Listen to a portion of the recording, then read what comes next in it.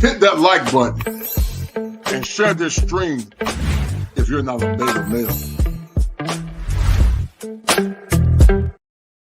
Many months ago, I promised the American people that I would withdraw from the race if I became a spoiler. A spoiler is someone who will alter the outcome of the election but has no chance of winning. In my heart, I no longer believe that I have a realistic path to electoral victory in the face of this relentless, systematic censorship and media control.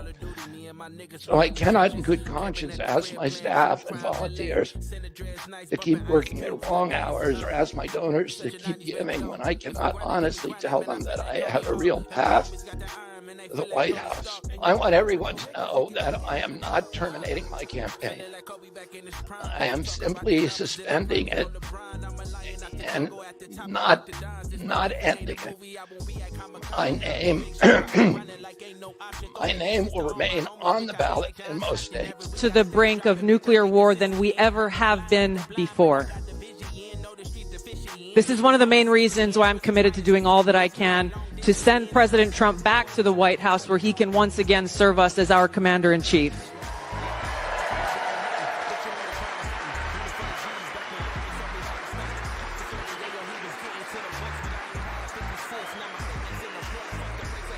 Because I am confident that his first task will be to do the work to walk us back from the brink of war. We cannot be prosperous unless we are at peace. And we can't live free as long as we have a government that is retaliating against it. But I'm deeply concerned about this record. There are too many examples to cite, but she put over 1,500 people in jail for marijuana violations and then laughed about it when she was asked if she ever smoked marijuana. She blocked evidence. She blocked evidence that would have freed an innocent man from death row until the courts forced her to do so. She kept people in prison beyond their sentences to use them as cheap labor for the state of California. And she fought to keep cash bail system in place that impacts poor people in the worst kind of way. The bottom line is, Senator Harris, when you are in a position to make a difference and an impact in these people's lives, you did not. And worse yet, in the case of those who were on death row, innocent people, you actually blocked evidence from being revealed that would have freed them until you were forced to do so. There is no excuse for that. And the people who suffered under your reign as prosecutor, you owe them an apology.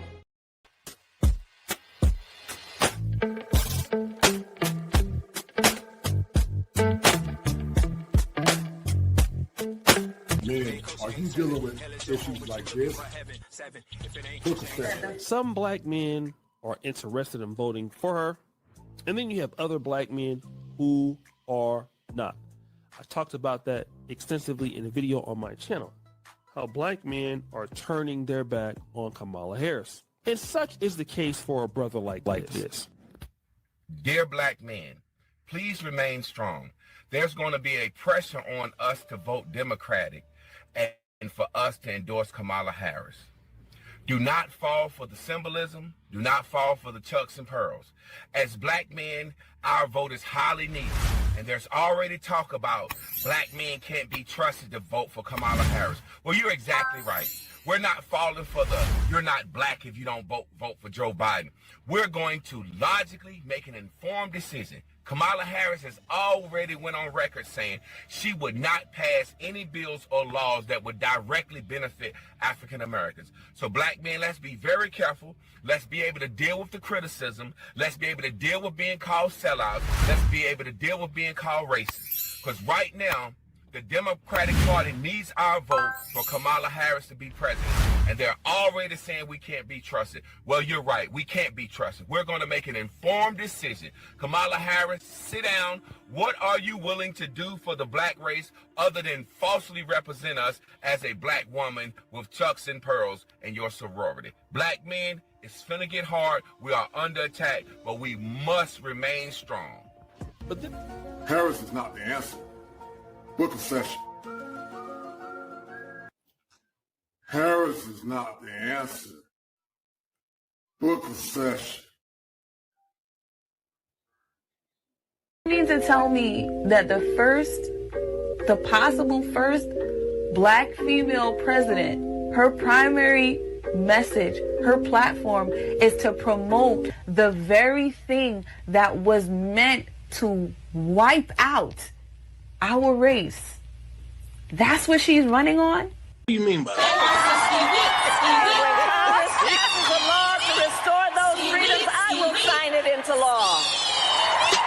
One Kamala, two Kamala, three Kamala, whoa. Which candidate you endorse? Fried chicken to jerk sauce. Chopsticks to rice off. President is on the menu. Now you got some black in you. Willie Brown, see that's irrelevant. Montel Williams said you were celibate. Yes, I know. There needs to be outreach and inclusion. And certainly you could become the first Indian senator in U.S. history, which would be quite an accomplishment. Not good. You could become the first Indian senator in U.S. history, which would be quite an accomplishment. Not good. First Indian vice president. Yes, I know. And so black women's intelligence. She's not like us. Where's your lineage? Half Jamaican and half Indian.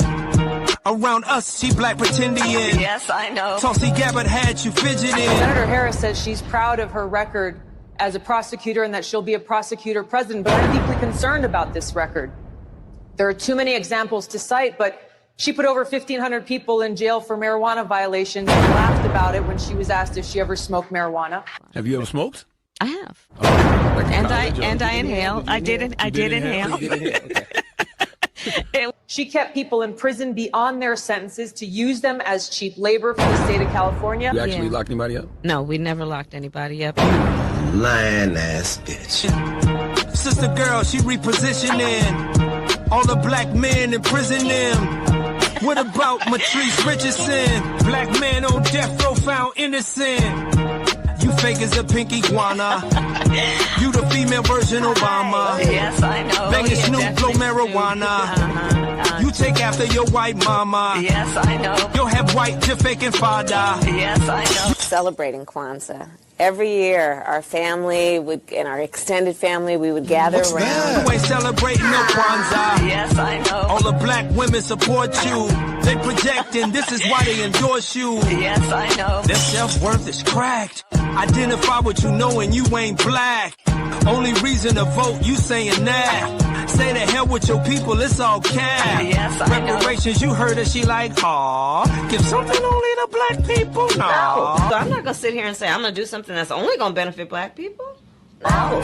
The 44,000 of y'all, short the 42 million who didn't call.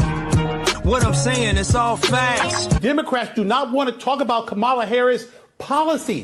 This is a rabbit hole. They want to play the race card to distract. I'm voting for Trump because I want a secure border. I want low prices. I don't like inflation. On the other hand, you got Kamala Harris, Edward, who wants open border, who wants to eliminate ICE, who compares ICE with the KKK. I don't like those policies, but they insult the intelligence of every black American because they're asking black Americans to vote based on skin color. Don't give them nothing, just tell her skin is black. No. And you ain't black. No. Kamala, No. her skin is No. her You skin ain't is black. No. her skin is No. her skin is No. her skin is And you ain't black. One Kamala, two Kamala, three Kamala, whoa. You don't support us, we don't vote. We stand on business and we spoke. Reparations, we hurt you, you said no. One Kamala, two Kamala, three Kamala, whoa. Which candidate you endorse? Fried chicken to jerk sauce. Chopsticks to rice off. Black men, we say no to Kamala Harris. You can't come over here and pretend like you one of us.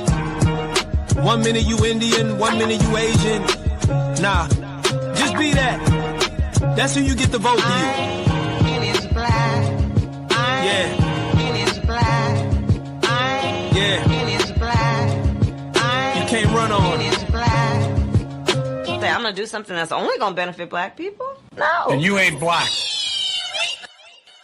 Do you support reparations for black people? So I'm not going to sit here and say I'm going to do something that's only going to benefit black people?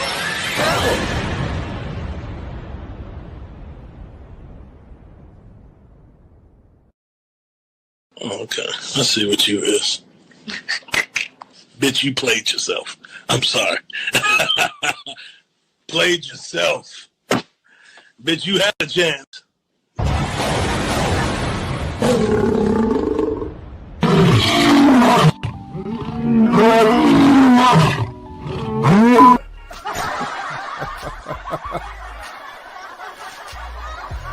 Somebody get rolling, Marty.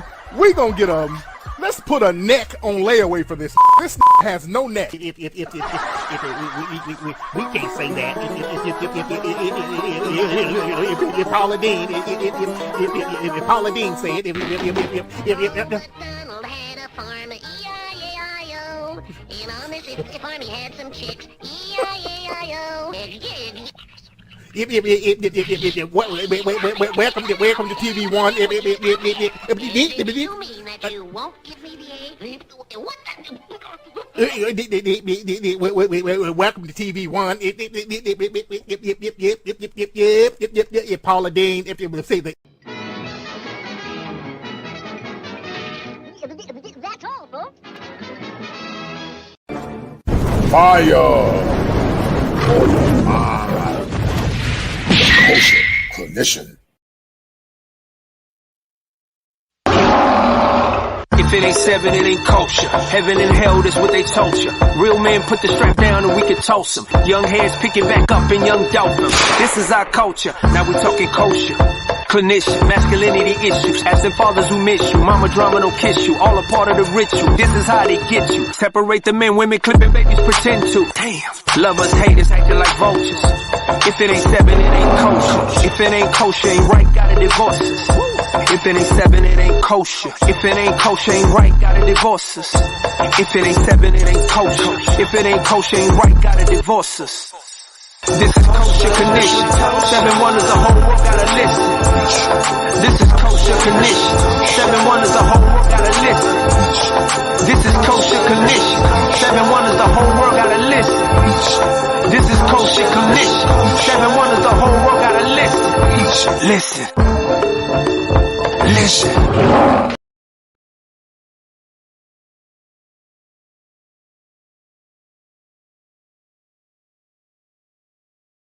Guys can hear me, hit one.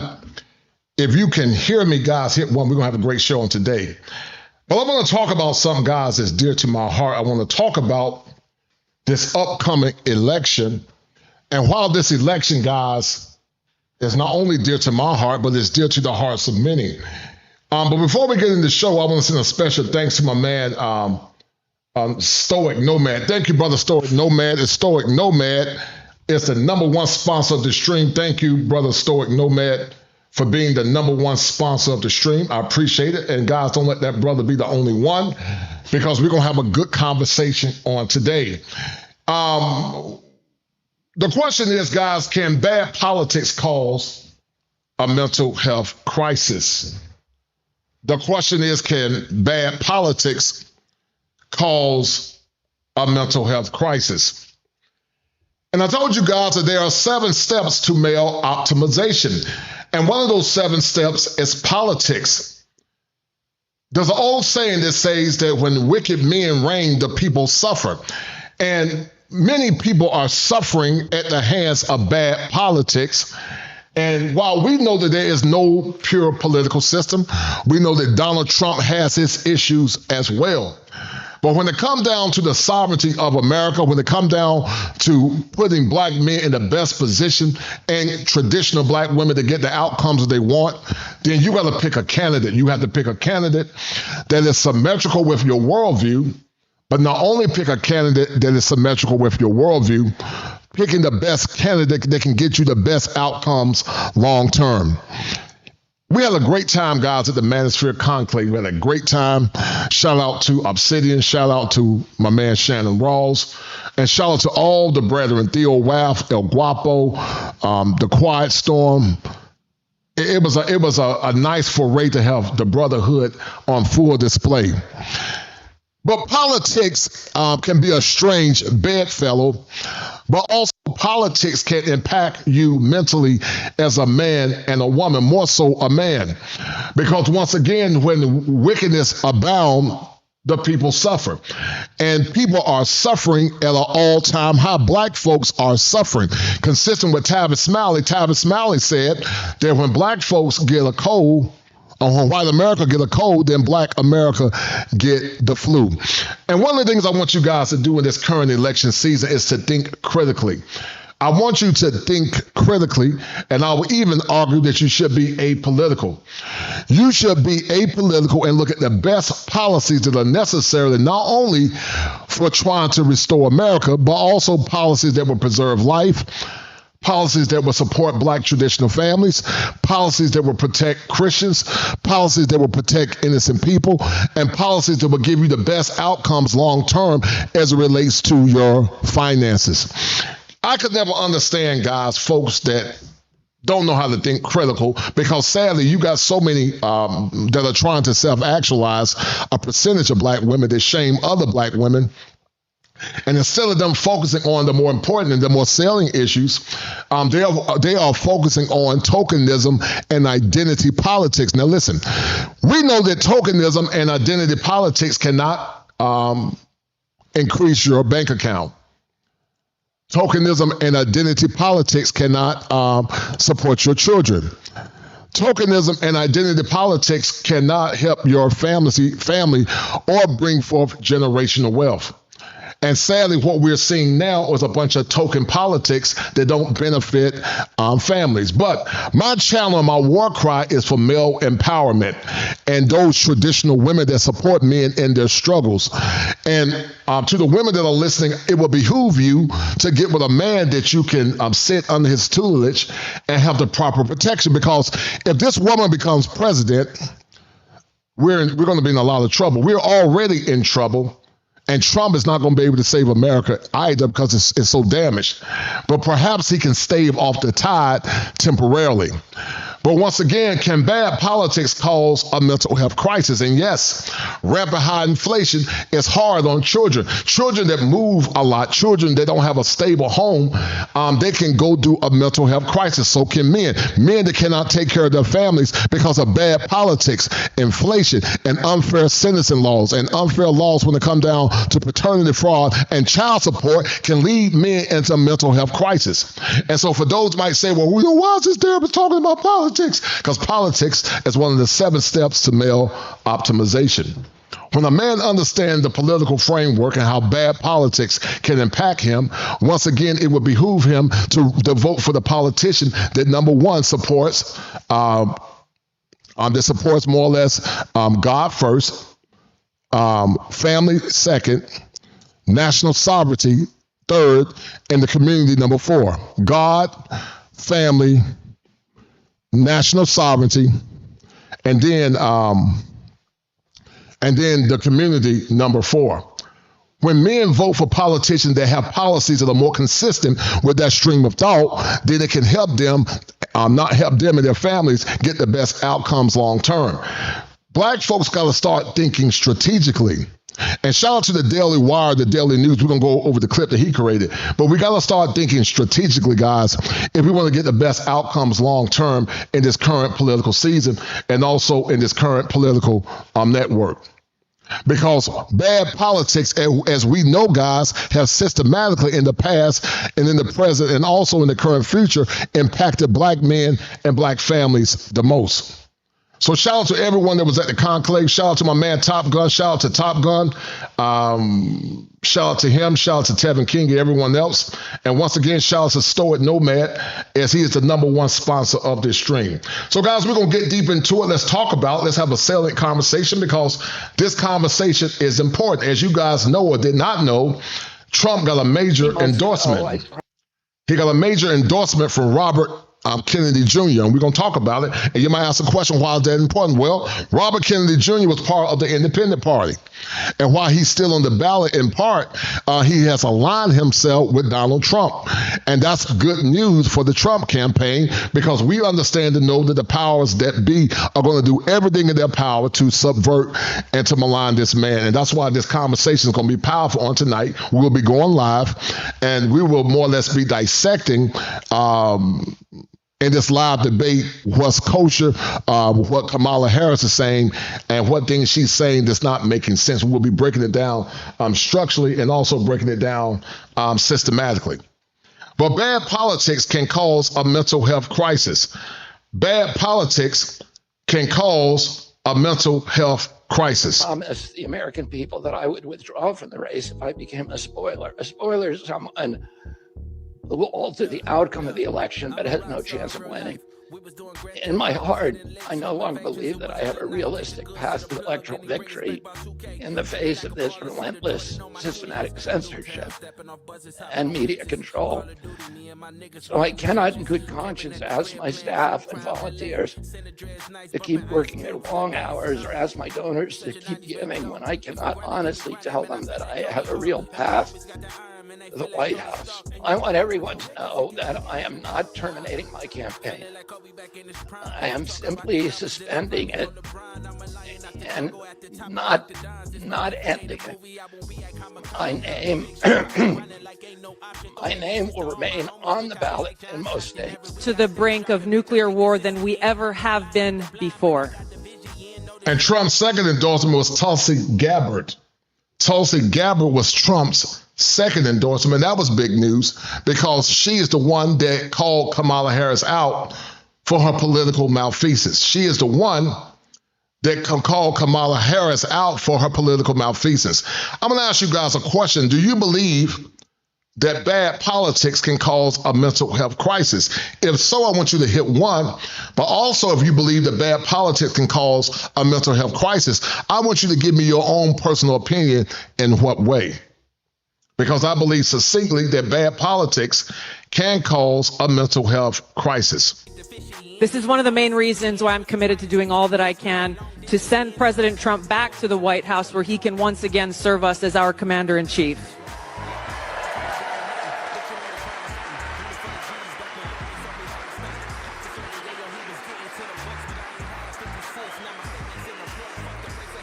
Because I am confident that his first task will be to do the work to walk us back from the brink of war. We cannot be prosperous. And listen to what Tulsi Gabbert is saying. She's correct. This woman, guys, is incompetent, in my opinion. And as a black man, you should never vote for a woman that was complicit in the mass incarceration of black men, the destruction of the black family, and policies that are antithetical to traditionalism and the traditional black family. What fool in his right mind, and you ain't got to vote for Trump either. That's your right. Vote your own interest. Vote your own interest. If you don't like Trump, that's fine. But I would say if you look at things systematically and logically,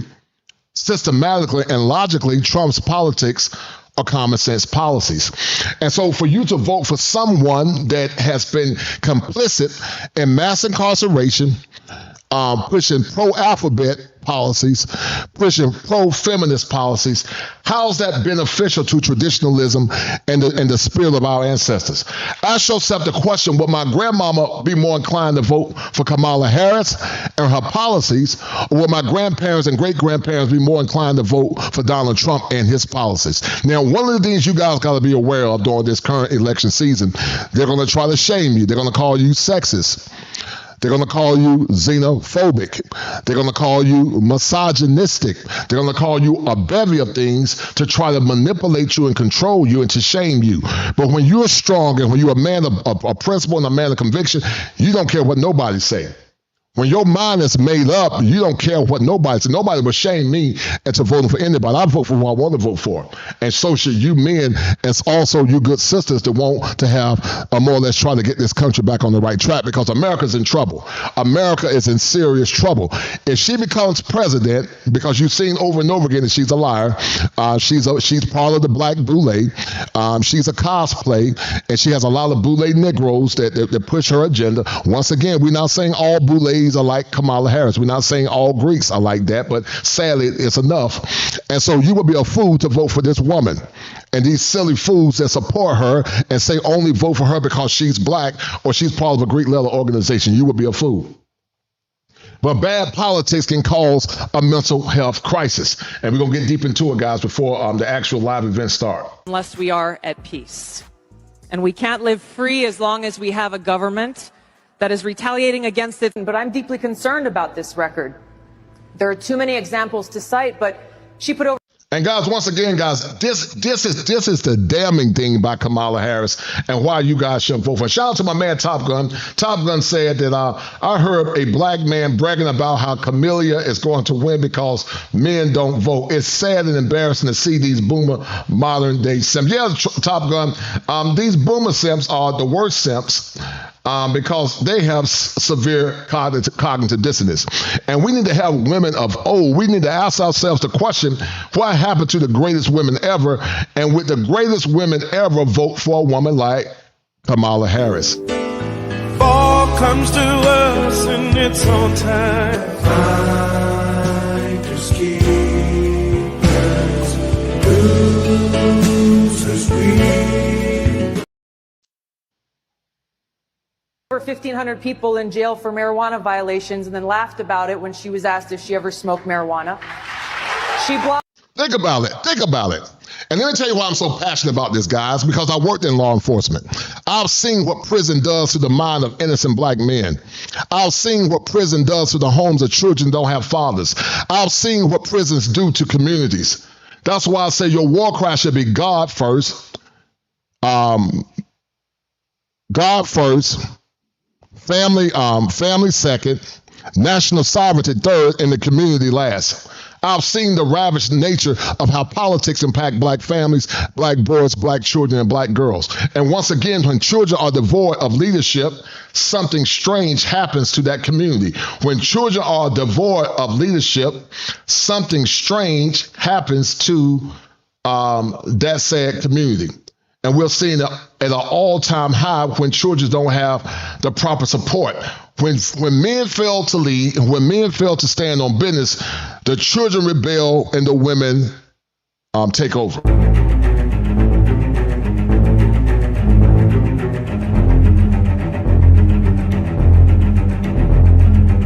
When men fail to lead, the children rebel and the women take over.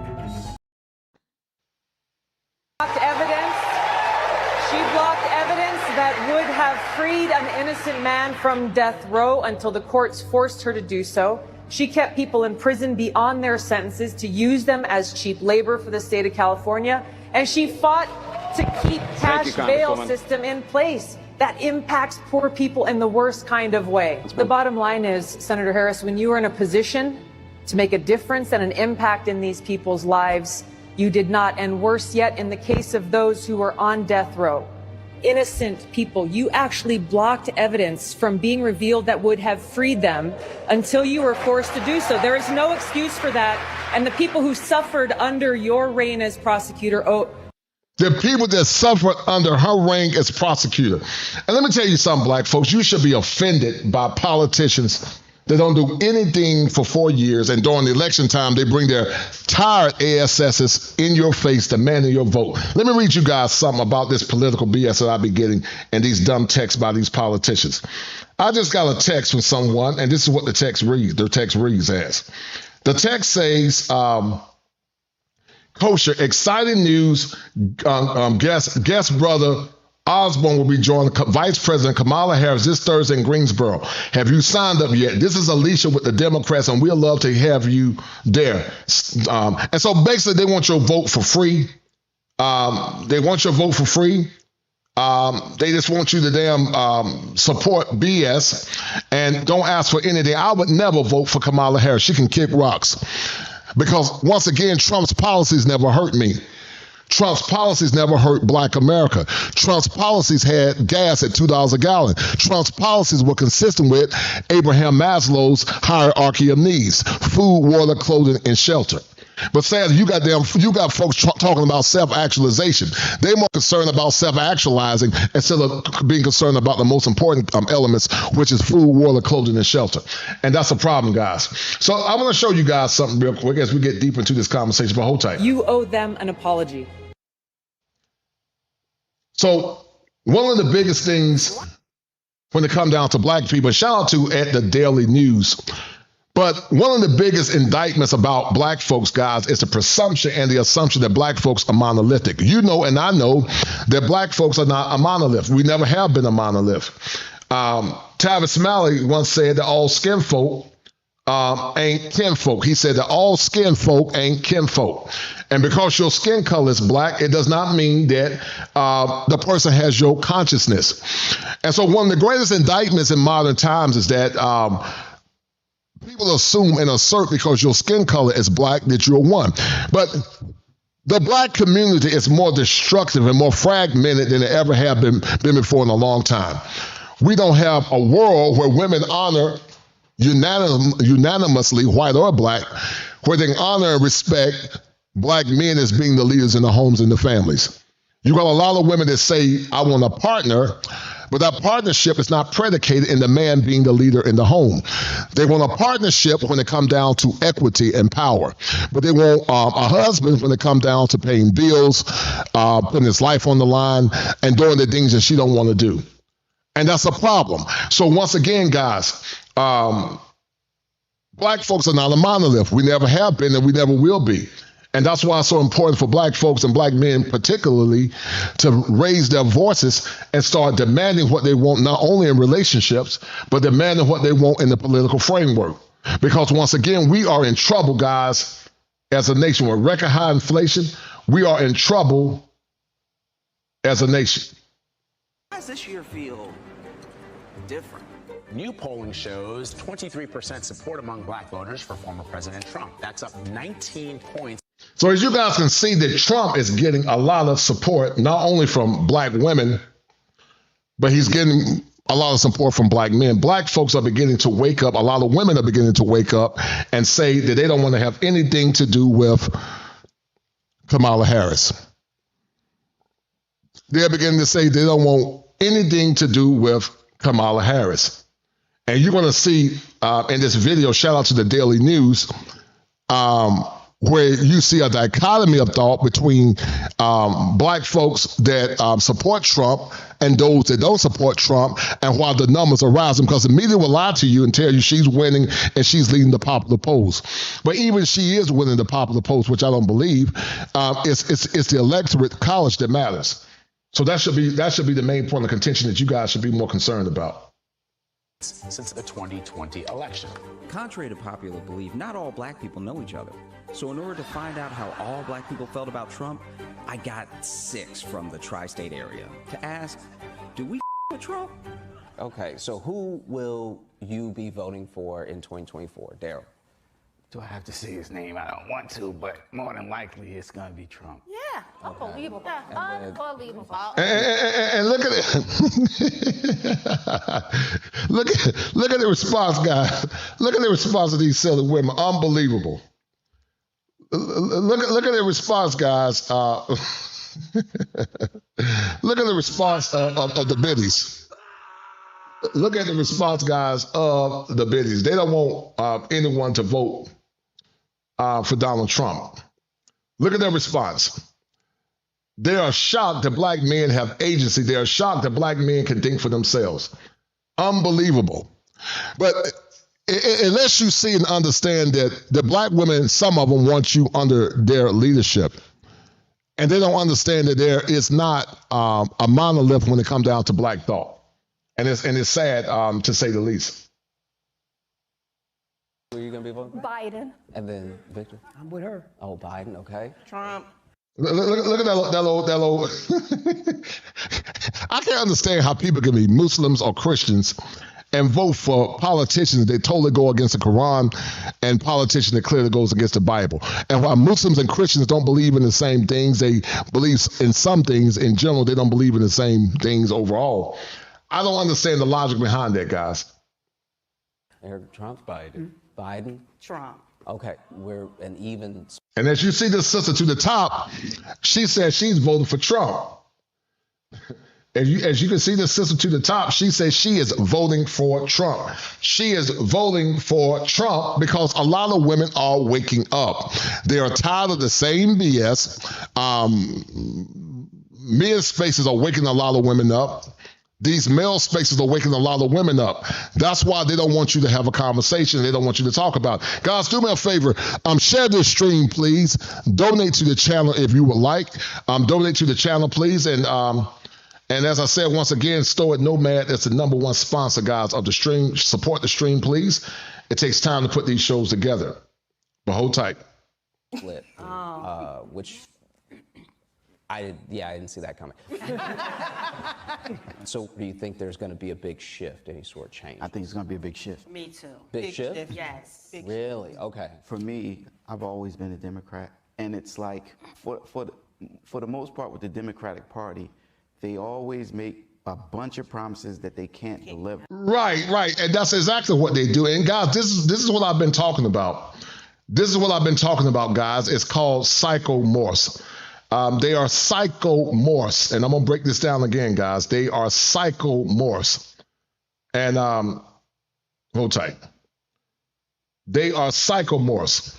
And what a psychomorph does is an individual that manipulates your emotions for policy, for political gain. They give you what's called political gaslight. If you guys remember when y'all were kids, someone would promise you something, and then they would say, psych. They would say, psych. And so what a psychomorph does, they will psych you out on empty promises, only not to deliver. And when they come down to delivering, they can cause you to be in a state of rage because you didn't get what you expected. And so it's political gaslighting. Empty promises do fear only to not deliver, mostly to black folks, and that's called the Porky Pig syndrome. And many in the black boule, like Roland Martin, Hogan Head Martin, Ben Crump, Ricky Smiley, Al Sharpton, Van Jones, they all psychomorph black folks. And then you become psychomorph because you have been a victim of the Stockholm syndrome.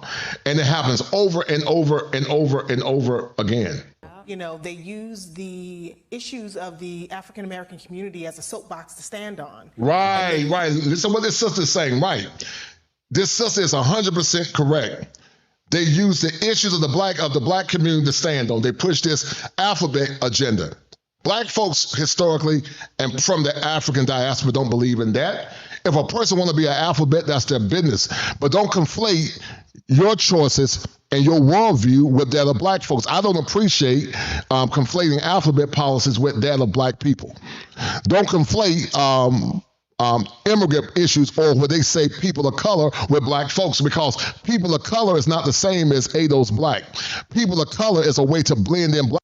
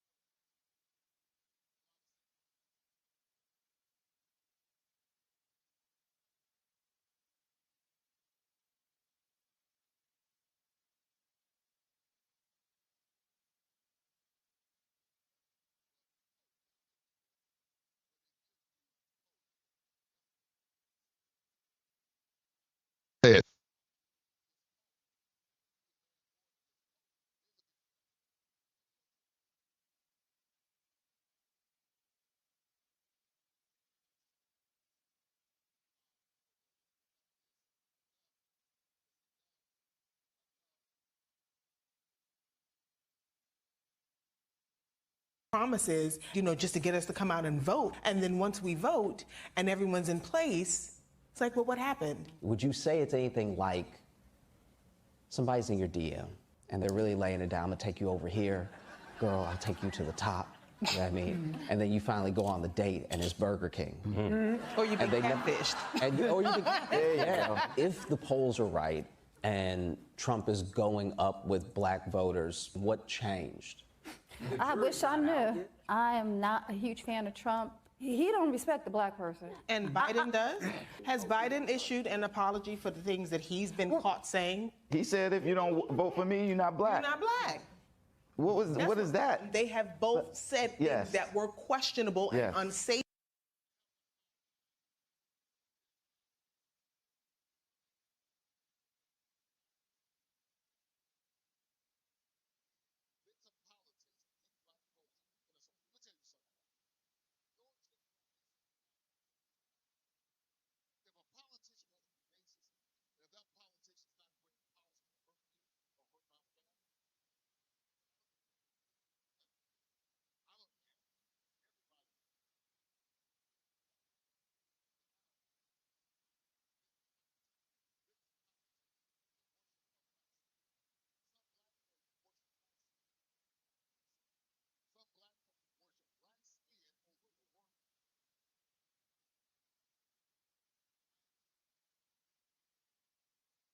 Yes. But when you start looking at facts, it's like, Biden, you done dropped the ball, brother.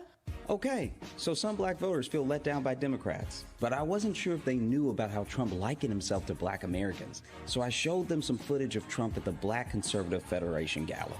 I'm being indicted for you, the black population. I want to play a little game, all right? Now,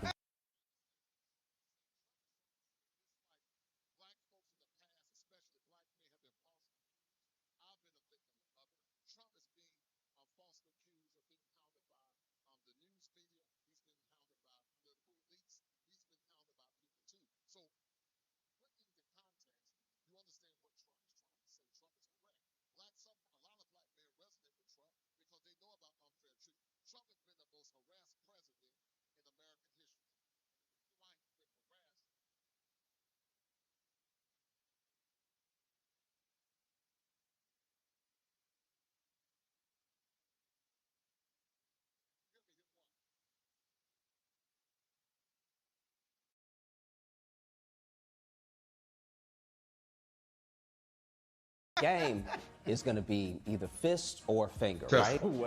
If you like what's happening, you're going to put up your black fist. Now, if you don't like what's happening, there's a finger. Y'all ready? We're ready. Okay. Good. These lights are so bright in my eyes that I can't see too many people out there. But I can only see the black ones. I can't see any white ones, you see? That's how far I've come. That's how far I've come.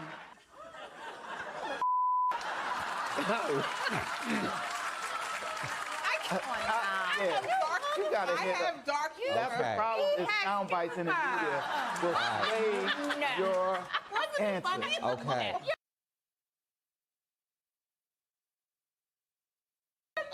I'll play the next clip for you real quick.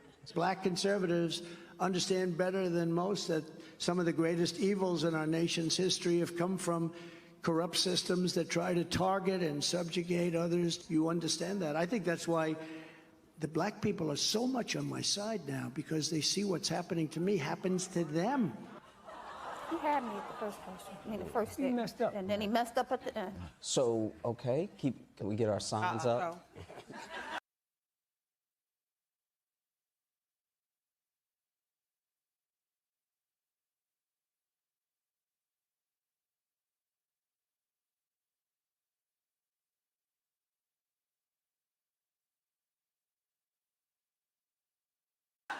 It's the same again. Okay, let's go on to the next clip real quick.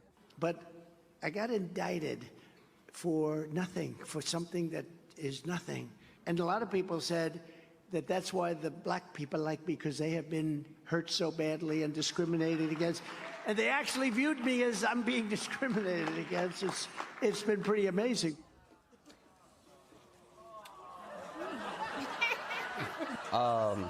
All right, so kind of still along the same party lines. Now, do you think Trump is being discriminated against? Not at all. It's not one side, it's the legal system. No matter who you are, if you do these things, you get charged for it. That's it. There are two systems of justice. We cannot get away with the same thing white folks get away with. But with this different sort of accountability system, does it feel like Trump is bad at being white? He was 91? I noticed how, when I was incarcerated, right, how the white incarcerated people seem to be more angrier than the black incarcerated people.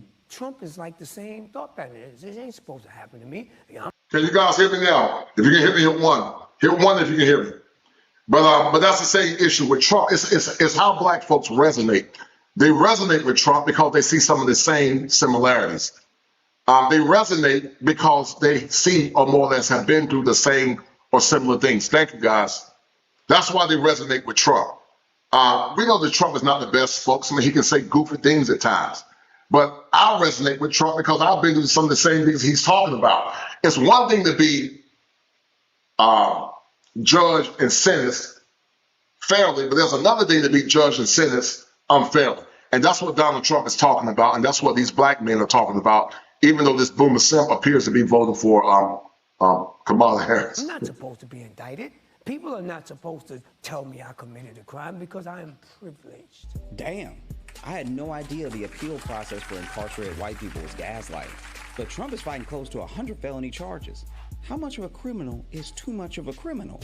If more charges get racked up. And listen, guys, we know that many times these charges that they're bringing against this man, how do we know if all these charges are true? I'm not saying that Trump is a saint, but how do we know all these charges against Donald Trump are actually true? How do we know that? How do we know if all these charges against Donald Trump are actually true? We don't know that. We know that black men many times over and over and over again go through unfair treatment and also go through unfair incarceration. The 3 strikes rule was unfair sentencing. It's one thing to lock a black man up equivocal to every white man that's being locked up. But we know and understand that black men were getting locked up for petty crimes and white men weren't getting locked up. Now, to those that say if you don't do the crime, if you don't want to go to jail, don't do the crime, don't do the time. But that's not the point. The point is to get fair sentencing. And many times black men were not getting fair sentencing under the law. And so the correlation is there are people that have been attacking Trump. If you think that Trump is being falsely persecuted by the media, I want you to hit 1. If you feel that Trump is being falsely persecuted by the media, I want you to hit 1. Do you hit 1? Also, if you think that Trump is being on a witch hunt, or if the media is more or less trying to make Trump look like a bad guy, hit 2. Because we know that they're not fair to Trump as they are fair to Kamala Harris. These news outlets are strategically trying to make Trump look bad. You ain't gonna like the man, but at least be fair in the political framework. And many times they're not fair at all. They are not fair, guys, at all. Now listen, guys, Stoic Nomad is the #1 sponsor of the stream. Don't let Stoic Nomad be the only sponsor. If you like what I'm doing, guys, donate to the channel. And if you don't have any money, share this stream because we're about to go live.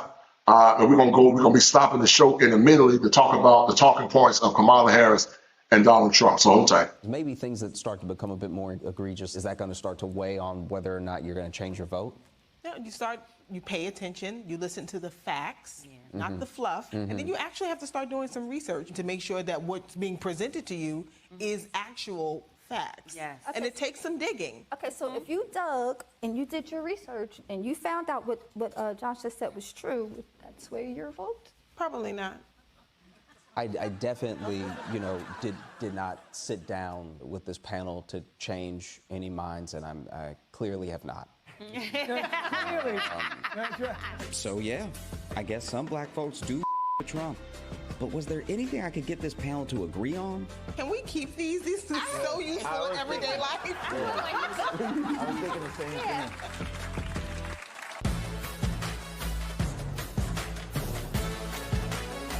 All right, that's the Daily Show, guys. We're about to get into the actual live event. We will be stopping and talking about it immediately. And intermediately,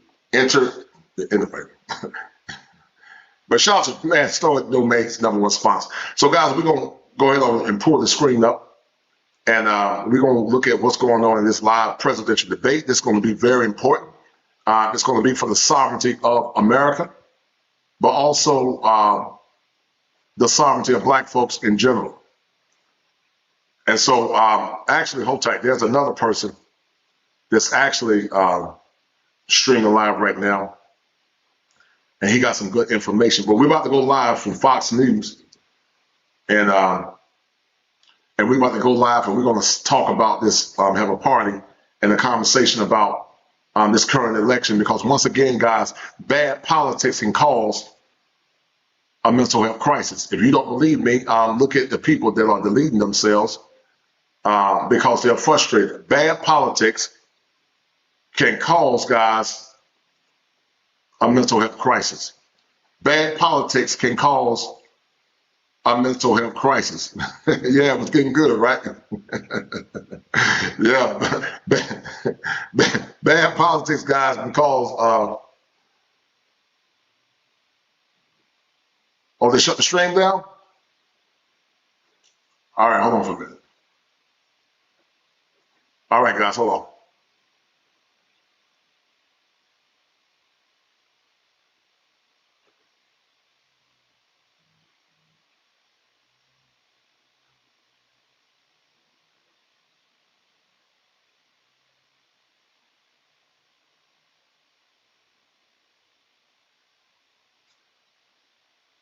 All right, guys. Oh, the heck happened?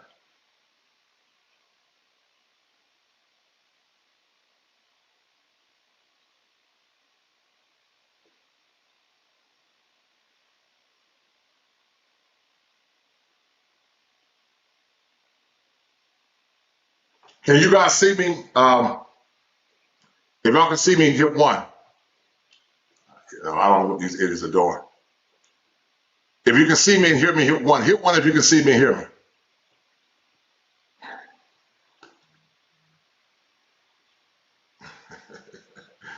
I don't know what else.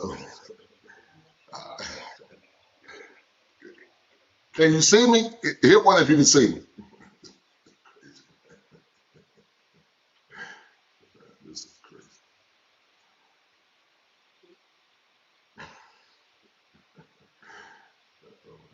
Okay. All right, is the stream still running? Okay. All right. All right. So I don't know what that was about. Why suspended? Yeah. Okay. Anyway. But anyway, guys, we're going to go live in a minute. Let's see what Barry Cunningham is talking about. He's got a good live stream on right now. And let's look at the things, the shows that are actually live right now. We're going to look at what's live because for policy violation. I don't know. How's that a policy violation? It doesn't even make any sense, man. This is so stupid for policy violation. I'm talking it. Yeah. That's why, guys, I got to go to Rumble, man. I got to go to Rumble because the machine is real. The machine, guys, is alive and well in the United States. The machine, the machine is live and well in the United States, guys. The machine is live and well. Let's see. Let's see what we can find. Let's see what we can find.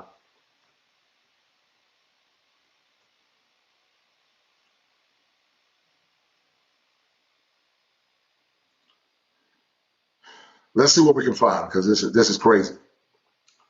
Let's see what we can find. But we're gonna get back deep into it, guys, because this normally happens. But yeah, I know, yeah, for copyright, yeah. But there was no copyright because I was stopping it as I was playing it. So I don't see how there was a copyright, but it is what it is. It is what it is. So let me find the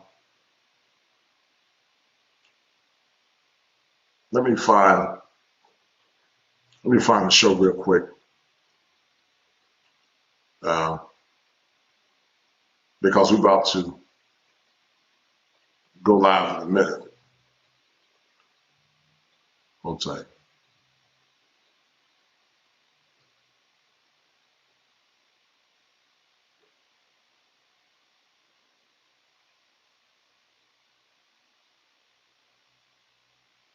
Let's go straight to Democratic Senator Cory Booker from my home state of New Jersey. He is.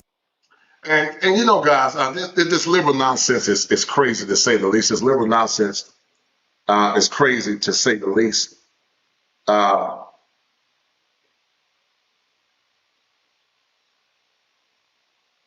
It's crazy to say the least.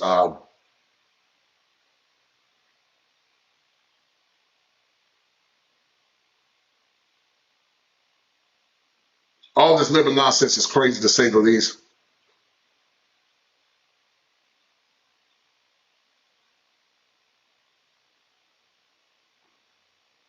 Let's listen to what they're talking about real quick.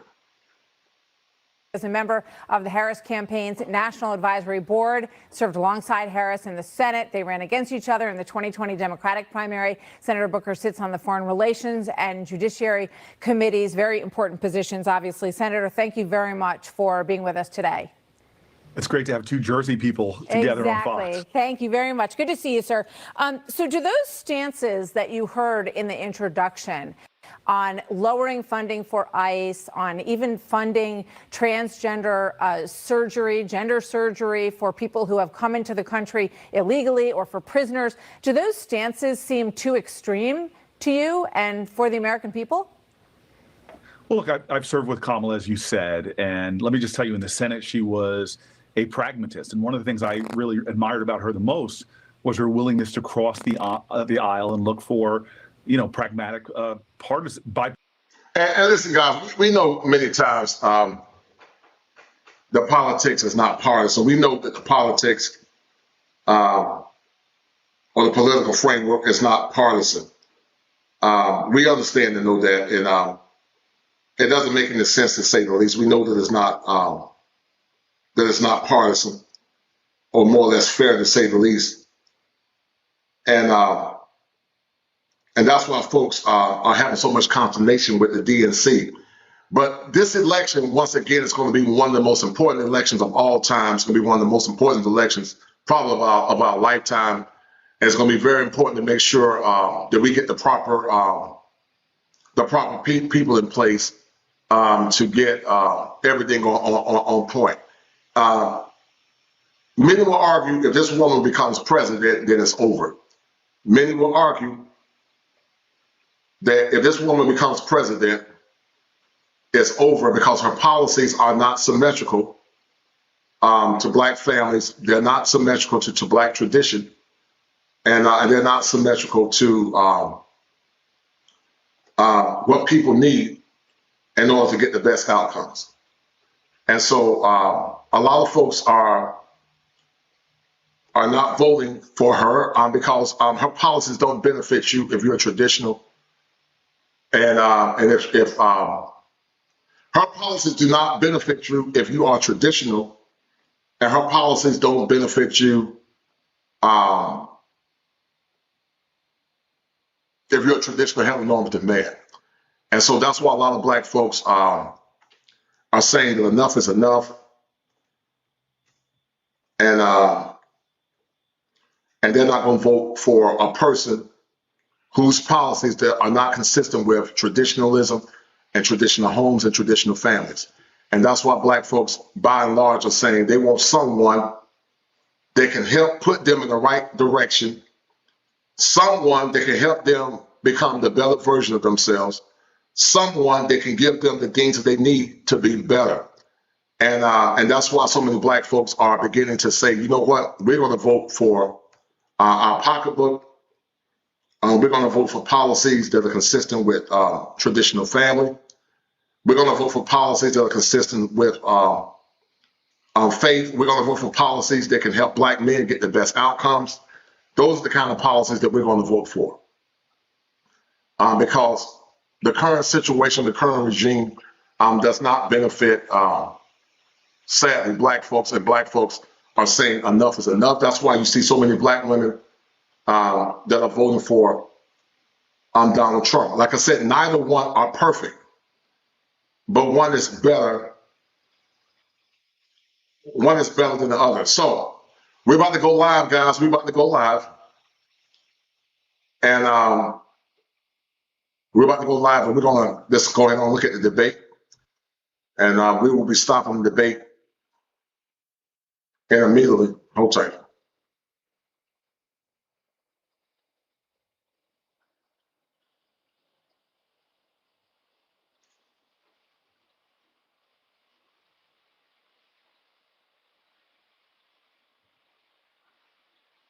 Moderators put the questions to her and force her to answer them. And I hope Donald Trump's paying attention, because I can't wait for him to jump all over whatever nonsense comes out of her mouth. No, I don't think any of us can wait. I see David smile. He's excited. We're excited. David and Rick, don't go anywhere. Yeah, David, we're going to have you in the post game, and we're going to have to go to you guys first, because I'm going to want to see what you guys have to say. So stand by. Great. Enjoy the show here on N2. Thanks, guys. Always a pleasure to have you both. And Bianca, I was speaking a moment ago. They've got the slate ready to go with ABC News, the countdown before they put out this live shot from the debate stage in Philadelphia.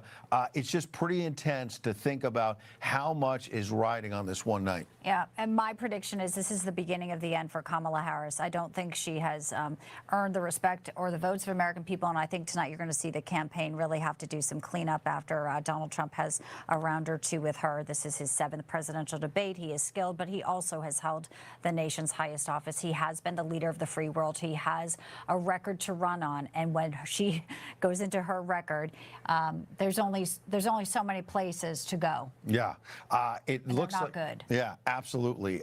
So Donald Trump trying to basically mark what it would be the greatest political comeback in American history. Somebody who just about 4 years ago, after January 6th, was considered done politically. He's come back, won the GOP nomination, and now trying to win the presidency. Let's go live to the debate. Their first face-to-face meeting in this presidential election, their first face-to-face meeting ever. A historic race for president upended just weeks ago. President Biden withdrawing after his last debate. Donald Trump. This is a historical election, to say the least. This is historical. An historical election, to say the least. Now up against a new opponent. The candidates separated by the smallest of margins, essentially tied in the polls nationally and in the key battlegrounds, including right here in Pennsylvania, all still very much in play. The ABC News presidential debate starts right now. This is an ABC News special, the most consequential moment of this campaign. Kamala Harris. Together, we will chart a new way forward. Donald Trump. We will soon be a great nation again. Face to face, historic. The ABC News presidential debate. Here now, David Muir and Lindsay Davis. Good evening, I'm David Muir, and thank you for joining us for tonight's ABC News presidential debate. We want to welcome viewers watching on ABC and around the world tonight. Vice President Kamala Harris and President Donald Trump are just moments away from taking the stage in this unprecedented race for president. And I'm Lindsay Davis. Tonight's meeting could be the most consequential event of their campaigns, with Election Day now less than 2 months away. For Vice President Kamala Harris, this is her first debate since President Biden withdrew from the race on July 21st. Of course, that decision followed his debate against President Donald Trump in June. Since then, this race has taken on an entirely new dynamic. And that brings us to the rules of tonight's debate. 90 minutes with 2 commercial breaks. No topics or questions have been shared with the campaigns. The candidates will have 2 minutes to answer questions, and this is the clock. That's what they'll be seeing. 2 minutes for rebuttals and 1 minute for follow-ups, clarifications, or responses. Their microphones will only be turned on when it's their turn to speak. No pre-written notes allowed. There is no audience here tonight in this hall at the National Constitution Center. This is an intimate setting for 2 candidates who have never met. President Trump won the coin toss. He chose to deliver the final closing statement of the evening. Vice President Harris selected the podium to the right. So let's now welcome the candidates to the stage. Vice President Kamala Harris and President Donald Trump.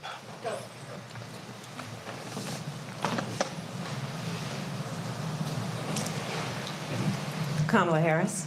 Let's have a good debate. Nice to see you. Have fun. Thank you. Welcome to you both. It's wonderful to have you. It's an honor to have you both here tonight. Good evening. We are looking forward to a spirited and thoughtful debate. So let's get started. I want to begin tonight with the issue that voters repeatedly say is their #1 issue, and that is the economy and the cost of living in this country. Vice President Harris, you and President Trump were elected 4 years ago, and your opponent on the stage here tonight often asks his supporters, are you better off than you were 4 years ago? When it comes to the economy, do you believe Americans are better off than they were 4 years ago? So I was raised as a middle-class kid. And I am actually the only person on this stage who has a plan that is about lifting up the middle class and working people of America. I believe in the ambition, the aspirations, the dreams of the American people. And that is why I imagine and have actually a plan to build what I call an opportunity economy. Because here's the thing. We know that we have a shortage of homes and housing, and the cost of housing is too expensive for far too many people. We know that young families need support to raise their children, and I intend on extending a tax cut for those families of $6,000, which is the largest child tax credit that we have given in a long time, so that those young families can afford to buy a crib, buy a car seat, buy clothes for their children. My passion, one of them, is small businesses. My mother raised my sister and me, but there was a woman who helped raise us. We call her our second mother. She was a small business owner. I love our small businesses. My plan is to give a $50,000 tax deduction to startup small businesses, knowing they are part of the backbone of America's economy.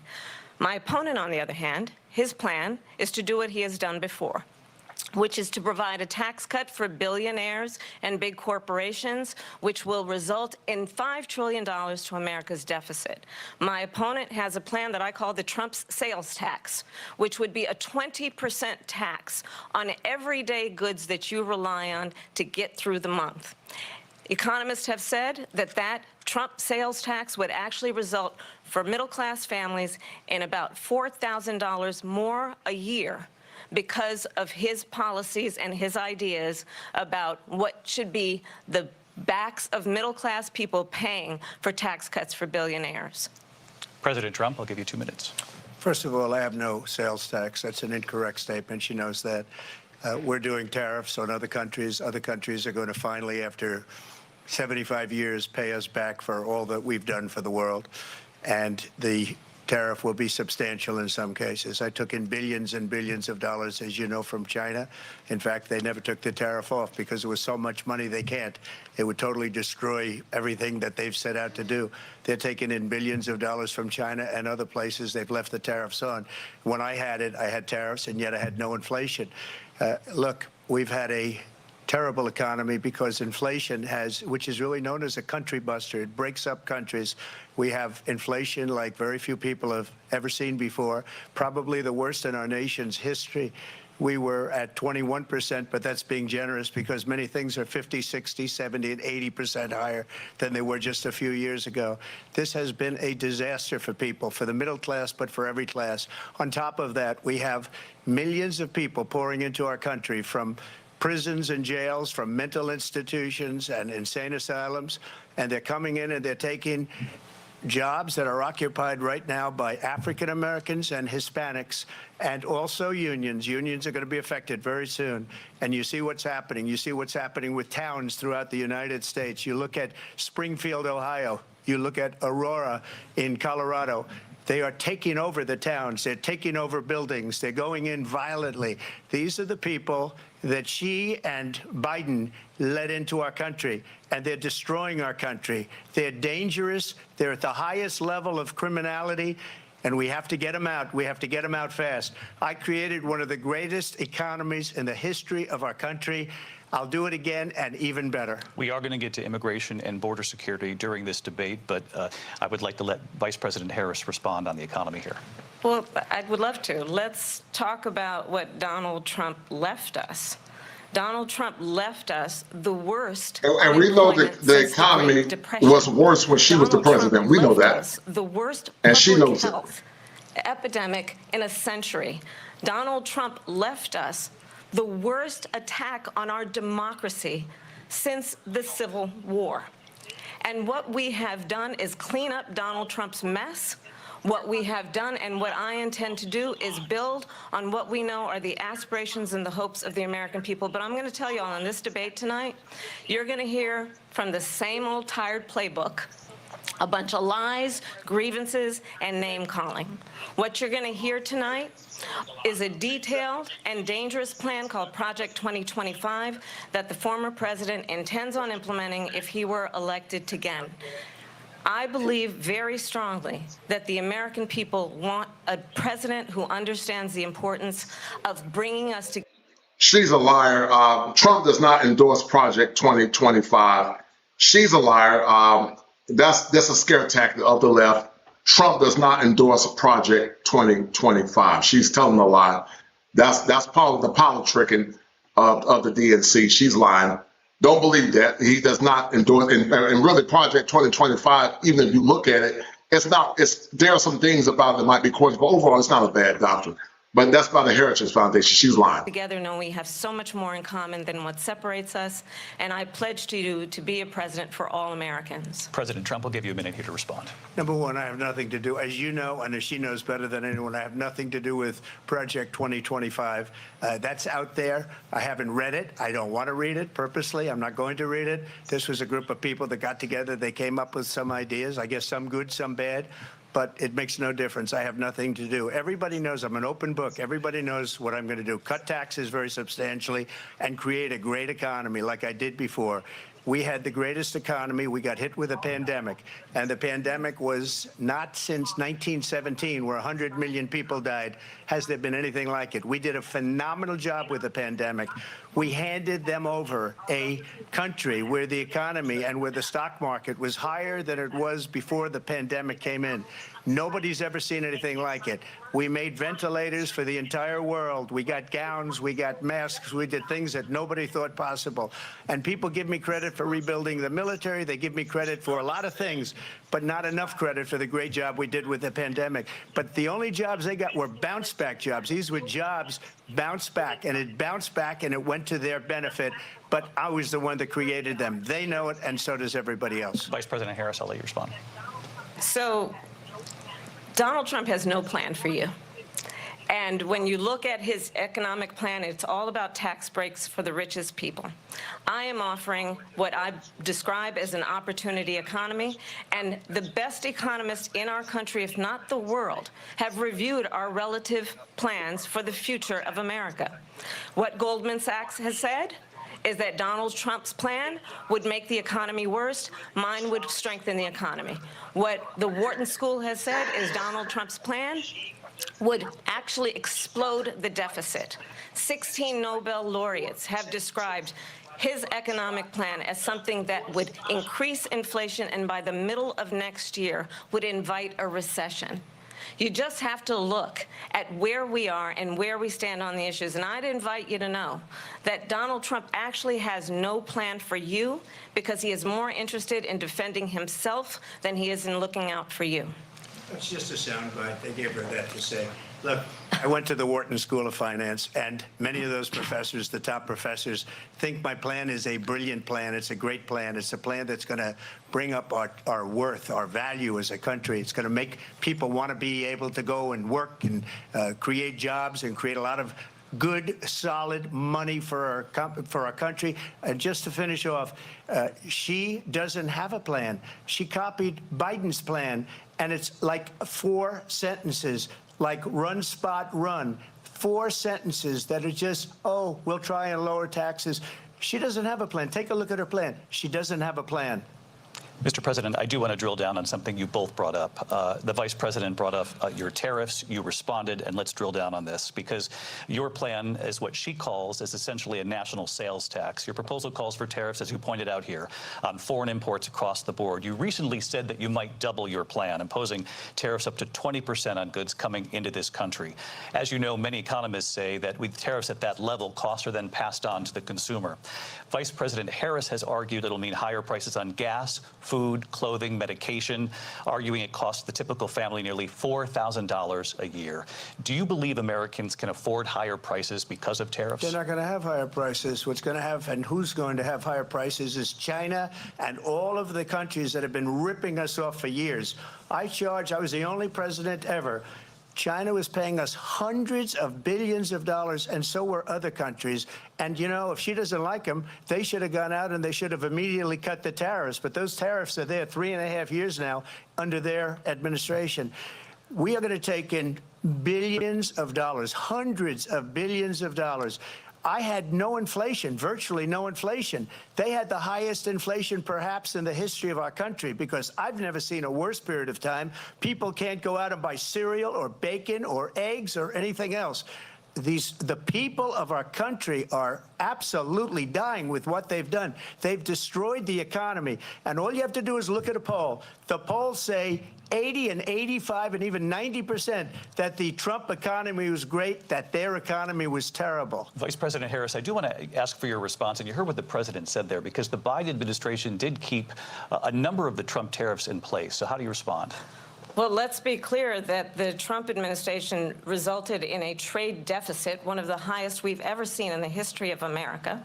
He invited trade wars. You want to talk about his deal with China? What he ended up doing is, under Donald Trump's presidency, he ended up selling American chips to China to help them improve and modernize their military, basically sold us out, when a policy about China should be in making sure the United States of America wins the competition for the 21st century, which means focusing on the details of what that requires, focusing on relationships with our allies, focusing on investing in American-based technology so that we win the race on AI, on quantum computing, focusing on what we need to do to support America's workforce so that we don't end up having on the short end of the stick in terms of workers' rights. But what Donald Trump did, let's talk about this, with COVID, is he actually thanked President Xi for what he did during COVID. Look at his tweet.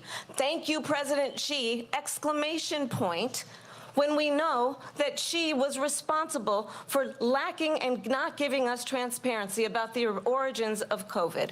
President Trump, I'll let you respond. First of all, they bought their chips from Taiwan. We hardly make chips anymore because of philosophies like they have and policies like they have. I don't say her because she has no policy. Everything that she believed 3 years ago and 4 years ago is out the window. She's going to my philosophy now. In fact, I was going to send her a MAGA hat. She's gone to my philosophy. But if she ever got elected, she'd change it. And it will be the end of our country. She's a Marxist. Everybody knows she's a Marxist. Her father's a Marxist professor in economics, and he taught her well. But when you look at what she's done to our country, and when you look at these millions and millions of people that are pouring. And Trump is correct. She is a Marxist. All her policies are consistent with Marxism and egalitarianism. The fact that she wants to bring immigrants in this country undocumented proves that. Into our country monthly, where it's, I believe, 21 million people, not the 15 that people say, and I think it's a lot higher than the 21. That's bigger than New York State pouring in. And just look at what they're doing to our country. They're criminals. Many of these people coming in are criminals. And that's bad for our economy, too. You know, you mentioned before, we'll talk about immigration later. Well, bad immigration is the worst thing that can happen to our economy. They have, and she has, destroyed our country with policy that's insane. Almost policy that you'd say they have to hate our country. President Trump, thank you. Lindsay? I want to turn to the issue of abortion. President Trump, you've often touted that you were able to kill Roe v. Wade. Last year, you said that you were proud to be the most pro-life president in American history. Then last month, you said that your administration would be great for women and their reproductive rights. In your home state of Florida, you surprised many with regard to your 6-week abortion ban, because you initially had said that it was too short. And you said, quote, "I'm going to be voting that we need more than 6 weeks." But then the very next day, you reversed course and said you would vote to support the 6-week ban. Vice President Harris says that women shouldn't trust you on the issue of abortion because you've changed your position so many times. Therefore, why should they trust you? Well, the reason I'm doing that vote is because the plan is, as you know, the vote is they have abortion in the 9th month. They even have, and you can look at the governor of West Virginia, the previous governor of West Virginia, not the current governor, who's doing an excellent job, but the governor before, he said the baby will be born and we will decide what to do with the baby. In other words, we'll execute the baby. And that's why I did that, because that predominates, because they're radical. The Democrats are radical in that. And her vice presidential pick, which I think was a horrible pick, by the way, for our country, because he is really out of it.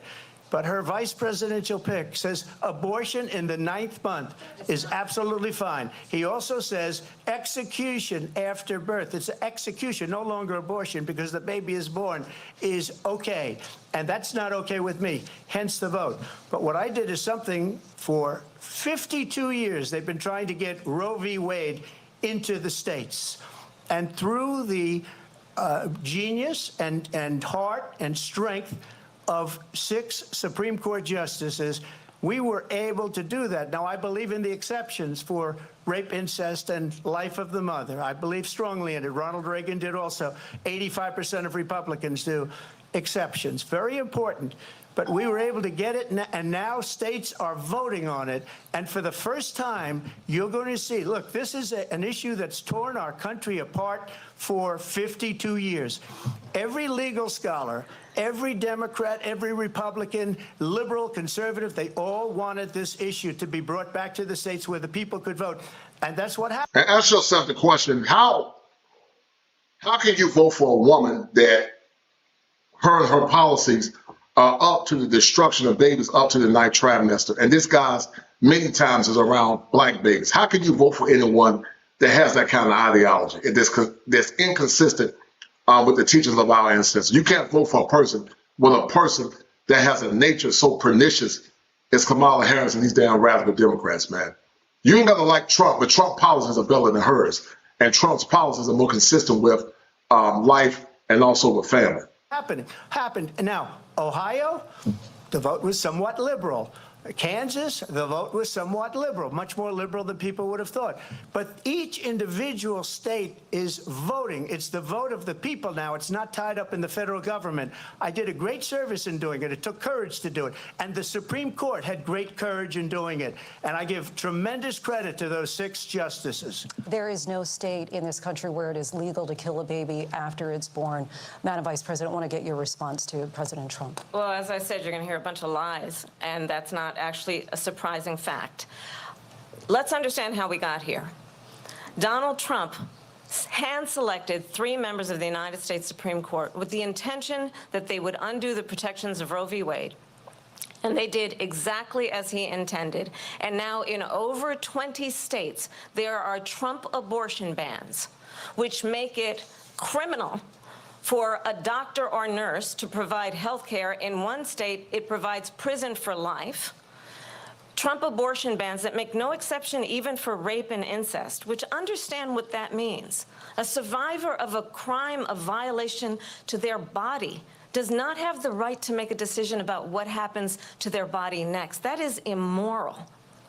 And one does not have to abandon their faith or deeply held beliefs to agree. The government, and Donald Trump certainly, should not be telling a woman what to do with her body. I have talked with women around our country. You want to talk about this is what people wanted? Pregnant women who want to carry a pregnancy to term, suffering from a miscarriage, being denied care in an emergency room because the healthcare providers are afraid they might go to jail, and she's bleeding out in a car in the parking lot. She didn't want that. Her husband didn't want that. A 12 or 13-year-old survivor of incest being forced to carry a pregnancy to term. They don't want that. And I pledge to you, when Congress passes a bill to put back in place the protections of Roe v. Wade, as President of the United States, I will proudly sign it into law. But understand, if Donald Trump were to be reelected, he will sign a national abortion ban. Understand, in his Project 2025, there would be a national abortion, a monitor that would be monitoring your pregnancy. about Project 2025. The man has said over and over again that he does not endorse, and even though it's not a bad policy, he does not endorse Project 2025. What this woman is doing, guys, to everyone that's listening, that's part of the DNC scare tactics. She's part of the DNC scare tactics. Most women that have deletions, the percentages that are incest or rape are a small percent. Most deletions are for having reckless and casual sex. But they won't tell you that. She's trying to use you and use scare tactics to more or less play on the emotions of women. Pregnancies, your miscarriages. I think the American people believe that certain freedoms, in particular the freedom to make decisions about one's own body, should not be made by the government. Thank you, Vice President Harris. Well, there she goes again. But then, okay, well, how about the rights of the fathers? How about the rights of the fathers that want to keep their children? How about the rights of the men that say, I want to have my baby? How about the rights of the men that when they get with women, one, they tell the woman they don't want the child, or the man says, I want to keep the child? How about those men? But you know she's always talking about the rights of the mother, but she's not talking about the rights of the father. And that's why this country is so screwed up and messed up, because when it comes down to men rights and family rights, they don't care nothing about men. And this woman is lying over and over again, and we're going to get back to it. Hold tight. It's a lie. I'm not signing a ban, and there's no reason to sign a ban, because we've gotten what everybody wanted. Democrats, Republicans, and everybody else, and every legal scholar wanted it to be brought back into the states, and the states are voting. And it may take a little time, but for 52 years, this issue has torn our country apart, and they've wanted it back in the states. And I did something that nobody thought was possible. The states are now voting. What she says is an absolute lie. And as far as the abortion ban, no, I'm not in favor of abortion ban, but it doesn't matter, because this issue has now been taken over by the states. Would you veto a national abortion ban if it came to your desk? Well, I won't have to, because again, two things. Number one, she said she'll go back to Congress. She'll never get the vote. It's impossible for her to get the vote, especially now with the 50-50 and essentially 50-50 in both Senate and the House. She's not going to get the vote. She can't get the vote. She won't even come close to it. So it's just talk. You know what it reminds me of? When they said they're going to get student loans terminated, and it ended up being a total catastrophe. The student loans, and then I think probably her boss, if you call him a boss, he spends all his time on the beach. But look, her boss went out and said, we'll do it again. We'll do it a different way. And he went out, got rejected again by the Supreme Court. So all these students got taunted.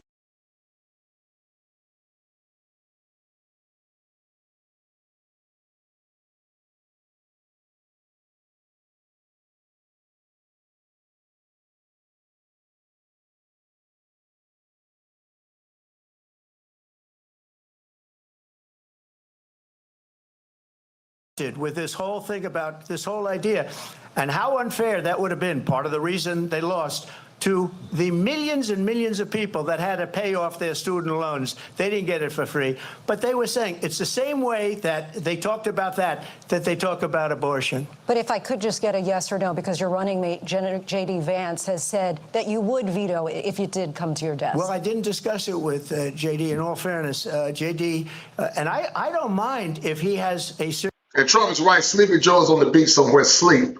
He's 100% correct on that. In view, but I think he was speaking for me, but I really didn't. Look, we don't have to discuss it, because she'd never be able to get it, just like she couldn't get student loans. They couldn't get student loans. They didn't even come close to getting student loans. They taunted young people and a lot of other people that had loans. They can never get this approved. So it doesn't matter what she says about going to Congress. So wonderful. Let's go to Congress, do it.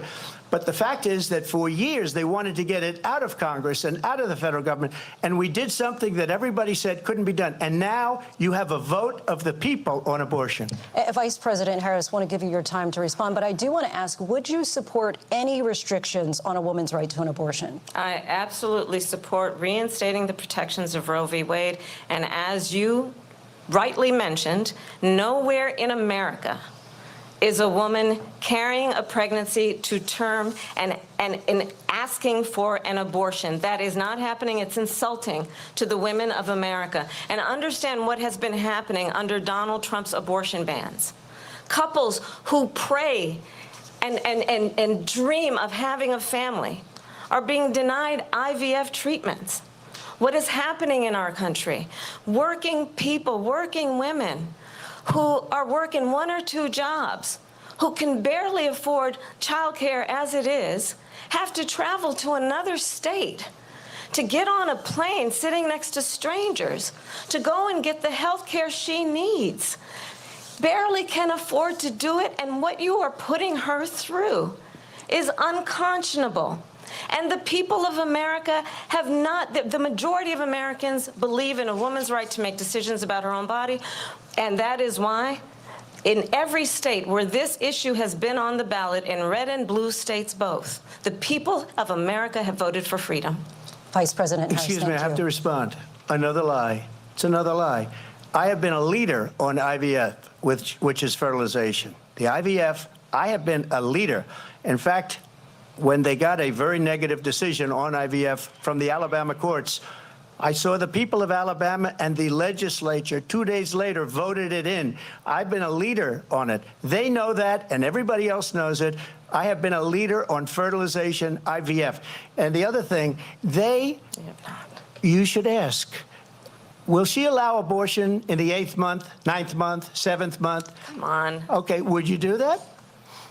Why don't you ask her that question? Why don't you answer That's the question? problem. Would you because veto? Under Roe v. Wade, Answer the question. Would you veto? You could do abortions in the 7th month, the 8th month, the 9th That's month, not true. and probably after birth. Just look at the governor, former governor of Virginia. The governor of Virginia said we put the baby aside and then we determine what we want to do with the baby. President Trump, thank you. We're going to turn now to immigration and border security. We know it's an issue that's important to Republicans, Democrats, voters across the board in this country. Vice President Harris, you were tasked by President Biden with getting to the root causes of migration from Central America.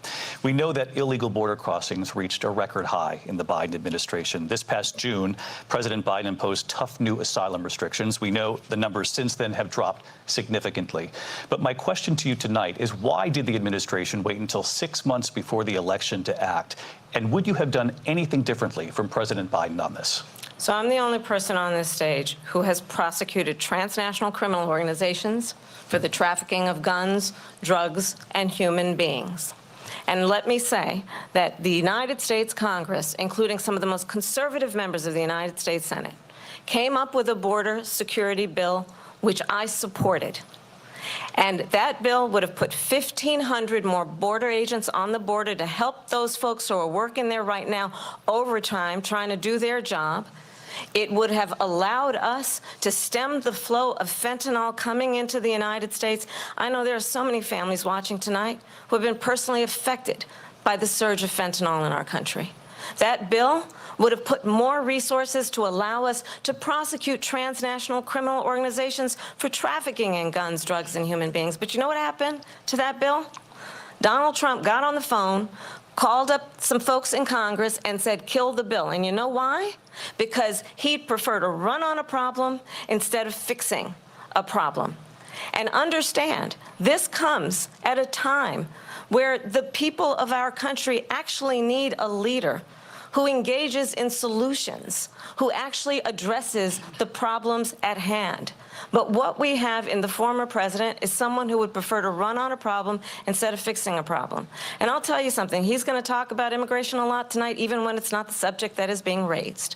And I'm going to actually do something really unusual, and I'm going to invite you to attend one of Donald Trump's rallies, because it's a really interesting thing to watch. You will see during the course of his rallies, he talks about fictional characters like Hannibal Lecter. He will talk about windmills cause cancer. And what you will also notice is that people start leaving his rallies early out of exhaustion and boredom. And I will tell you, the one thing you will not hear him talk about is you. You will not hear him talk about your needs, your dreams, and your desires. And I'll tell you, I believe you deserve a president who actually puts you first, and I pledge to you that I will. Vice President Harris, thank you. President Trump, on that point, I want to get your response. Well, I would like to respond. Let me just ask, though, why did you try to kill that bill, and successfully so? That would have put thousands of additional agents and officers on the border. First, let me respond as to the rallies. She said people start leaving. People don't go to her rallies. There's no reason to go. And the people that do go, she's bussing them in and paying them to be there. and then showing them in a different light. So she can't talk about that. People don't leave my rallies. We have the biggest rallies, the most incredible rallies in the history of politics. That's because people want to take their country back. Our country is being lost. We're a failing nation. And it happened 3.5 years ago. And what's going on here, you're going to end up in World War III, just to go into another subject. What they have done to our country by allowing these millions and millions of people to come into our country, and look at what's happening to the towns all over the United States. And a lot of towns don't want to talk. It's not going to be Aurora or Springfield. A lot of towns don't want to talk about it because they're so embarrassed by it. In Springfield, they're eating the dogs, the people that came in. They're eating the cats. They're eating the pets of the people that live there. And this is what's happening in our country, and it's a shame. As far as rallies are concerned, as far as the reason they go is they like what I say. They want to bring our country back. They want to make America great again. It's a very simple phrase, make America great again. She's destroying this country, and if she becomes president, this country doesn't have a chance of success. Not only success, we'll end up being Venezuela on steroids. I just want to clarify here. You bring up Springfield, Ohio, and ABC News did reach out to the city manager there. He told us there had been no credible reports of specific claims of pets being harmed, injured, or abused by individuals within the immigrant community. Well, I've seen people on television. Let me just say here, this is the people on television say my dog was taken and used for food. So maybe he said that, and maybe that's a good thing to say for a city manager. I'm not taking this from television. But the people are on television saying their dog was eaten by the people that went there. Again, the Springfield city manager says there's no evidence of that. Vice President Harris, I'll let you respond to the rest of what you've heard. You talk about extreme.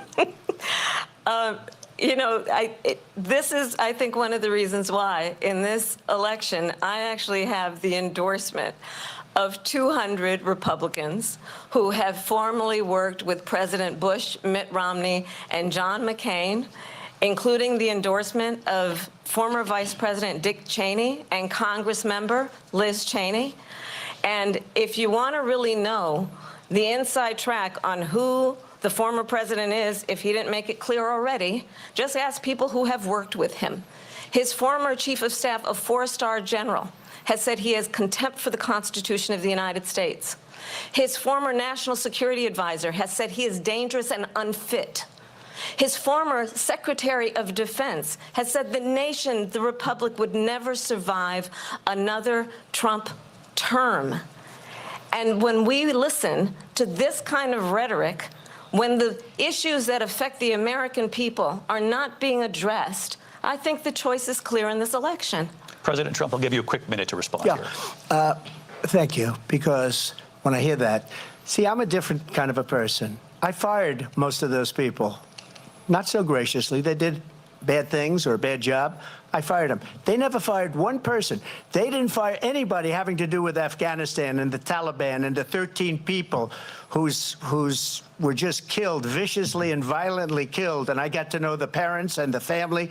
They didn't fire. They should have fired all those generals, all those top people, because that was one of the most incompetently handled situations anybody has ever seen. So when somebody does a bad job, I fire him. And you take a guy like Esper. He was no good. I fired him. So he writes a book. Another one writes a book. Because with me, they can write books. With nobody else can they. But they have done such a poor job, and they never fire anybody. Look at the economy. Look at the inflation. They didn't fire any of their economists. They have the same people. That's a good way not to have books written about you. But just to finish, I got more votes than any Republican in history by far. In fact, I got more votes than any president, sitting president in history by far. Let me continue on immigration. It was what you wanted to talk about earlier, so let's get back to your deportation proposal that the vice president has reacted to as well. President Trump, you call this the largest domestic deportation operation in the history of our country. You say you would use the National Guard. You say if things get out of control, you'd have no problem using the U.S. military. Police, yes. You also said you would use local police. How would you deport 11 million undocumented immigrants? I know you believe that number is much higher. Take us through this. What does this look like? Will authorities be going door to door in this country? Yeah, it is much higher because of them. They allowed criminals, many, many millions of criminals. They allowed terrorists. They allowed common street criminals. They allowed people to come in, drug dealers, to come into our country. And they're now in the United States and told by their countries like Venezuela, don't ever come back or we're going to kill you. Do you know that crime in Venezuela and crime in countries all over the world is way down? You know why? Because they've taken their criminals off the street and they've given them to her to put into our country. And this will be one of the greatest mistakes in history for them to allow. And I think they probably did it because they think they're going to get votes, but it's not worth it because they're destroying the fabric of our country by what they've done. There's never been anything done like this at all. They've destroyed the fabric of our country. Millions of people let in. And all over the world, crime is down. All over the world except here. Crime here is up and through the roof. Despite their fraudulent statements that they made, crime in this country is through the roof. And we have a new form of crime. It's called migrant crime. And it's happening at levels that nobody thought possible. President Trump, as you know, the FBI says overall violent crime is actually coming down in this country. But Vice Excuse me, President the Harris, FBI they were defrauding statements.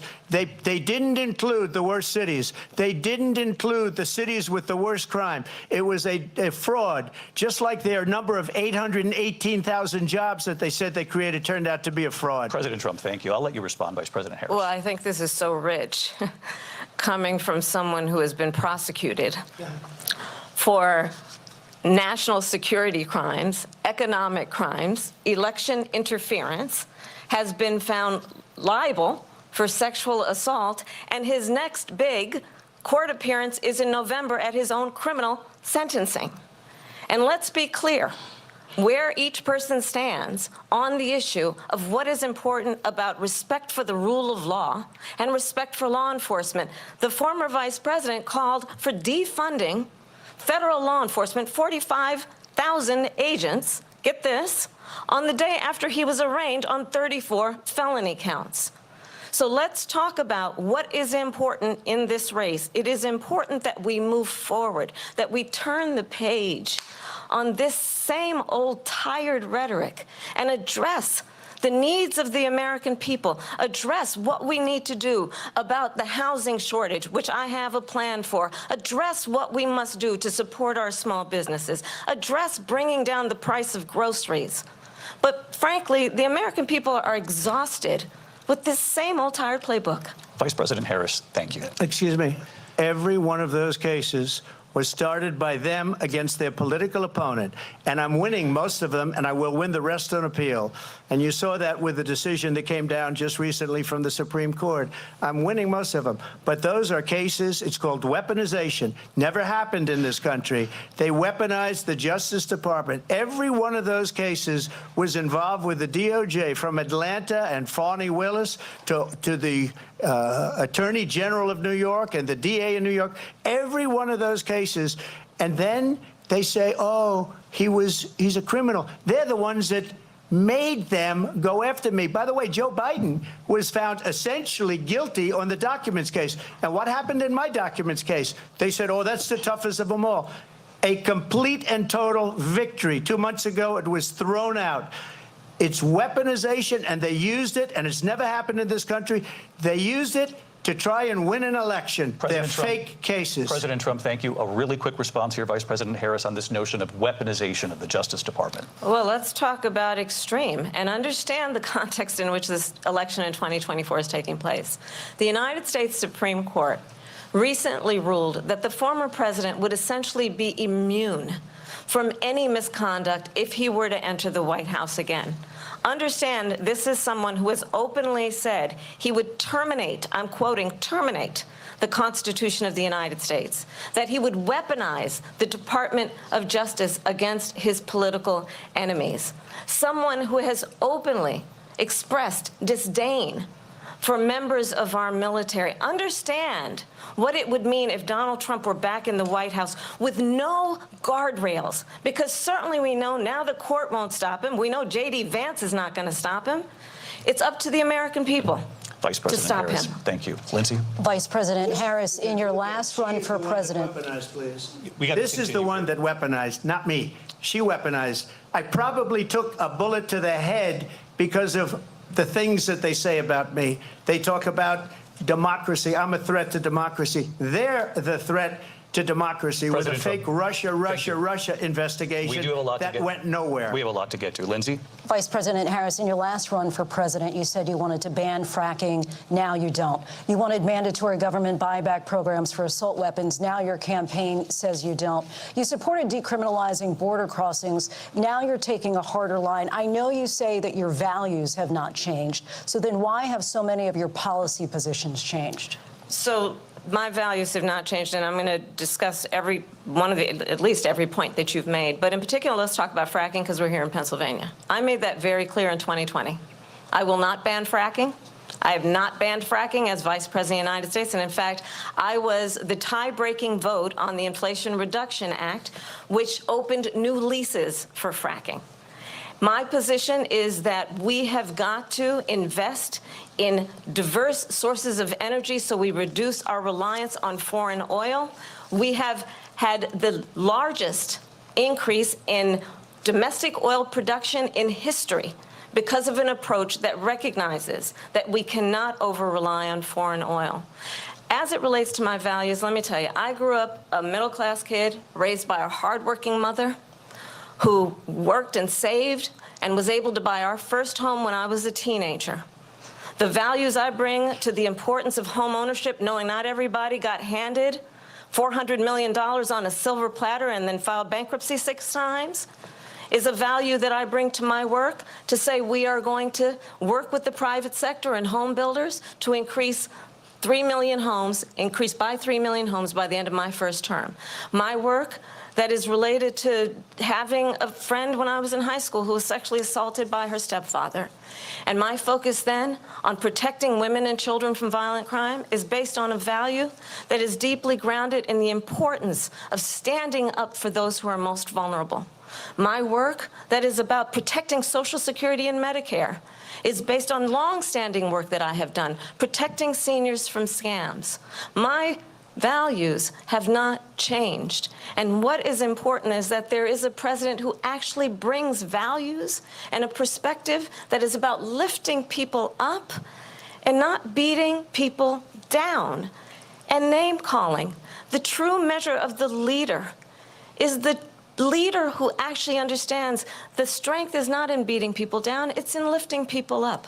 I intend to be that president. President Trump, your response? First of all, I wasn't given $400 million. I wish I was. My father was a Brooklyn builder, Brooklyn, Queens, and a great father, and I learned a lot from him. But I was given a fraction of that, a tiny fraction, and I built it into many, many billions of dollars, many, many billions. And when people see it, they are even surprised. So we don't have to talk about that. Fracking, she's been against it for 12 years. Defund the police, she's been against that forever. She gave all that stuff up very wrongly, very horribly, and everybody's laughing at it, okay? They're all laughing at it. She gave up at least 12 and probably 14 or 15 different policies. Like, she was big on defund the police. In Minnesota, she went out, wait a minute, I'm talking now, if you don't mind, please. Does that sound familiar? She went out in Minnesota and wanted to let criminals that killed people, that burned down Minneapolis, she went out and raised money to get them out of jail. She did things that nobody would ever think of. Now she wants to do transgender operations on illegal aliens that are in prison. This is a radical left liberal that would do this. She wants to confiscate your guns, and she will never allow fracking in Pennsylvania. If she won the election, fracking in Pennsylvania will end on day one. Just to finish, one thing so important in my opinion. So I got the oil business going like nobody has ever done before. When they took over, they got rid of it, started getting rid of it, and the prices were going up the roof. They immediately let these guys go to where they were.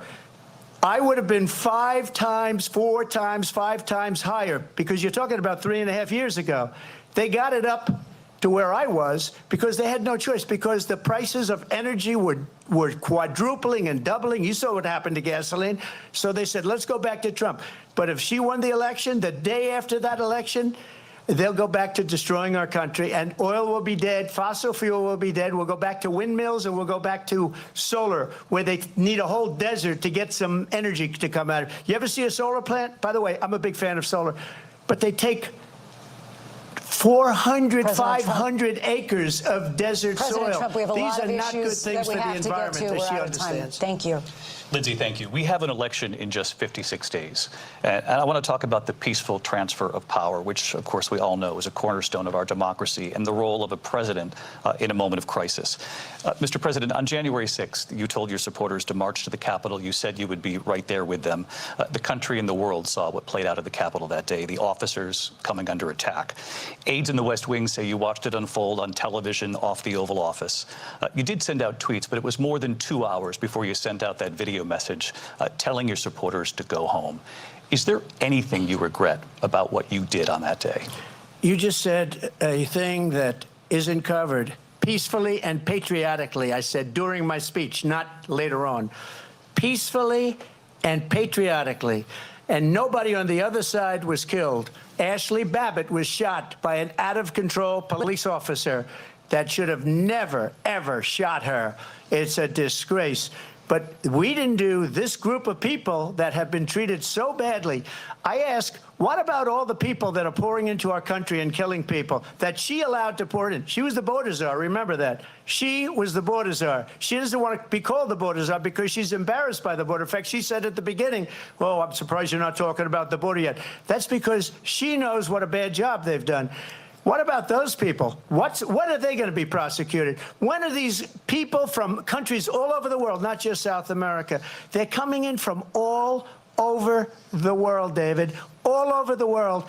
And crime rates are down all over the world because of it. But let me just when are those, David, when are those people going to be prosecuted? When are the people that burned down Minneapolis going to be prosecuted? Or in Seattle? They went into Seattle. They took over a big percentage of the city of Seattle. When are those people going to be prosecuted? But let me just ask you. You might ask her that question. You were the president. You were watching it unfold on television. It's a very simple question as we move forward toward another election. Is there anything you regret about what you did on that day? Yes, sir. I had nothing to do with that other than they asked me to make a speech. I showed up for a speech. I said, I think it's going to be big. I went to Nancy Pelosi and the mayor of Washington, D.C., and the mayor put it back in writing, as you know. I said, you know, this is going to be a very big rally or whatever you want to call it. And again, it wasn't done by me. It was done by others.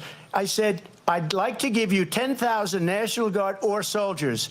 They rejected me. Nancy Pelosi rejected me. It was just 2 weeks ago. Her daughter has a tape of her saying she is fully responsible for what happened. They want to get rid of that tape. It would have never happened if Nancy Pelosi and the mayor of Washington did their jobs. I wasn't responsible for security. Nancy Pelosi was responsible. She didn't do her job. The question was about you as president, not about former Speaker Pelosi, but I do want Vice President Harris to respond here. I was at the Capitol on January 6th. I was the vice president-elect. I was also an acting senator. I was there. And on that day, the President of the United States incited a violent mob to attack our nation's capital, to desecrate our nation's capital. On that day, 140 law enforcement officers were injured, and some died. And understand, the former president has been indicted and impeached for exactly that reason. But this is not an isolated situation. Let's remember Charlottesville, where there was a mob of people carrying tiki torches, spewing anti-Semitic hate. And what did the president then at the time say? There were fine people on each side. Let's remember that when it came to the Proud Boys, a militia, the president said, the former president said, stand back and stand by. So for everyone watching who remembers what January 6th was, I say, we don't have to go back. Let's not go back. We're not going back. It's time to turn the page. And if that was a bridge too far for you, well, there is a place in our campaign for you to stand for country, to stand for our democracy, to stand for rule of law, and to end the chaos, and to end the approach that is about attacking the foundations of our democracy because you don't like the outcome. And be clear on that point. Donald Trump, the candidate, has said in this election there will be a bloodbath if this and the outcome of this election is not to his liking. Let's turn the page on this. Let's not go back. Let's chart a course for the future and not go backwards to the past. Let me just follow up here. It was a different term, and it was a term that related to energy because they have destroyed our energy business. That was where bloodbath was. Also, on Charlottesville, that story has been, as you would say, debunked. Laura Ingraham, Sean Hannity, Jesse, all of these people, they covered it. If they go an extra sentence, they will see it was perfect. It was debunked in almost every newspaper, but they still bring it up, just like they bring 2025 up. They bring all of this stuff up. I ask you this, you talk about the Capitol. Why are we allowing these millions of people to come through on the southern border? How come she's not doing anything? And I'll tell you what I would do, and I would be very proud to do it. I would say we would both leave this debate right now. I'd like to see her go down to Washington, D.C. during this debate because we're wasting a lot of time. Go down to, because she's been so bad, it's so ridiculous. Go down to Washington, D.C. and let her sign a bill to close up the border because they have the right to do it. They don't need bills. They have the right to do it. The President of the United States, you'll get him out of bed. You'll wake him up at 4 o'clock in the afternoon. You'll say, come on down to the office. Let's sign a bill. If he signs a bill that the border is closed, all he has to do is say it to the Border Patrol, who are phenomenal. If they do that, the border is closed. Those people are killing many people, unlike J6. We talked immigration here tonight. I do want to focus on this next issue to both of you because it really brings us this into focus, truth in these times that we're living in. Mr. President, for 3.5 years after you lost the 2020 election, you repeatedly falsely claimed that you won, many times saying you won in a landslide. In the past couple of weeks leading up to this debate, you have said, quote, you lost by a whisker, that you, quote, didn't quite make it, that you came up a little bit short. I said that? Are you now acknowledging that you lost in 2020? No, I don't acknowledge that at all. I said that sarcastically. You know that. It was said, oh, we lost by a whisker. That was said sarcastically. Look, there's so much proof. All you have to do is look at it. And they should have sent it back to the legislatures for approval.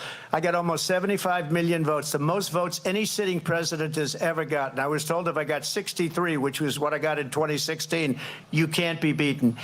The election, people should never be thinking about it. An election is fraudulent. We need two things. We need walls. And we have to have it. We have to have borders. And we have to have good elections. Our elections are bad. And a lot of these illegal immigrants coming in, they're trying to get them to vote. They can't even speak English. They don't even know what country they're in practically. And these people are trying to get them to vote. And that's why they're allowing them to come into our country. I did watch all of these pieces of video. I didn't detect the sarcasm, lost by a whisker. We didn't quite make it. And we should just point out here as clarification, and you know this, you and your allies, 60 cases in front of many judges, many of them Republican. No judge looked at it. And said they said we didn't have standing. That's the other thing. They said we didn't have standing, a technicality. Can you imagine a system where a person in an election doesn't have standing? The President of the United States doesn't have standing. That's how we lost. If you look at the facts, and I'd love to have you'll do a special on it. I'll show you Georgia, and I'll show you Wisconsin, and I'll show you Pennsylvania, and I'll show you. We have so many facts and statistics, but you know what? That doesn't matter because we have to solve the problem that we have right now. That's old news. And the problem that we have right now is we have a nation in decline, and they have put it into decline. We have a nation that is dying, David. Mr. President, thank you. Vice President Harris, you heard the president there tonight. He said he didn't say that he lost by a whisker. So he still believes he did not lose the election that was won by President Biden and yourself. But I do want to ask you about something that's come up in the last couple of days. This was a post from President Trump about this upcoming election just weeks away. He said, when I win, those people who cheated, and then he lists donors, voters, election officials, he says will be prosecuted to the fullest extent of the law, which will include long-term prison sentences. One of your campaign's top lawyers responded saying, we won't let Donald Trump intimidate us. We won't let him suppress the vote. Is that what you believe he's trying to do here? Donald Trump was fired by 81 million people. So let's be clear about that. And clearly he is having a very difficult time processing that. But we cannot afford to have a president of the United States who attempts, as he did in the past, to upend the will of the voters in a free and fair election. And I'm going to tell you that I have traveled the world as Vice President of the United States, and world leaders are laughing at Donald Trump. I have talked with military leaders, some of whom worked with you, and they say you're a disgrace.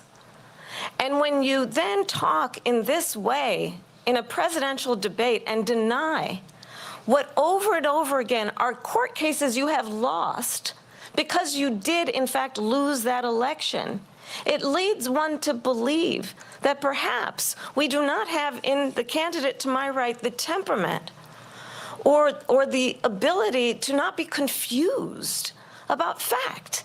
That's deeply troubling, and the American people deserve better.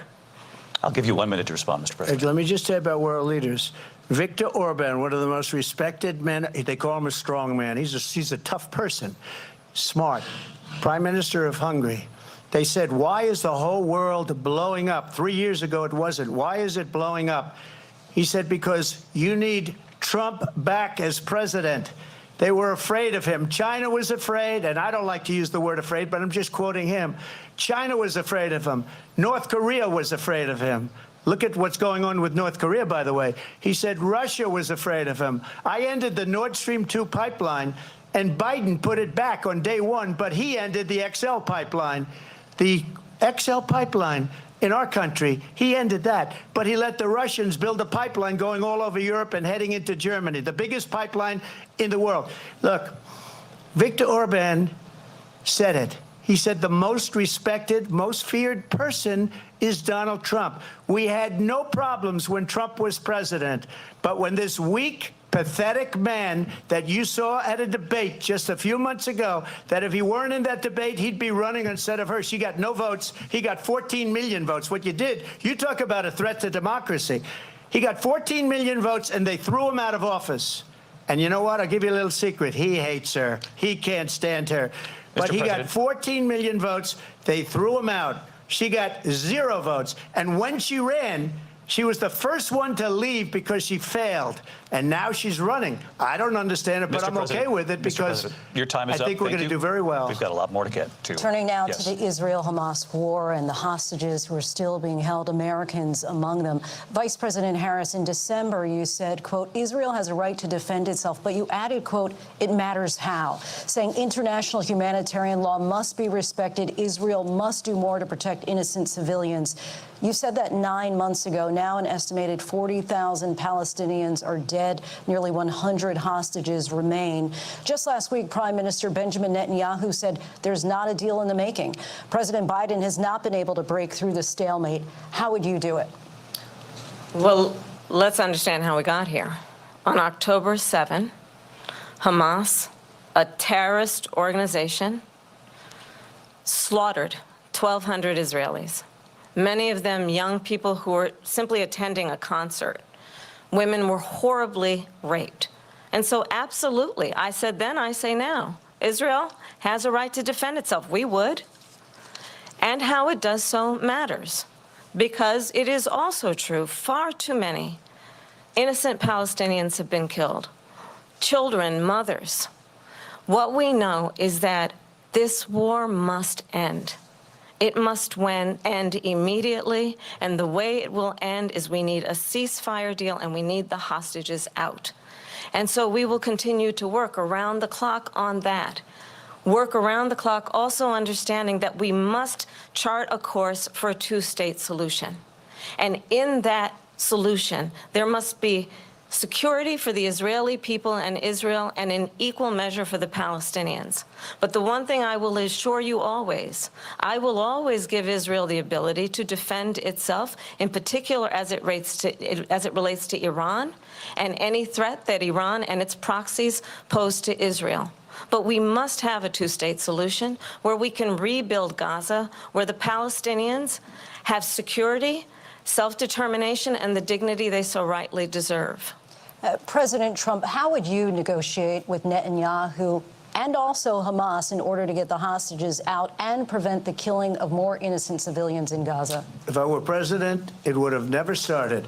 If I were president, Russia would have never, ever, I know Putin very well, he would have never, and there was no threat of it either, by the way, for 4 years, have gone into Ukraine and killed millions of people when you add it up, far worse than people understand what's going on over there.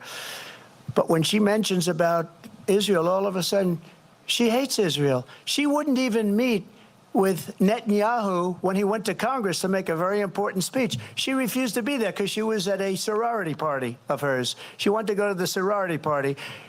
She hates Israel. If she's president, I believe that Israel will not exist within 2 years from now. And I've been pretty good at predictions, and I hope I'm wrong about that one.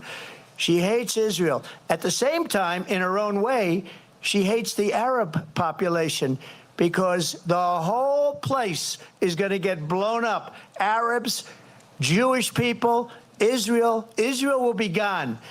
It would have never happened. Iran was broke under Donald Trump. Now Iran has $300 billion because they took off all the sanctions that I had. Iran had no money for Hamas or Hezbollah or any of the 28 different spheres of terror. And they are spheres of terror, horrible terror. They had no money. It was a big story, and you know it. You covered it very well, actually. They had no money for terror. They were broke. Now they're a rich nation, and now what they're doing is they're spreading that money around. Look at what's happening with the Houthis and Yemen. Look at what's going on in the Middle East. This would have never happened. I will get that settled and fast, and I'll get the war with Ukraine and Russia ended. If I'm president-elect, I'll get it done before even becoming president. Vice President Harris, he says you hate Israel. That's absolutely not true. I have my entire career and life supported Israel and the Israeli people. He knows that. He's trying to, again, divide and distract from the reality, which is it is very well known that Donald Trump is weak and wrong on national security and foreign policy. It is well known that he admires dictators, wants to be a dictator on day one, according to himself. It is well known that he said of Putin that he can do whatever the hell he wants and go into Ukraine. It is well known that he said when Russia went into Ukraine, it was brilliant. It is well known he exchanged love letters with Kim Jong-un. And it is absolutely well known that these dictators and autocrats are rooting for you to be president again because they're so clear they can manipulate you with flattery and favors. And that is why so many military leaders who you have worked with have told me you are a disgrace. That is why we understand that we have to have a president who is not consistently weak and wrong on Vice national President security, Harris. including the importance of upholding and respecting in highest regard our military. Vice President Harris, thank you. They're the ones, and she's the one that caused it, that's weak on national security by allowing every nation last month for the year, 168 different countries sending people into our country. Their crime rates are way down. Putin endorsed her last week, said, I hope she wins. And I think he meant it because what he's gotten away with is absolutely incredible. It wouldn't have happened with me. The leaders of other countries think that they're weak and incompetent, and they are. They're grossly incompetent. And I just ask one question. Why does Biden go in and kill the Keystone Pipeline and approve the single biggest deal that Russia's ever made, Nord Stream 2, the biggest pipeline anywhere in the world going to Germany and all over Europe? Because they're weak and they're ineffective. And Biden, by the way, President gets paid Trump, a lot of money. Thank you. We have a lot of issues to get to. We'll be right back with much more of this historic ABC News presidential debate from the National Constitution Center right here in Philadelphia. Back in a moment.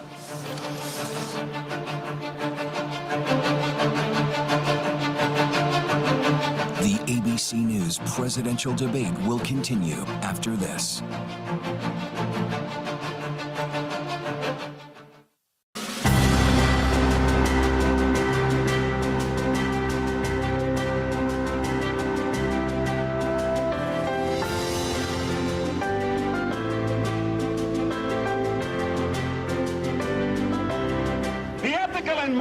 principles of the Judeo are in keeping with the American dream.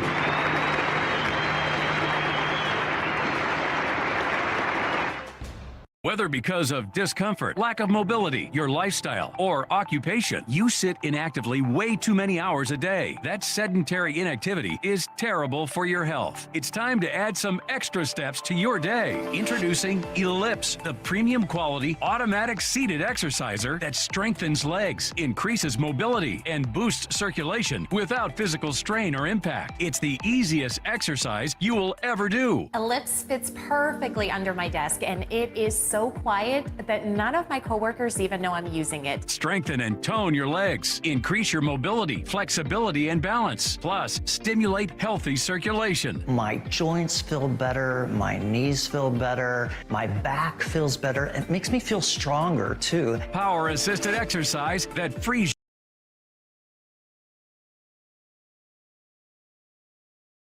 people being killed by the millions. It's the millions. It's so much worse than the numbers that you're getting, which are fake numbers. Look, we're in for 250 billion or more because they don't ask Europe, which is a much bigger beneficiary to getting this thing done than we are. They're in for $150 billion less because Biden and you don't have the courage to ask Europe like I did with NATO. They paid billions and billions, hundreds of billions of dollars when I said, either you pay up or we're not going to protect you anymore. So that's maybe one of the reasons they don't like me as much as they like weak people.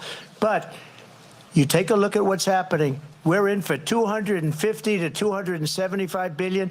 They're into 100 to 150. They should be forced to equalize. With that being said, I want to get the war settled. I know Zelensky very well, and I know Putin very well. I have a good relationship, and they respect your president, okay? They respect me. They don't respect Biden. How would you respect him? Why? For what reason? He hasn't even made a phone call in 2 years to Putin, hasn't spoken to anybody. They don't even try and get it. That is a war that's dying to be settled. I will get it settled before I even become president. If I win, when I'm president-elect, and what I'll do is I'll speak to one, I'll speak to the other, I'll get them together. That war would have never happened.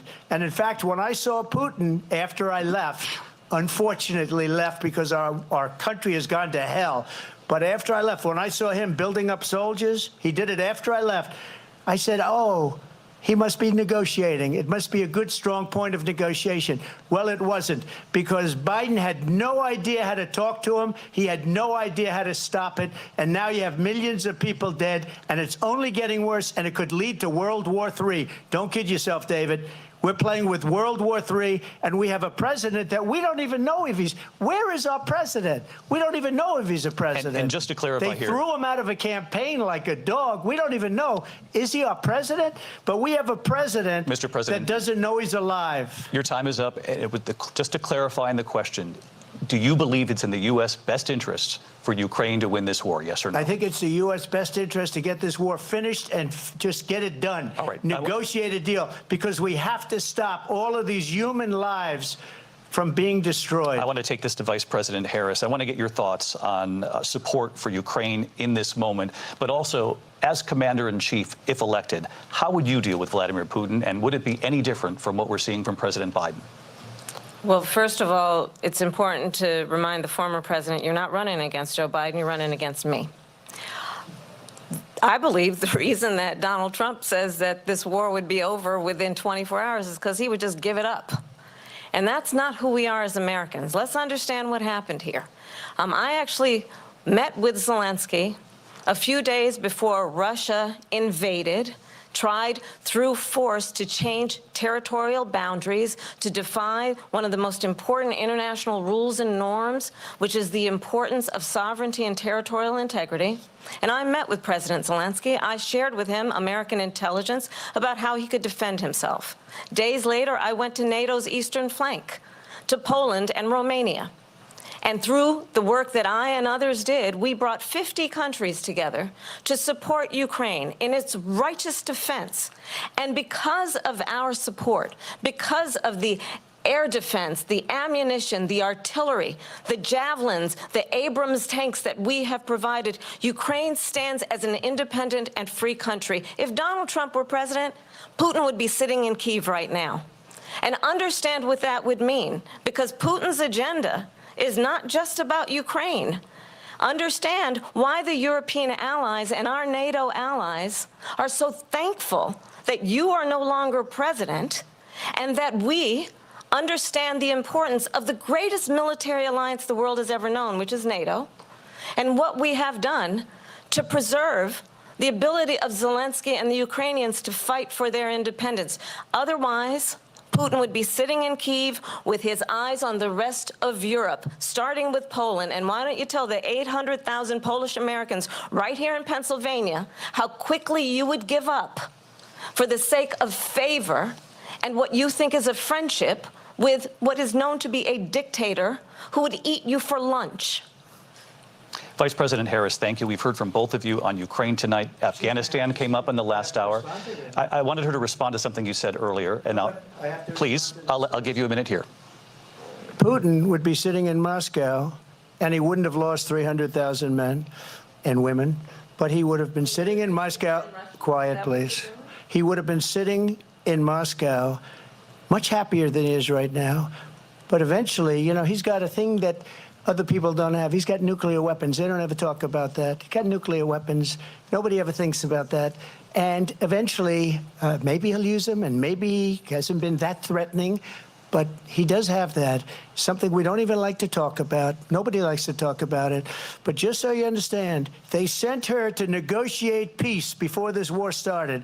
3 days later, he went in and he started the war because everything they said was weak and stupid. They said the wrong things. That war should have never started. She was the emissary. They sent her in to negotiate with Zelensky and Putin, and she did.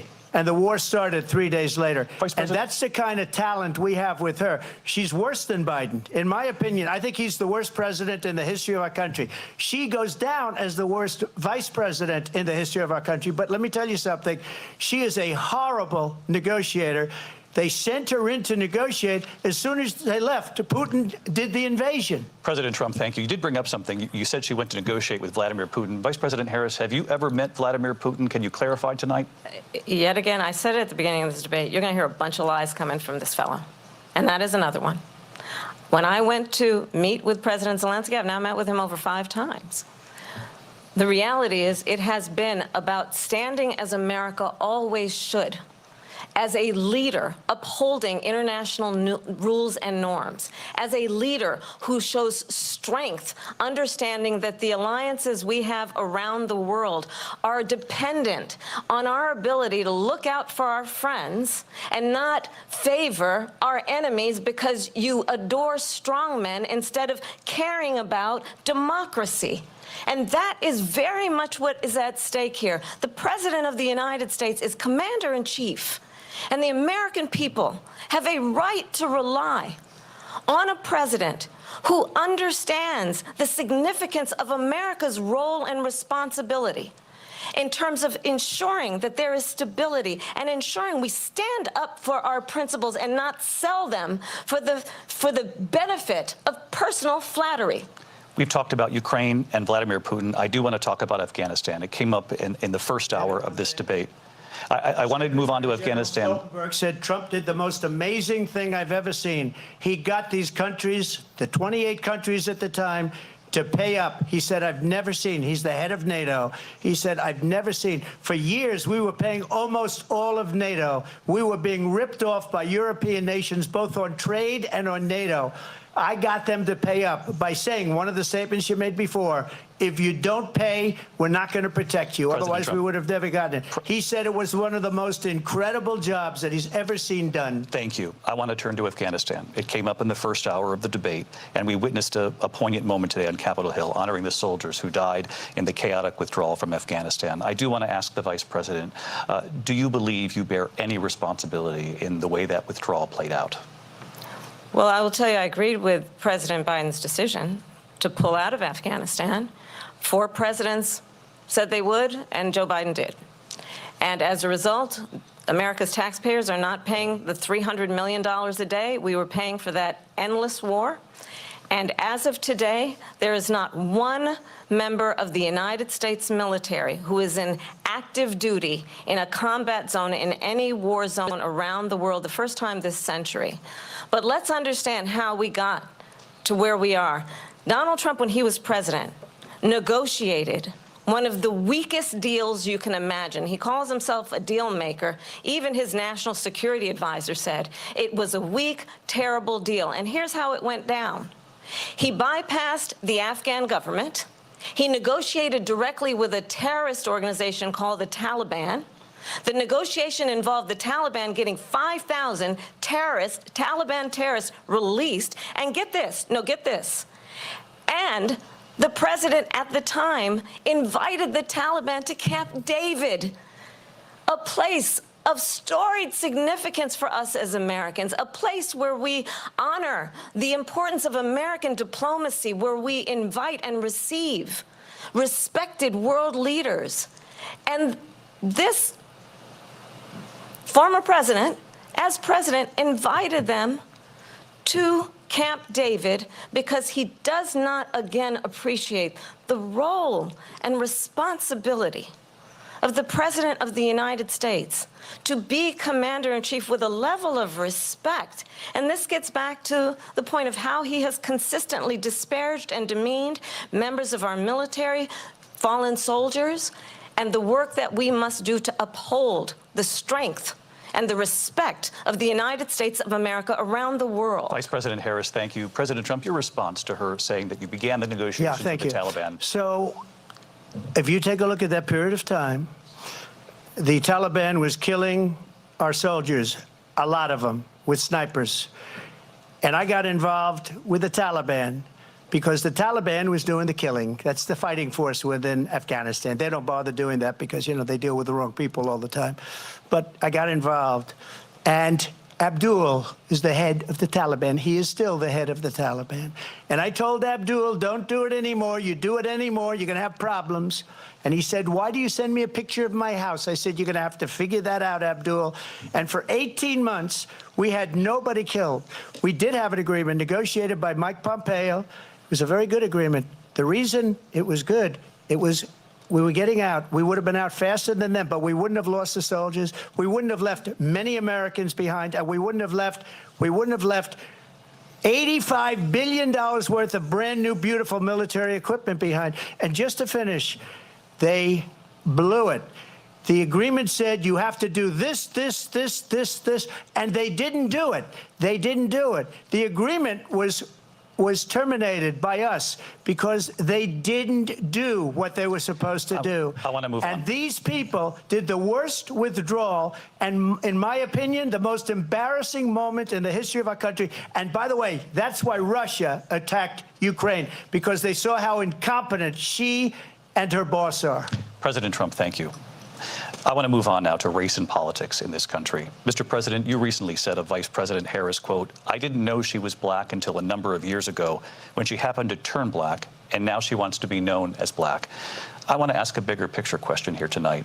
Why do you believe it's appropriate to weigh in on the racial identity of your opponent? I don't, and I don't care. I don't care what she is. I don't care. You make a big deal out of something. I couldn't care less. Whatever she wants to be is okay with me. But those were your words, so I'm asking. I don't know. I mean, all I can say is I read where she was not black, that she put out, and I'll say that. And then I read that she was black, and that's okay. Either one was okay with me. That's up to her. That's up to her. Vice President Harris, your thoughts on this? I think honestly, I think it's a tragedy that we have someone who wants to be president who has consistently, over the course of his career, attempted to use race to divide the American people. I do believe that the vast majority of us know that we have so much more in common than what separates us, and we don't want this kind of approach that is just constantly trying to divide us, and especially by race. And let's remember how Donald Trump started. He was land, he owned buildings, and he was investigated because he refused to rent property to black families. Let's remember, this is the same individual who took out a full-page ad in the New York Times calling for the execution of 5 young black and Latino boys who were innocent, the Central Park 5. Took out a full-page ad calling for their execution. This is the same individual who spread birther lies about the first black president of the United States. And I think the American people want better than that, want better than this, want someone who understands, as I do, I travel our country. We see in each other a friend. We see in each other a neighbor. We don't want a leader who is constantly trying to have Americans point their fingers at each other. I meet with people all the time who tell me, can we please just have discourse about how we're going to invest in the aspirations and the ambitions and the dreams of the American people? Knowing that regardless of people's color or the language their grandmother speaks, we all have the same dreams and aspirations and want a president who invests in those, not in hate and division. Vice President Harris, thank you. Lindsay? President Trump, this is now your 3rd time. This is the most divisive presidency in the history of our country. There's never been anything like it. They're destroying our country, and they come up with things like what she just said. Going back many, many years, when a lot of people, including Mayor Bloomberg, agreed with me on the Central Park 5, they admitted, they said, they pled guilty. And I said, well, if they pled guilty, they badly hurt a person, killed a person ultimately. And if they pled guilty, then they pled, we're not guilty. But this is a person that has to stretch back years, 40, 50 years ago, because there's nothing now. I built one of the greatest economies in the history of the world, and I'm going to build it again. It's going to be bigger, better, and stronger. But they're destroying our economy. They have no idea what a good economy is. Their oil policies, every single policy. And remember this, she is Biden. You know, she's trying to get away from Biden. I don't know the gentleman, she says. She is Biden.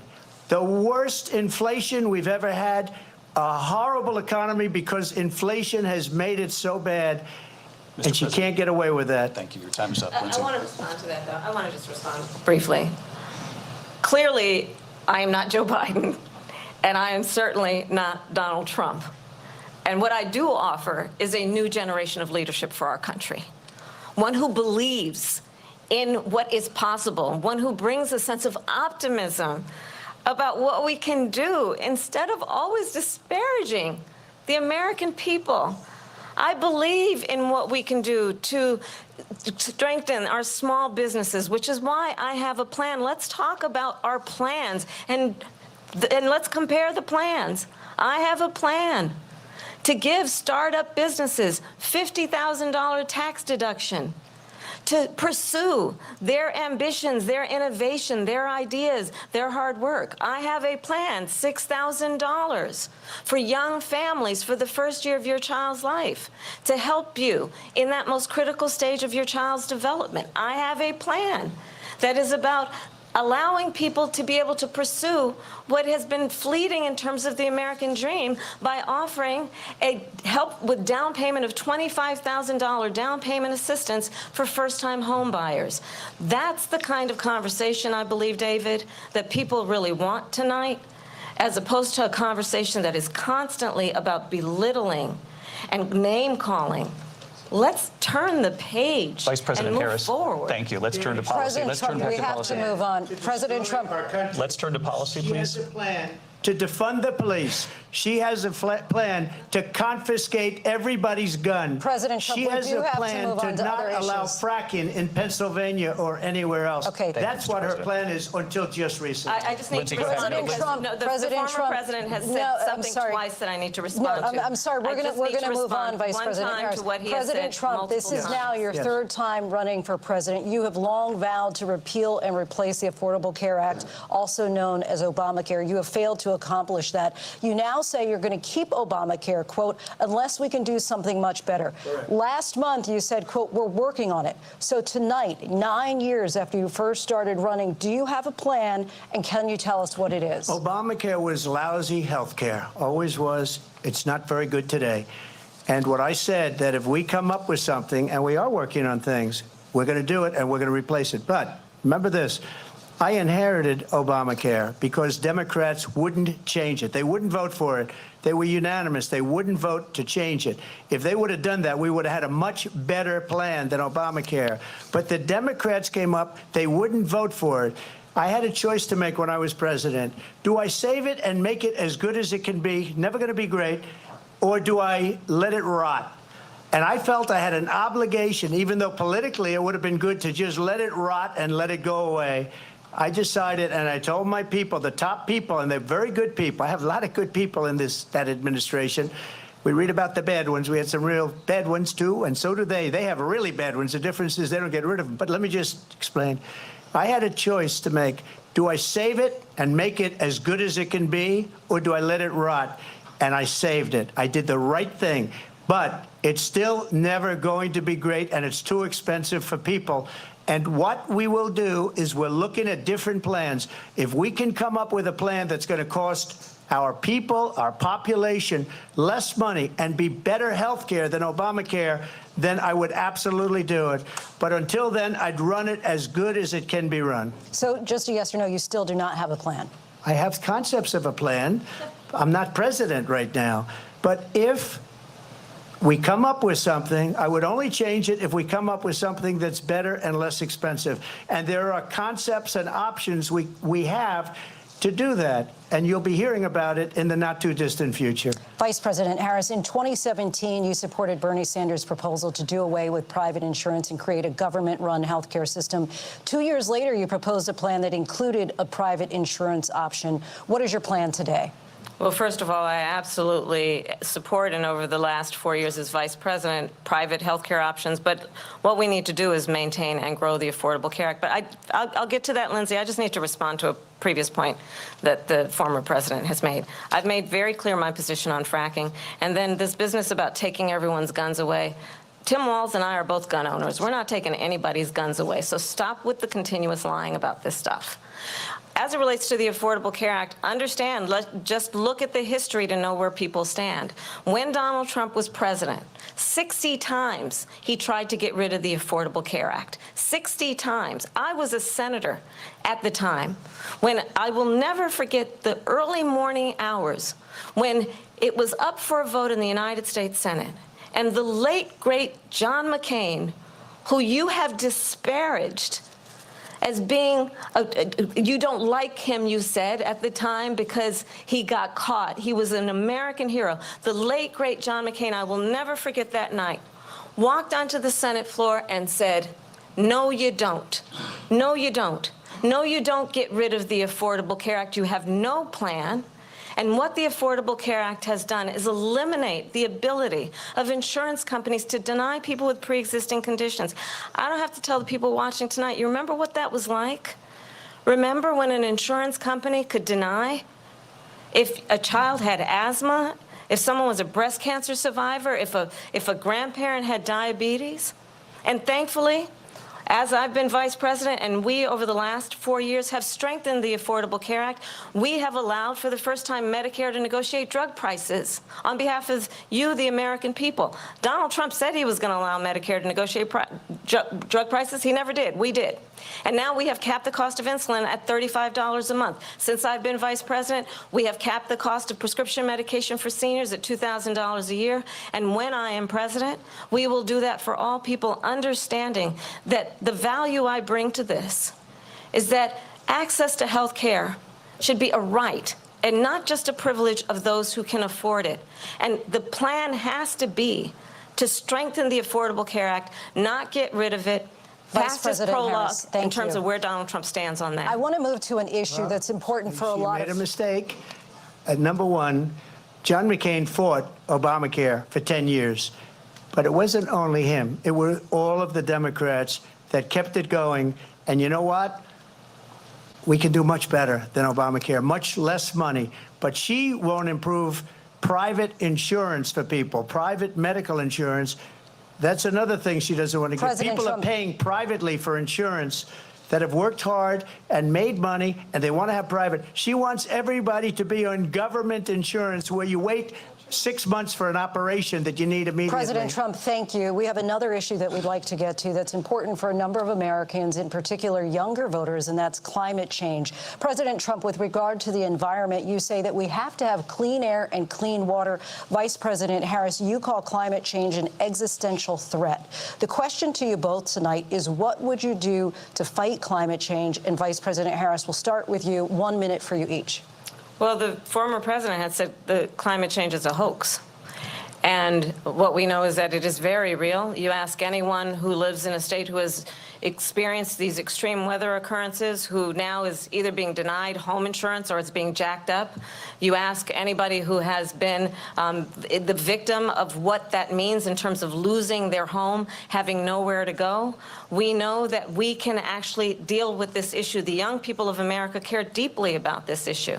And I am proud that as vice president over the last 4 years, we have invested $1 trillion in a clean energy economy, while we have also increased domestic gas production to historic levels. We have created over 800,000 new manufacturing jobs while I have been vice president. We have invested in clean energy to the point that we are opening up factories around the world. Donald Trump said he was going to create manufacturing jobs. He lost manufacturing jobs.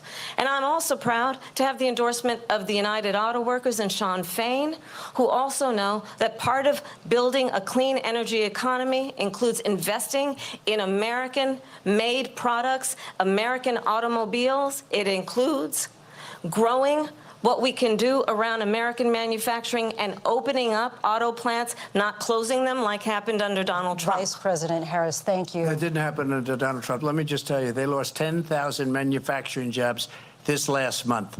It's going, they're all leaving. They're building big auto plants in Mexico, in many cases owned by China. They're building these massive plants, and they think they're going to sell their cars into the United States because of these people. What they have given to China is unbelievable. But we're not going to let that. We'll put tariffs on those cars so they can't come into our country, because they will kill the United Auto Workers and any auto worker, whether it's in Detroit or South Carolina or any other place. What they've done to business and manufacturing in this country is horrible. We have nothing because they refuse. You know, Biden doesn't go after people because supposedly China paid him millions of dollars. He's afraid to do it. Between him and his son, they get all this money from Ukraine. They get all this money from all of these different countries. And then you wonder, why is he so loyal to this one, that one, Ukraine, China? Why is he? Why did he get $3.5 million from the mayor of Moscow's wife? Why did she pay him $3.5 million? This is a crooked administration, and they're selling our country down the tubes. President Trump, thank you. Thank you. We'll be right back with closing statements from both of our candidates. An historic night, this ABC News presidential debate from Philadelphia. Back in a moment.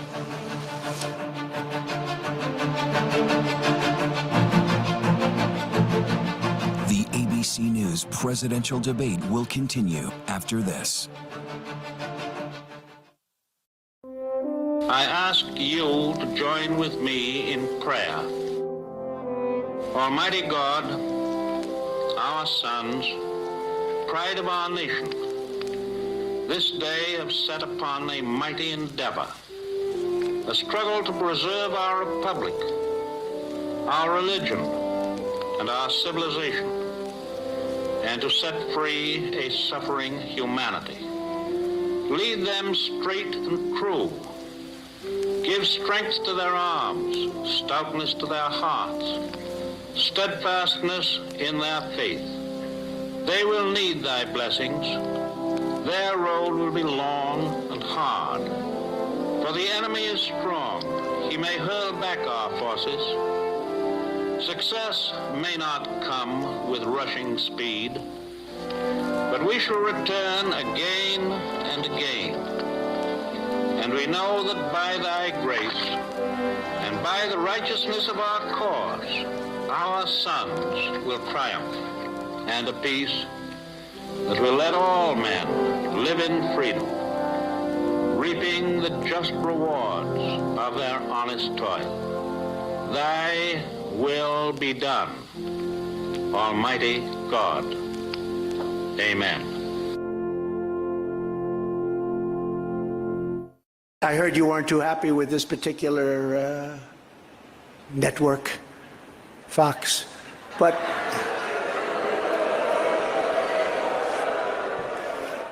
I was watching. Yeah, I understand you exactly, but not exactly friendly. Greg Kelly over at Newsmax. The Newsmax people have been really, really terrific. Newsmax has been terrific. President Trump is right. Millions are tired of Fox, and they're switching to Newsmax Plus. It's the fastest growing streaming service in America. You don't need woke Disney and Hulu anymore. Just get Newsmax Plus. Watch the best shows like Greg Kelly, Rob Schmidt, Greta Van Susteren, and Carl Higbie. And get incredible analysis from Dick Morris, Alan Dershowitz, Carrie Lake, Mike Huckabee, and more. It's free to start. So go to NewsmaxPlus.com now to sign up and watch Newsmax. Anytime, anywhere.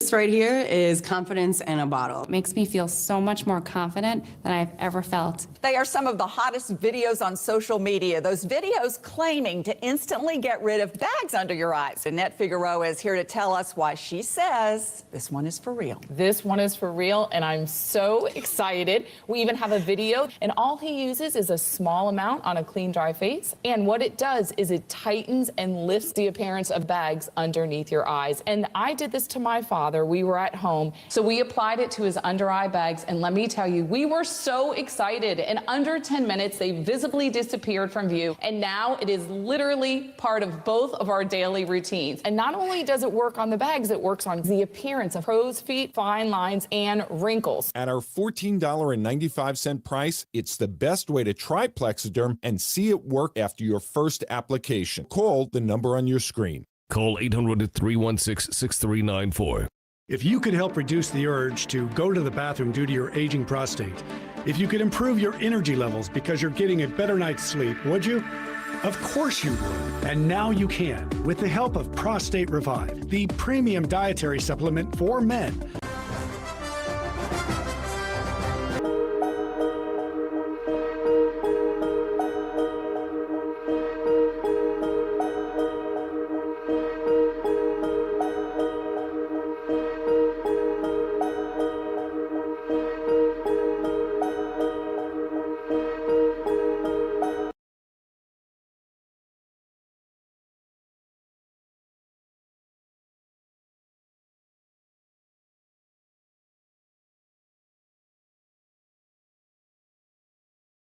She brought the issue about race.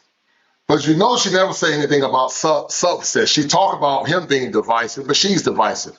Because on the flip side, she talked about the Central Park 5 and housing discrimination. But did Trump do it because they were black, or did Trump do it to other people as well because of class? But she don't talk about Biden's policy. She don't talk about how she herself had a great disdain for Joe Biden. She doesn't talk about, or didn't talk about,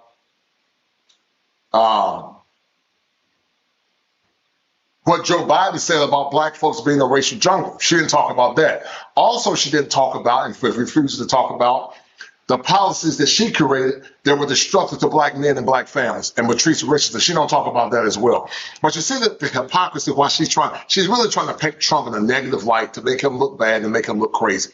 And I think the American public is too wise with that.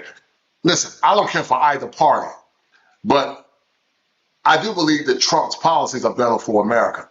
And he's correct. If she becomes president, if you think you're suffering now, you ain't seen nothing yet, guys. You have not seen anything yet. Hold on, let's get back.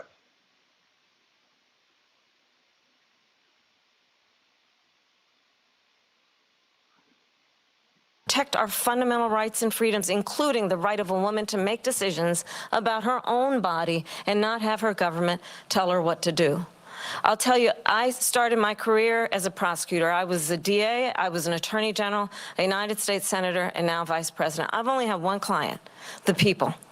And I'll tell you, as a prosecutor, I never asked a victim or a witness, are you a Republican or a Democrat? The only thing I ever ask them, are you okay? And that's the kind of president we need right now.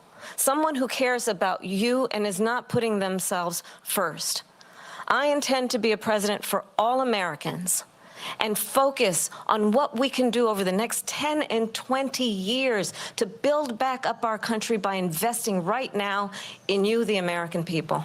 Vice President Harris, thank you. President Trump? So she just started by saying she's going to do this, she's going to do that, she's going to do all these wonderful things. Why hasn't she done it? She's been there for 3.5 years. They've had 3.5 years to fix the border. They've had 3.5 years to create jobs and all the things we talked about. Why hasn't she done it? She should leave right now, go down to that beautiful White House, go to the Capitol, get everyone together and do the things you want to do, but you haven't done it, and you won't do it because you believe in things that the American people don't believe in. You believe in things like we're not going to frack. We're not going to take fossil fuel. We're not going to do things that are going to make this country strong, whether you like it or not. Germany tried that, and within 1 year, they were back to building normal energy plants. We're not ready for it. We can't sacrifice our country for the sake of bad vision. But I just ask one simple question. Why didn't she do it? We're a failing nation. We're a nation that's in serious decline. We're being laughed at all over the world. All over the world, they're laughed. I know the leaders very well. They're coming to see me. They call me.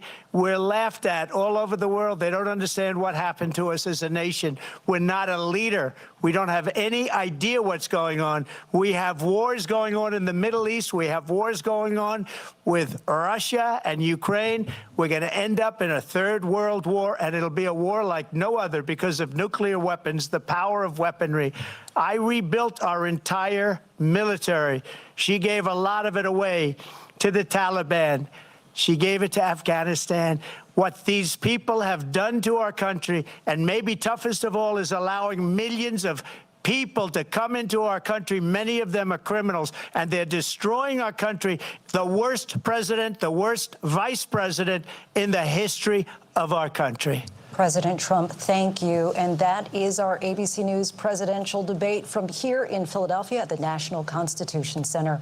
I'm Lindsay Davis. And I'm David Muir. Thank you for watching here in the U.S. and all over the world, and from all of us here at ABC News. Good night.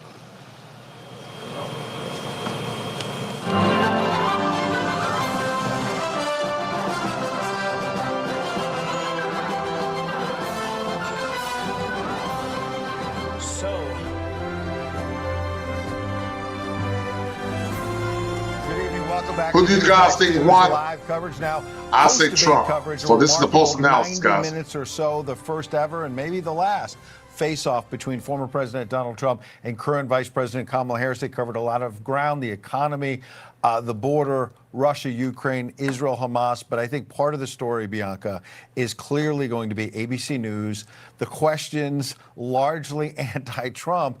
And you saw David Muir in particular as one of the moderators repeatedly fact-checking Donald Trump and literally never fact-checking Kamala Harris, even though she said things like, I don't want to take your guns. And she's literally on tape saying, I want gun buybacks. It's clear. And Charlottesville. And then when they pressed him on certain questions, but when they asked her in one point when it came about abortion, they moved right on when she didn't give a yes or no question. And even in the economy, it kind of started off where there were so many points that Donald Trump was hitting, and she was sidestepping. Are you better off than you are 4 years ago? And clearly there were, we'll look at some of the high points, the low points, but you're right. It does come down to who's asking the questions, how they're asked, and how they're driving. A quick point on abortion, which is in terms of the fact-checking. Lindsay Davis claimed to fact-check the former president and say there are no states where you can have essentially a late-term abortion, and there are at least 6 states, as I understand it,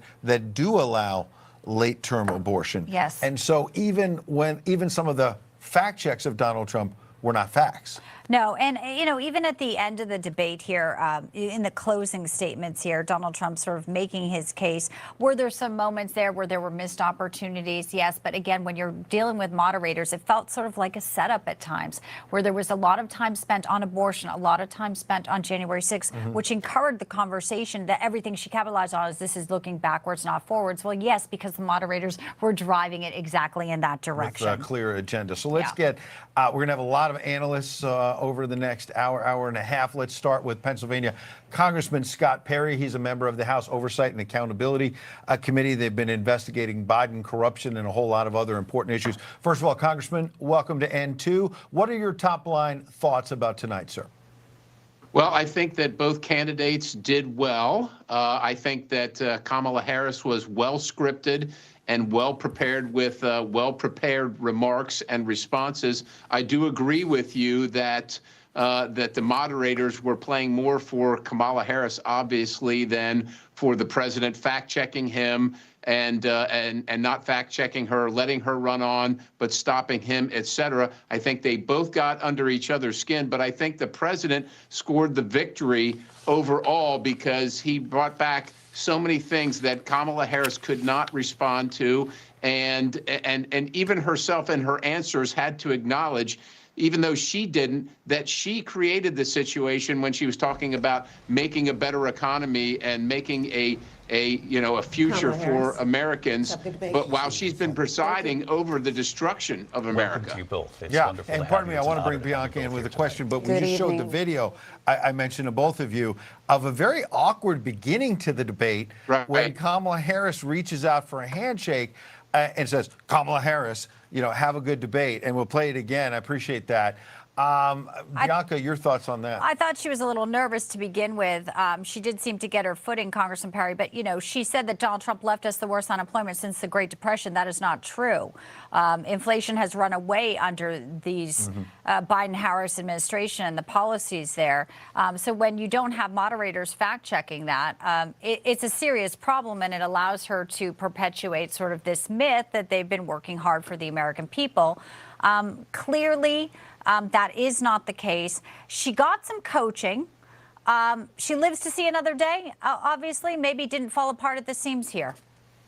Well, I do. I find it disturbing that this is we're seeing an election for the presidency of the United States, and the fact that there might be only one opportunity for the American people to see the differences in these two candidates, I think, is stunning to me. That might be okay in your local state representative or even a congressional race, but for the presidency, especially in the circumstance where the candidate that got all the votes was taken off the ballot, and a candidate who received no votes was put on the ballot. I think that's very disturbing, and I think that there should be other opportunities to hear more from her. I mean, she really just changed her position, whether it's on fracking or gun buyback or a number of issues. She just simply changed her position and didn't describe how she came to that change. And of course, she wasn't pressed on it. And we know that Bernie Sanders said the truth out loud when he said she's just doing what's pragmatic to win the election. So you have to wonder, does she actually believe in these things, or is she just saying them now and going to revert to who she really is, her values, as she says, if she were to be elected? And even that, her policy changes, even that question, Congressman Perry, was given such a light touch. I believe it was Lindsey Davis who delivered it. It wasn't, you've completely, changed your policy. You've completely, it was delivered in such a way that it seemed almost like a blow off, like, oh, you just changed your mind about things. No, these are things that are critical. And fracking is one for American workers in your home state. Also, their policy on EVs and the cars, she used bloodbath again and didn't get fact-checked when Donald Trump was talking about the auto industry. She used that comment again in the way that is the most deceptive when it comes to American workers. That's exactly right. She got away with it, if it weren't for President Trump doing the fact-checking for himself. And unfortunately, that's time away from the things that he would want to talk about in his own agenda, but left out there on its own without any without any pushback, the American people some might believe that he actually said those kind of things regarding Charlottesville or regarding the bloodbath comment. They might actually believe that. So unfortunately, it was left up to Donald Trump to be his own moderator because he couldn't count on the obviously biased liberal left-wing media to do their job. Absolutely. Congressman Scott Perry, we appreciate your time leading us off tonight on a big, big night here on N2. Thank you, sir. Thanks, Congressman. Thank you. God bless you. Let's go live now.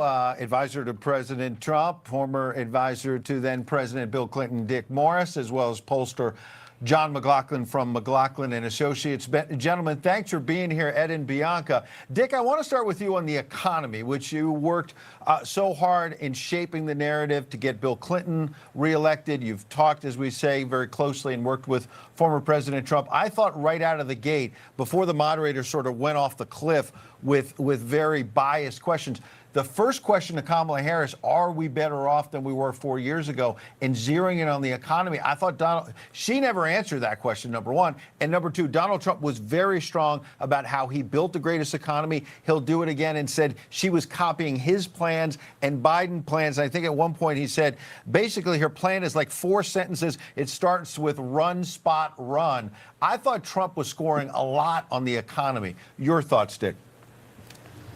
I agree with that. But I think overall tonight, it was a disappointing night for Trump and Trump supporters because Harris was able to put up a facade that was hard to penetrate, hard to see through.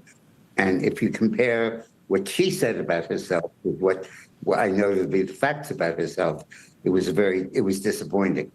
I think that there are so many opportunities that Trump had and needed to make more of, to explain that Harris would eliminate private health care, private health insurance. It would all be from the government.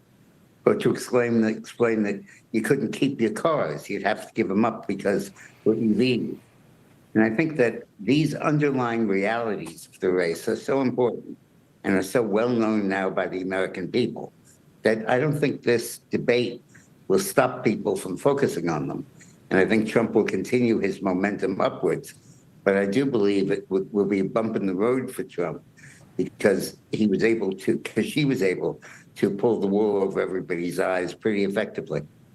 I get some coaching. That's what came into play tonight. John, you've been watching the numbers, this gender gap. We've been noticing a lot of conservative men. Trump has them. He has blacks and Latino, very important voting bloc.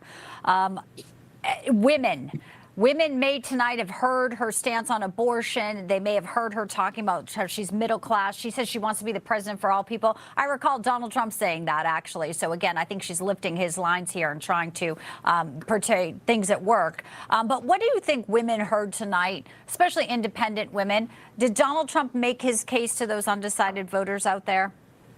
I thought President Trump's response to the abortion question was pretty well done. And he actually, at points of that, she looked a little shook. But then, I love sports metaphors because I'm a guy. And if this was a basketball game, you would have taken a technical early. Because that's when Davis interrupted Trump to correct some sort of fact. What she was saying wasn't true, but she was protecting Kamala Harris. And by the way, you're right. The only ones they did that to was Trump. They interrupted him. And you could see it was frustrating for the president that Donald Trump speaks about principles. He speaks about passion. He really believes in what he's saying. And he's got the facts behind him and the policies that have worked. But again, they were protecting her facade and they were protecting her. She was well rehearsed. She was well scripted. But they kept interrupting him and not her. And they kept asking questions to put him on defense and keep her off offense. Because at the end, that's so clear. Said, I'm not Joe Biden. And, they're protecting her from Joe Biden the whole time. Yeah, in fact, can we play the clip Z13, guys? David Muir fact-checking on immigration, the border crisis, and this whole question about pets being eaten in Ohio. Let's watch. Democrats. I just want to clarify here. You bring up Springfield, Ohio, and ABC News did reach out to the city manager there. He told us there have been no credible reports of specific claims of pets being harmed, injured, or abused by individuals within the immigrant community. Well, I've seen people on television. Let me just say here, this is the people on television say my dog was taken and used for food. So maybe he said that, and maybe that's a good thing to say for a city manager. Good example, Dick, of only fact-checking Donald Trump. They never said, well, you know, Madam Vice President, we've checked this out or that out. It was all against Trump. But how did he do on the broader question about the border crisis? Because regardless of whether dogs are being eaten or not, that city in Ohio is being overrun, as you know, Dick, by illegal immigrants. Yeah, I think Trump was very effective on immigration. And I think she wasn't able to dilute that at all. And her position was not a credible one. And I think it's going to hurt her very badly. I think that as this race unfolds, people are going to realize two basic facts about it. Number one, that Harris wants to open the border. And number two, that Trump is at least not a reliable. As you guys can see, that she was, or the media was biased and unfair, and they fact-checked him, but they didn't fact-check her. If a person can't see and understand that, then they're delusional themselves. I think what's really too with the border and the moderator, they said, well, you're so worried about killing babies and making sure women have something that they like to call health care. Full stop, it is, you know, murder of a baby in your womb. Yet we have child exploitation across the border.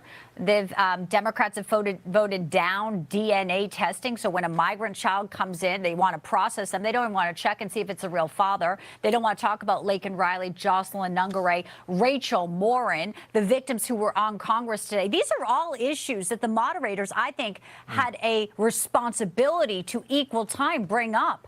And as we look towards that, it's exactly what we were saying here. They directed this conversation where Trump was always on the defense, John. And that's really difficult, even when you have the policy that was the strong border. Yeah, and that's my point to make when they were talking about, she was talking about being a tough prosecutor. But on the other hand, she wanted to downgrade felonies, human traffic felonies, to something less when she was in California. But the moderators didn't want to fact check that. But, you know, that was incumbent on President Trump to bring that up.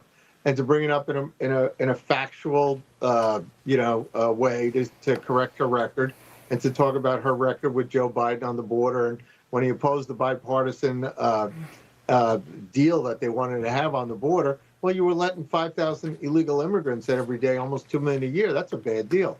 But you know, in the meantime, when they're putting Donald Trump on defense the whole time and allowing her to divert away from her vulnerabilities. That's what happens when you have a biased debate, and it was clear. It was just repeatedly through the whole of the debate. If Donald Trump had her shook, or had her, on the defensive on an argument, or was pushing her back into her record with President Biden, they would interrupt Donald Trump or steer it with another question away from an issue where she's vulnerable. So, like I said, if it was a basketball game, I would have taken the technical real early. I probably would have gotten thrown out. Yeah. And you're probably better off that way. Dick Moore. Point. Yeah, Dick, we have 30 seconds. Final thought from you, sir. Strategically, this debate was a victory for Trump. Tactically, it was a victory for Harris. Strategically, the underlying framework of the issues of illegal immigration, the economy, and stuff remained intact. But tactically, in terms of each exchange, Harris was able to paper over her position, switch them, sugarcoat them, and do all kinds of moves that Trump should not have let her do. That's partially the moderator's fault, partially Trump's. But I would score this a strategic victory for Trump, but a tactical defeat. There you go. Dick Morris, putting it on the line, telling the truth there, and laying it all out for us. We appreciate that analysis. And John McLaughlin as well. Gentlemen, we'll be checking in with you in the days ahead. Big election coming up, obviously. And it's just, we're entering the final stretch now. Great to have you both. Thanks for that analysis. We continue now. Our Mike Carter, who's in the spin room. And there will be plenty of spin. We know that. Mike, we're going to let you kind of tell us what you're seeing and hearing right now. We see you're pulling the camera over to something. Someone's speaking. Take us there. we've got J.D. Vance, Bianca. We're going to try to get a microphone in on them and see if we can hear from Donald Trump's running mate, who's speaking to a press gaggle right now here in the spin room. Trump is going to take away their fertility treatments, when in reality they're saying that because they don't have any solutions for the problems the American people. Senator. Trump did anything today to help win Pennsylvania? Sure, could you be a little loud? Sure. Yeah. Do you think Mr. Trump did anything today to help win Pennsylvania and get you over the line? Oh, I think he did a couple things really powerfully tonight. One, he reminded Pennsylvanians that though Kamala Harris is running away from her record at every single step, she wants to ban fracking. But Kamala Harris has been explicit about wanting to ban fracking, and she couldn't explain why she allegedly flip-flopped on a view that she held just a few years ago. If you ban fracking like Kamala Harris wants to do, it's going to immiserate and impoverish thousands of Pennsylvania citizens, and it's going to jack up energy prices, by the way, even higher than they've already gone up, because thanks to Kamala Harris's policies, we've got energy prices that are about 40% higher. They're going to go a lot higher if she puts a lot of Pennsylvania frackers out of work. J.D. Vance, Donald Trump's running mate, talking about Kamala Harris, at least according to Donald Trump, still believes that Kamala Harris wants to ban fracking, even though she has come back around on that issue. Nevertheless, here we are in Pennsylvania. This is something that a number of voters have told us they are unclear on, and this is a 50-50 race here in Pennsylvania right now, guys. Real Clear Politics last Friday came out 47.6 to 47.6. We are right down the middle at 19 electoral votes. Pennsylvania really is the granddaddy of them all when it comes to this tight swing state race. So we are looking for Josh Shapiro, the governor of this state. I'm sure he has a number of things to say about tonight, and we'll try to get back to you guys when we do. Send it back to you. All right, Mike Carter, thank you. Josh Shapiro, who was passed over as the vice presidential pick there. Donald Trump, I think, effectively brought up the man who got the job instead, Tim Walz, and was saying this guy's a radical on a whole lot of issues. He's right about that. We'll see if he landed those punches and what happens in the polls in the next few days. But there's a couple of gentlemen, part of our all-stars, who've been waiting with bated breath to jump in here. Let's get right to him. Host of the polls, David Harris Jr. joins us live, as well as Rick Leventhal, host of the Leventhal Report. Mr. Right, Harris, welcome in. I know you've been dying to jump in here. Before the debate, you were excited about this clash of the Titans. David Harris Jr., how do you think it came out?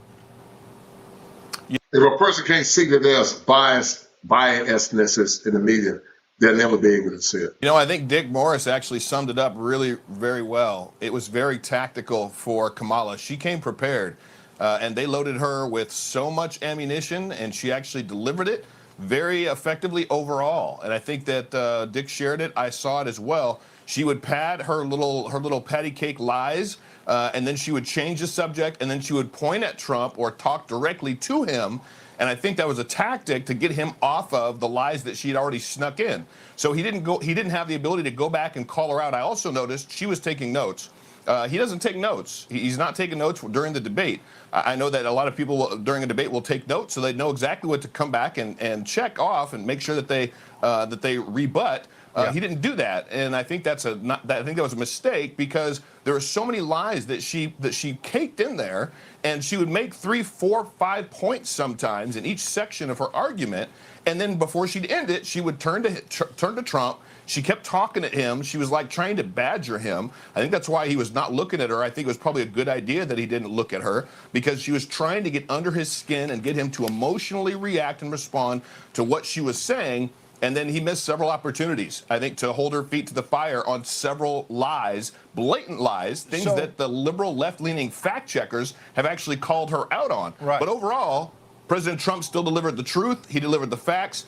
He shared and spoke what most Americans are concerned about. They're concerned about the border. They're concerned about inflation. We have his record of 4 years with her 3.5-year record underneath Joe Biden to look at, and we can tell our country is worse off, far worse off than it was underneath President Trump. It was a completely different story. So I think overall, President Trump definitely pulled it out. But I just hope the American people that were watching, that were on the fence, go do their own research to make sure that what she was saying is the truth. And they'll find out that it's not the truth and that she's lying. And if she's lying about that, then what else is she lying about? And can she be trusted? And that answer would be no. She relied also, David, on a lot of generalities. I have a plan. I want this opportunity economy. Well, Trump had opportunity zones. I will be the president for everybody, something he said. She tried to disparage him.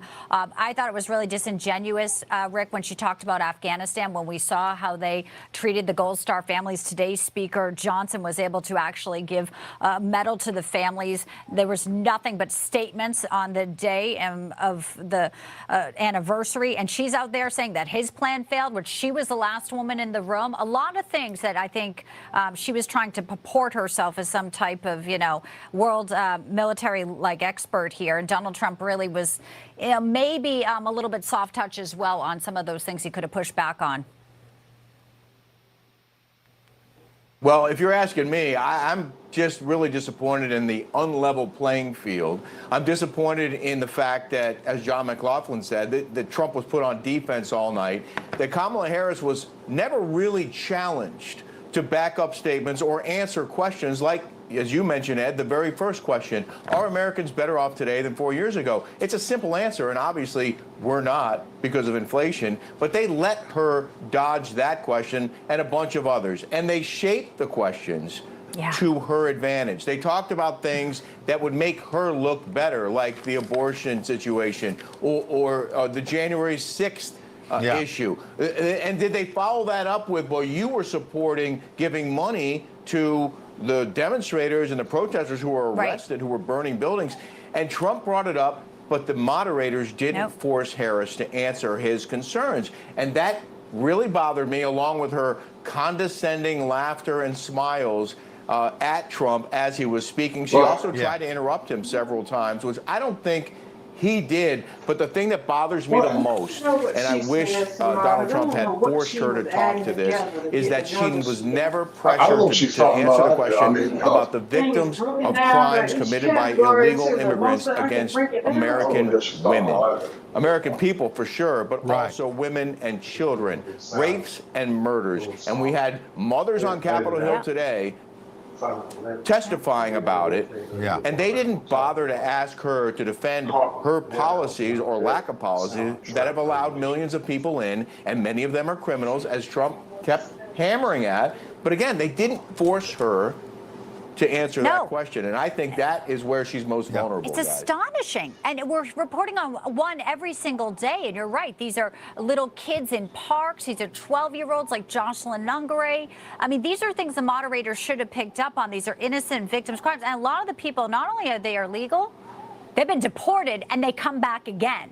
I mean, what would you have that story in New York where 75% of people being arrested are illegal immigrants? Why not bring that up and say, listen, that's a big city. A lot of elites live in New York City. They didn't even care to bring that up, and that's in their backyard there. Yeah, and to Rick's point, I think what would have been affected is the former president saying, what do you say to Laken Riley's mother? What do you say to the family of Rachel Moore? And I think I caught what you were saying there. I want to add something else, and if our team can tee up Z20, this clip of Kamala Harris trying to bait the former president about the Trump rallies. Let's play that, and we'll let David go first. Let's listen. I'm going to actually do something really unusual, and I'm going to invite you to attend one of Donald Trump's rallies, because it's a really interesting video to watch. You will see during the course of his rallies, he talks about fictional characters like Hannibal Lecter. He will talk about windmills cause cancer. And what you will also notice is that people start leaving his rallies early out of exhaustion and boredom. And I will tell you, the one thing you will not hear him talk about is you. You will not hear him talk about your needs, your dreams, and your desires. And I'll tell you, I believe you deserve a president who actually puts you first, and I pledge to you that I will. I'm going to be fair to all sides, and I'll say the body language of Kamala Harris, we were showing a minute ago, where she kept putting her hand under her chin. What was seemed that? Pretty ridiculous. I want everyone to comment. I won't shade it. But when Donald Trump, he seemed, David, and I heard in your first answer before, David, that you might be a little frustrated, like I am, that Donald Trump took the bait a bit. There's the hand on the chin. You could certainly comment on that. But on the rally, you saw him roll his eyes and get sort of angry about Hannibal Lecter and windmills causing cancer, instead of just saying, look, great patriots come together And I talk about them and not me all the time. I talk about lifting them up, David. I talk about the American dream. I think he missed an opportunity, and he kind of took the bait. What do you think, David? Yeah, I think he definitely took the bait, unfortunately, a little bit more than I wished he would have. She definitely kept going in on him. She wanted him to defend himself. She wanted America to see him try to defend himself and talk about himself and defend why there's 50, 80, 100,000 people plus at his rallies. And so she did knock him off a little bit. I think the condescending tone, it's kind of like a narcissistic, manipulative teacher. You know, we've had those teachers that just don't care. They're never in a good mood. They're not happy, but they'll smile to your face while they're lying to you to then try to get you to do what they want you to do, or try to get you to, you know, to seem a way that they can just put you in your corner. That's nonstop the whole night. That was Kamala. I was sitting there saying, I hope Americans are looking at this woman saying, is that who I want to be the commander-in-chief of my country? Because that would just be a flat-out no. There's no temperament. There's no proper temperament, no proper etiquette. She's not diplomatic, and she was just nonstop. And the lies, the nonstop lies, guys. It was that right there for me.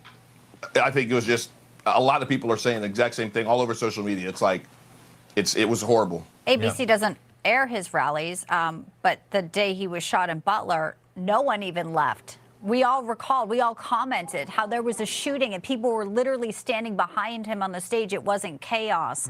And she talks about, you know, fictional character. Her whole campaign's on fiction. Rick, we've got another guest who we want to bring in. Give us 30 seconds on that to close it. Well, real quick, I mean, that was clearly in her back pocket. The rally dig was one of those that she was ready for. She's good at memorizing stuff. She was good at coming up with nonsense blanket statements about things, and also very good as a prosecutor at redirecting. She was not answering questions, but turning things around and going to stuff that she wanted to talk about. And this is where the moderators are supposed to come in and force her to address and answer the issue, and she would not do that. They wouldn't do it. Trump was left trying to do it. She was, I guarantee you, practicing her mocking laughter, her mocking smiles toward Trump, practicing that for the last 4 days when she was holed up in the hotel room. Rick, you're right. Make sure you check out Rick, 7 p.m. Eastern on N2. David Harris Jr., 8 p.m. Eastern on N2. Thank you, gentlemen. Let's keep it moving. Thanks, guys. And welcome in live now, Oklahoma Senator Mark Wayne Mullen. He joins us live from the site there in the spin room. Senator, what did you see tonight? What are your takeaways, sir? Well, what you saw was with two separate candidates. You saw one that is a true politician with Kamala that's going to do and say whatever the American feels, meaning that she ran a retail show tonight. Then you saw President Trump, who wants to dig in and fix America and talk about policies. And then you saw that he had to debate not one, but three. I mean, you saw Lindsey fact-checking one time about saying that she's for full-term abortion. And then she came back and said that there wasn't a state around that actually allows that to happen. Well, that's an absolute lie, because Tim Walz's, while he was governor, his own state of Minnesota, he vetoed a bill that would require the doctors to keep a botched abortion baby alive, and said, no, you have to go ahead and kill it. This debate was very one-sided, and I mean, when I say one-sided, very one-sided, directed by the moderators. And I hate to give CNN any credit here, but at least CNN was somewhat balanced. ABC was not even hiding their bias towards President Trump. News right now, Senator. We have just in now, Harris' campaign wants an October presidential debate, according to a spokesperson. This is coming from Reuters. So maybe we'll get a second chance here. They seem to think they put Donald Trump on defense, and they want a second bite of this apple. What would be your recommendation to the former president? He's sort of had a small lead going into this debate. She thinks she put him on his heels. Should he go in again or just walk away? No. I don't. President Trump's a great debater, and he's going to do what is best. But there's zero chance we should do it with a left-leaning media. If we're going to do it, let's do it with Newsmax. Let's do it with Fox. Let's do it with someone that leads maybe our way, or someone at least wants to be fair and balanced. That's not what you're getting with ABC. And like I said, CNN did a decent job. I don't think they can do it twice. And I would love to see someone actually push Kamala Harris on actually policies. Don't let her get away with just talking the way the American people feel or the way she feels, but actually talk about why she's failed as vice president, as being czar of the border, why she's so proud of the disastrous Afghanistan withdrawal, why she thinks the economy is better today than it was underneath President Trump. Why is it that the average American family right now is spending $1,085 a month, which is over $13,000 a year underneath this administration, more just to survive with groceries and energy costs than they did underneath President Trump? Why don't we actually have those substance conversations that's actually important to the American people, not continue to dig at President Trump and what he did or didn't do as president? We should be talking about those things, and you're right. If it was a different forum and different moderators, we would be talking about those things, the things that Americans care about. Right. But they want to look backwards to January 6th, and then they want to say Donald Trump's the one looking backwards here, when they have directed that narrative the entire time. And it was infuriating to watch that. Absolutely. And hearing that missed opportunity to have an actual tangible debate about the policies that she has burdened Americans with.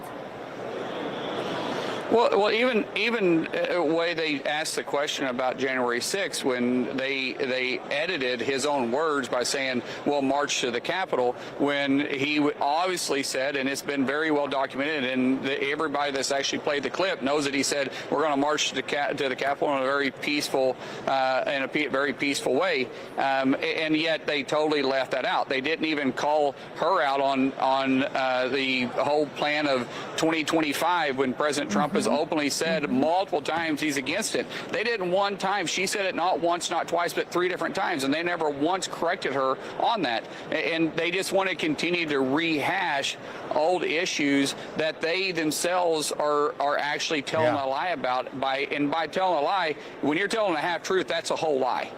Yeah, there you go. Well said. Senator Mark Wayne Mullen from the great state of Oklahoma. We appreciate you joining us on N2. Hope you come back soon, sir. Thank you. Thank you so much. Thanks, Senator. We're going to hit a quick break, but our live coverage is only just beginning. Don't go anywhere. We'll bring in a lot more of the best team on television, breaking down what it was a historic night in Philadelphia. Truly. We'll be right back after a quick break. It took 34 years to build, but on August 15th, 1914, the Panama Canal was officially opened for business and was quickly crowned one of the 7 wonders of the modern world. President Theodore Roosevelt believed the completion of the canal was essential to American security and prosperity, so he negotiated with the French to purchase the canal's properties and dredging equipment. But when negotiations with Colombia over a canal treaty broke down, Roosevelt backed a local bloodless revolution that lasted only a few hours. And on November 3rd, 1903, the nation of Panama was born. With the opening of the Panama Canal, the Atlantic and Pacific Oceans were joined, reducing a ship's journey from New York to San Francisco by 9,000 miles.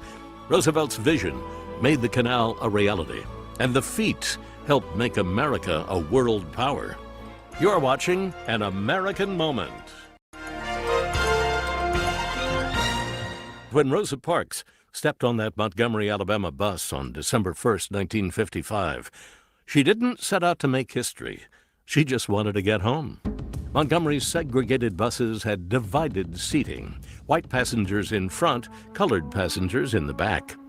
When the bus driver needed more seats for his white passengers, he ordered her and 3 others to vacate their seats. The others complied and moved, but Rosa quietly refused and was quickly arrested. Working alongside Dr. Martin Luther King, Rosa's arrest sparked a highly effective citywide protest with African Americans boycotting city buses. Rosa's protest and resulting boycott didn't end segregation. But it sparked a movement that ended the racial system, paving the way for a more equal society. You're watching An American Moment.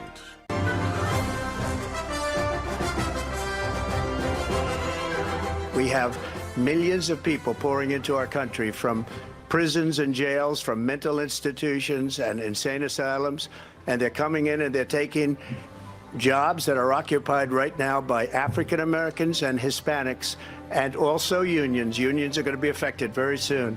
And you see what's happening. You see what's happening with towns throughout the United States. You look at Springfield, Ohio. You look at Aurora in Colorado.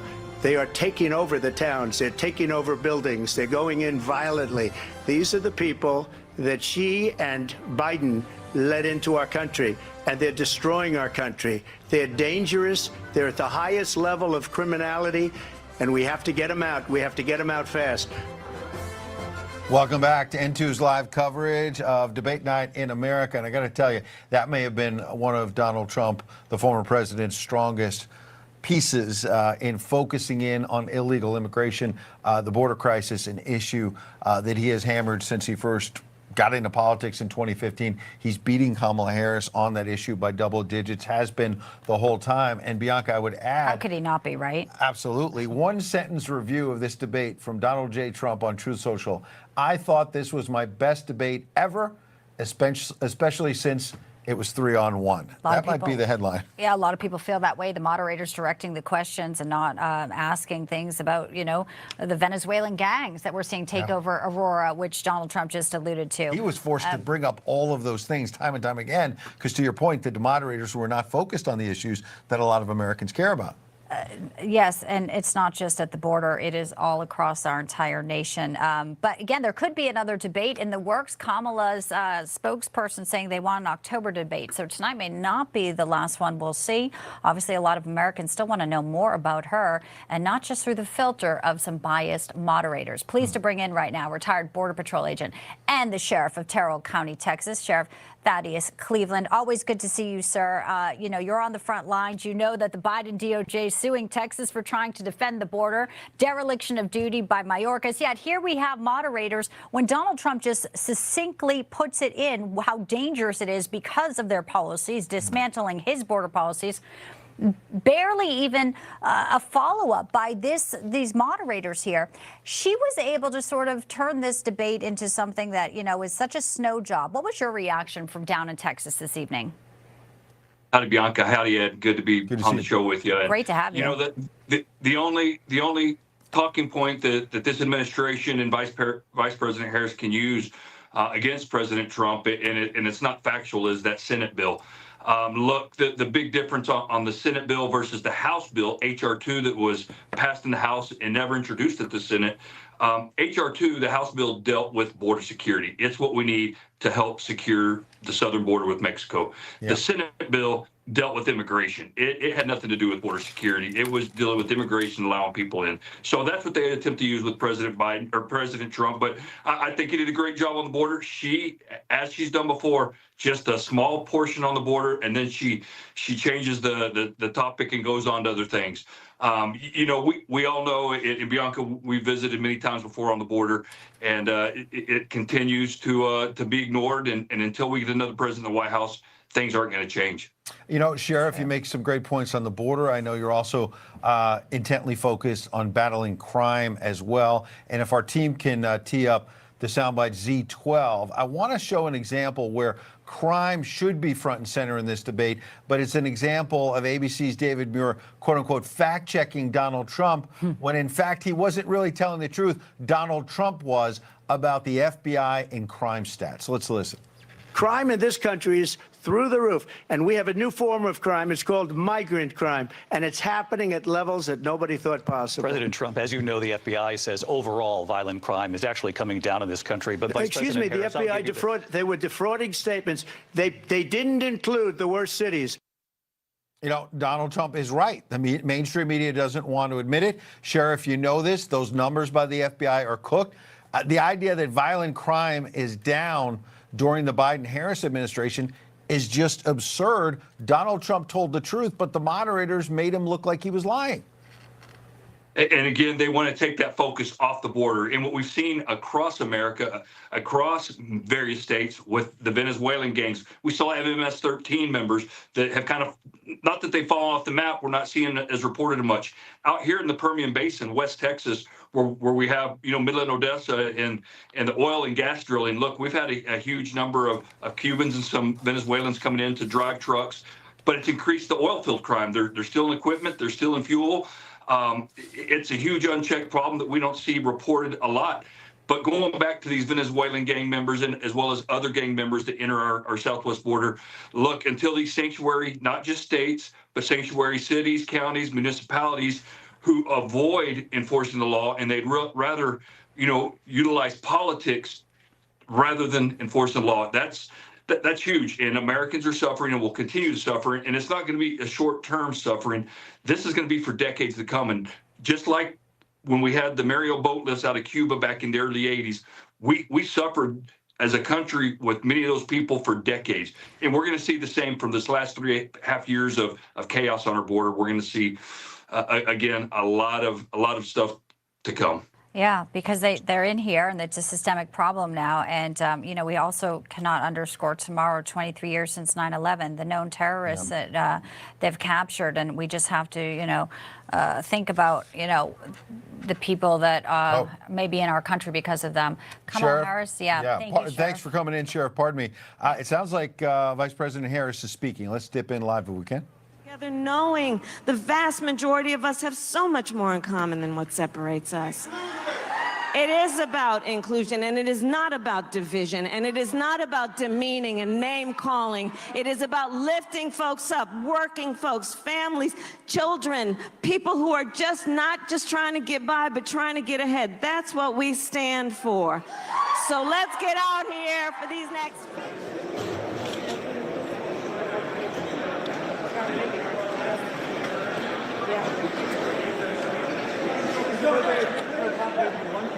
Why are you here? Why don't you perform in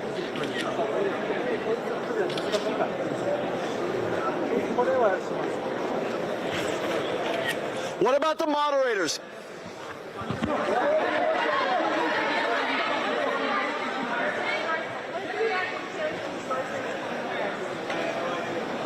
Why didn't you look at her?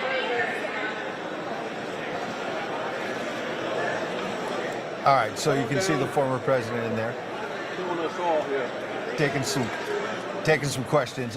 We can't really hear what he's saying. We wanted to show you a little bit of the exchange. Why don't we go to our chief White House correspondent, James Rosen. You can see this is a fast-moving story. The former president's in the spin room. You don't always see candidates doing that. Yes, good evening. I don't know if you can hear me. I am trapped in this scrum of reporters surrounding the former president. Can you guys hear me? Yes, clear, James. Thank you. We can hear you, James. You can hear the former president saying she lost.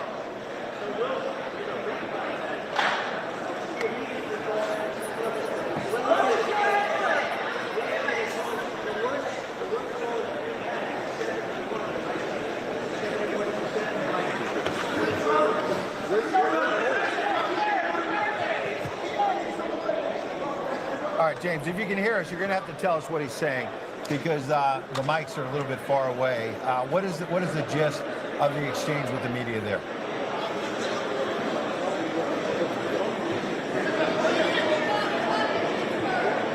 Well, as we wait for James, he's listening in now. We could hear them say, what about the moderators? Very clearly, the question about the moderators is going to be front and center here. Absolutely. And you can bet when Donald Trump's on Truth Social saying this was my greatest debate performance yet, and especially considering it was 3-on-1. He felt like this was Kamala Harris and two ABC moderators against him. Whereas, he has been public in saying that the CNN debate with Joe Biden, he thought that Dana Bash and Jake Tapper were relatively fair and gave him a chance to speak.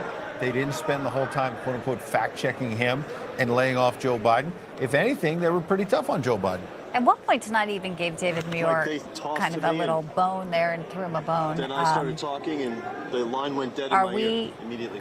All right. Are we establishing communication? All right, guys, I think you need to cut off the James thing and give us a clean feed here. That's obviously the former president. We're rolling on all of it, so we'll be able to turn that around. Speaking with the media, so we will hopefully get a readout from someone about exactly what he's saying. So why don't we? Tony Schaefer and Blaine Holt standing by with some analysis let's bring them in. On some of the comments we heard tonight regarding military. Ukraine obviously was one of the issues they really pressed them on. Gentlemen, welcome in tonight on a historic night. Moderators, David Muir was really pushing Donald Trump on whether or not Ukraine needs to win the war.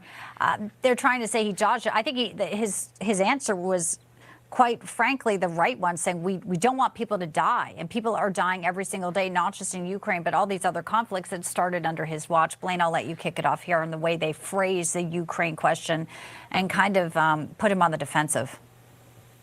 Yeah, so the president said something tonight that I think will bear out over time. It was a seed he planted tonight for another day, and that is that far more people, he's declaring millions, far more people have died in this war than has actually been reported. David Muir sounded actually very elementary schoolish. If you try, I'm not trying to be snarky. I'm just saying it's such a basic question to say you want to win the war, you don't want to win the war. Yeah. Well, we're that ship has sailed. We're well beyond that.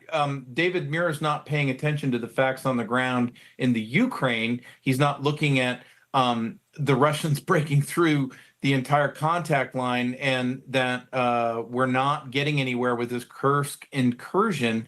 And the Zelensky government is in trouble this night because we've only thrown weapons and money at this. We haven't thrown strategy and diplomacy at this. And the president pointed out we could have avoided this. And there is an off-ramp to this war. And David Muir didn't go there. And okay. Is it really an advantage? I mean, you know they were trying to get him on a Putin thing. That's really what it is, Tony. Right, sure. I mean, that's exactly what they're trying. Well, Putin is actually the one in... Mr. President!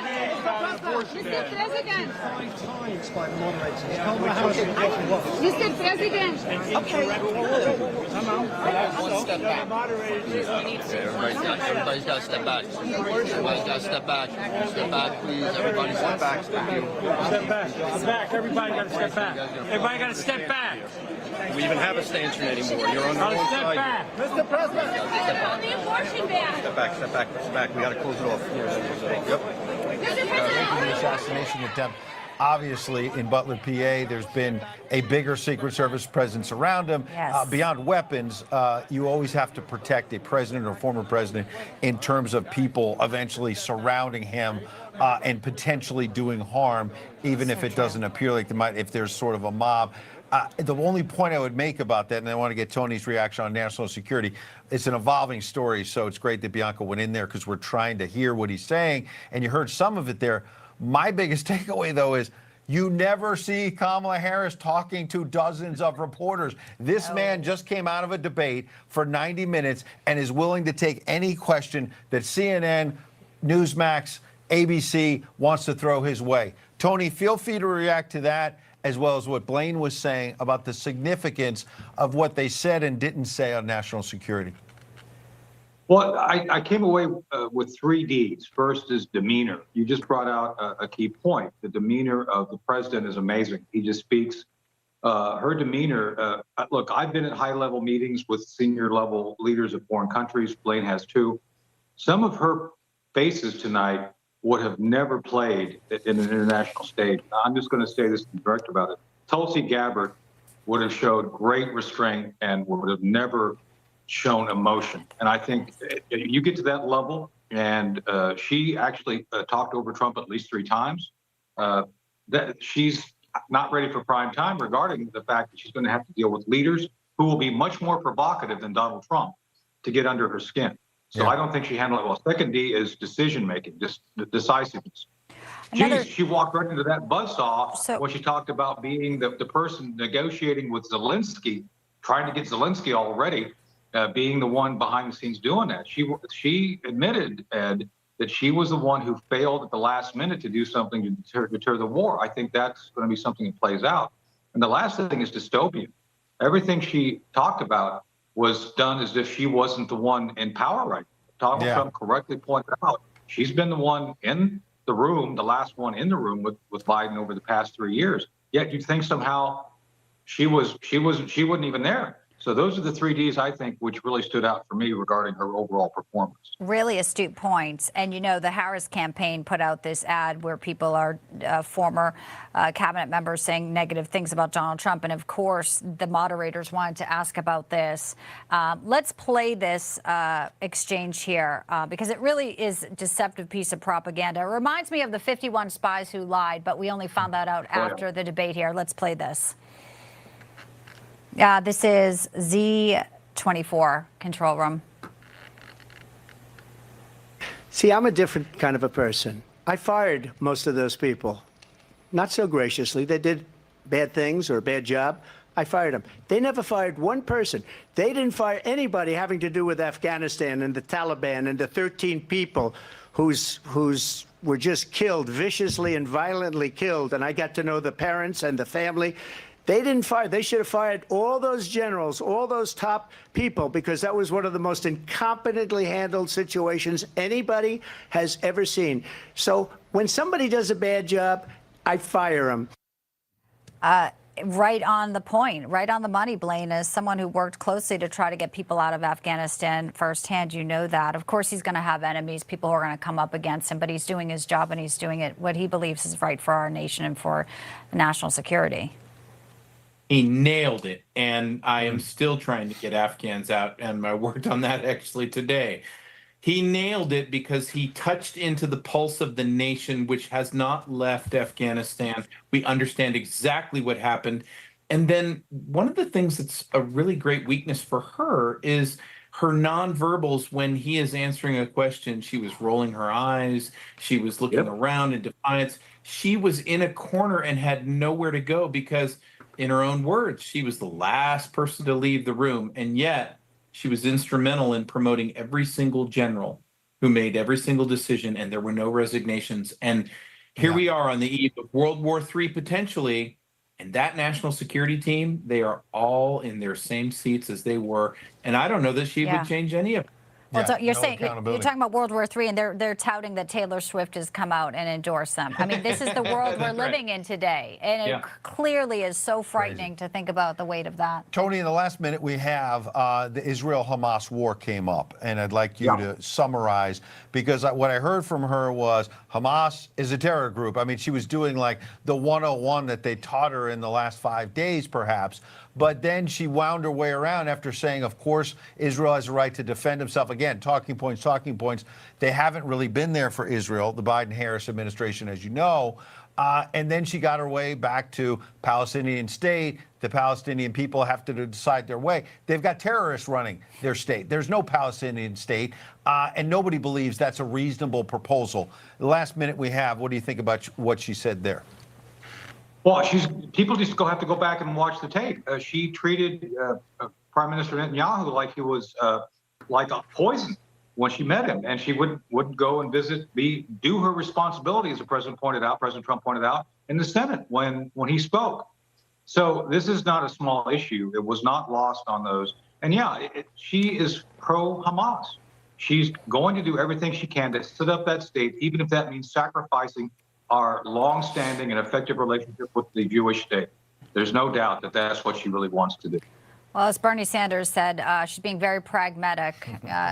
She's still radical, folks. Don't worry, but she's going to do what she needs to do to win this election. Same principles. Tony Shaffer, Blaine Holt, such great analysis and thoughtful analysis. We appreciate your time. Thanks for coming in, gentlemen. Yeah. Great to be with you. Thank you. You can see the spin continues there in Philadelphia. We're going to take a quick break. We'll be back with more analysis of a big night in American history right after this.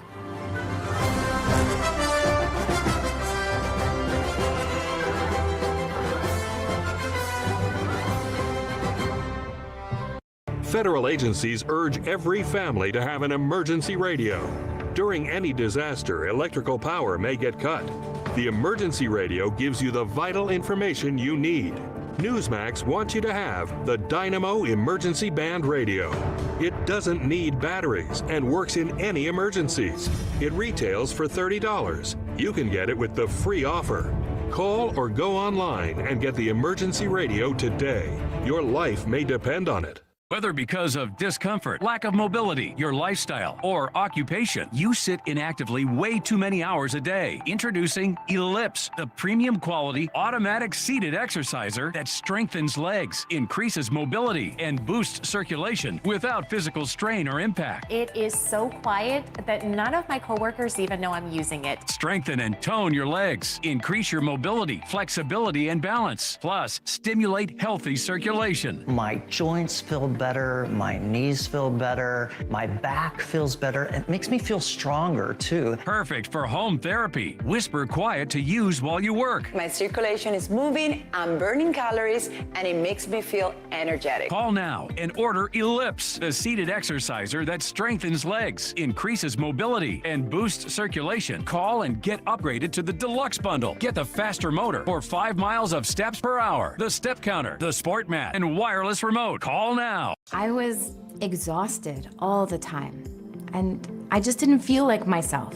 And then came the weight gain. I found out I was like millions of Americans whose thyroid gland wasn't functioning like it was supposed to. And that's why I started taking Actilin, a premium nutritional supplement. Actilin was created by renowned physician Dr. David Brownstein, formulated with 17 powerful ingredients to specifically support your thyroid function, adrenal health, and metabolism. And now, you can get a free bottle of Actilin with our special offer. Just pay a small shipping and handling charge. Plus, receive Dr. Brownstein's free special report, a doctor's guide to a healthy thyroid. If you're experiencing loss of energy, cold hands and feet, dry skin, weight gain, or joint pain, Actilin may be right for you. Don't wait, act now. Get your free trial bottle of Actilin, valued at $39.95.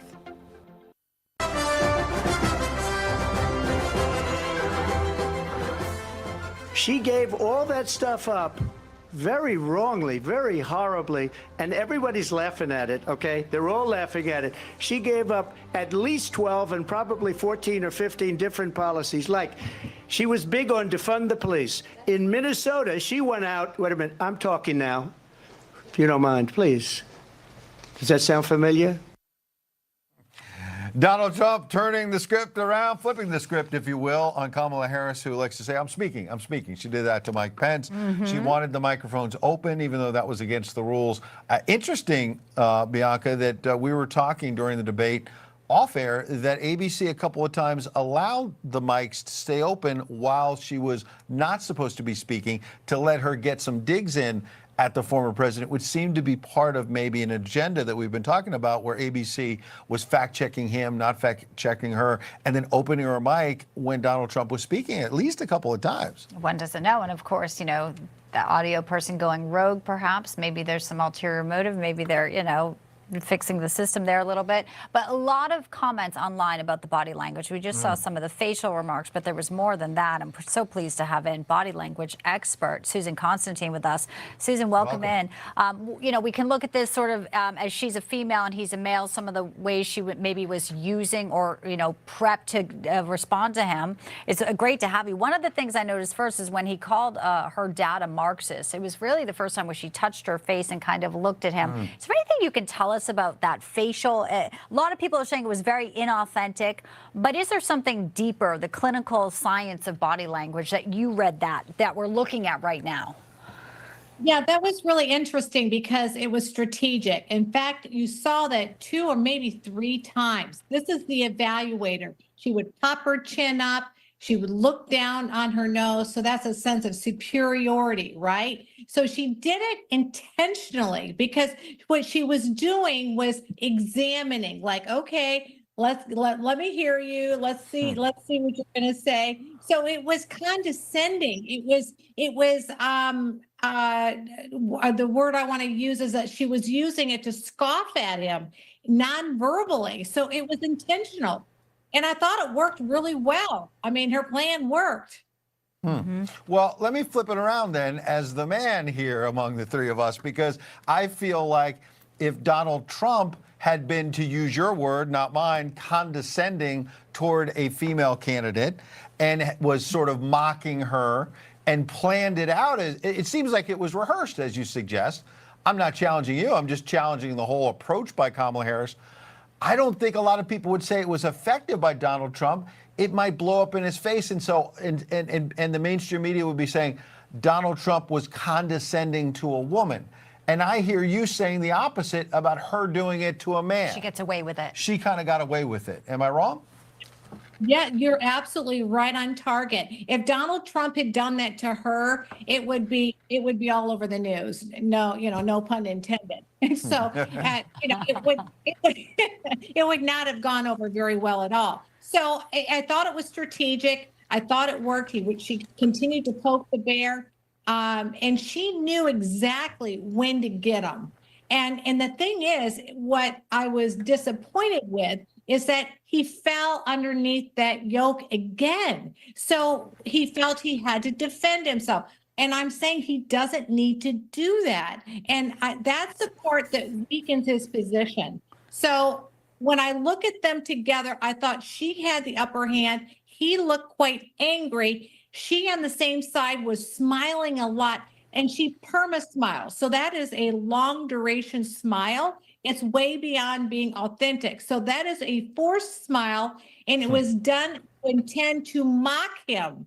That's what I'm saying. And I saw that pattern throughout, and she generally uses that smile to feel like she can get away with it. He couldn't do that. Yeah. Yeah. Do you think she felt comfortable? There's also the handshake when she came over. She was obviously coached as well, because she came right over. She came closer to his podium, put her hand out and said Kamala Harris. Technically they hadn't really been on the same stage together. But there were points, Susan, weigh in on that, but there were points where she was sort of swallowing, and it seemed like she might have been a little nervous, at least initially, the body language, we thought. The way her voice was moving, it was going very fast, like someone who's nervous. Yeah, so that generally happens when you rehearse something over and over again. And we saw that with President Biden, right? He would rapid fire off this information because she wanted to remember everything word for word. When she walked up to him, you'll see that slight pause. He doesn't just walk right up to him. She sensed from Donald Trump that he was not interested in shaking her hand. So there was that slight little pause. So what she does is, in her natural beingness, she will look down. Oftentimes she will bobble her head around. She only did that one time, where she would do that previously, oftentimes where she would kind of get lost in space.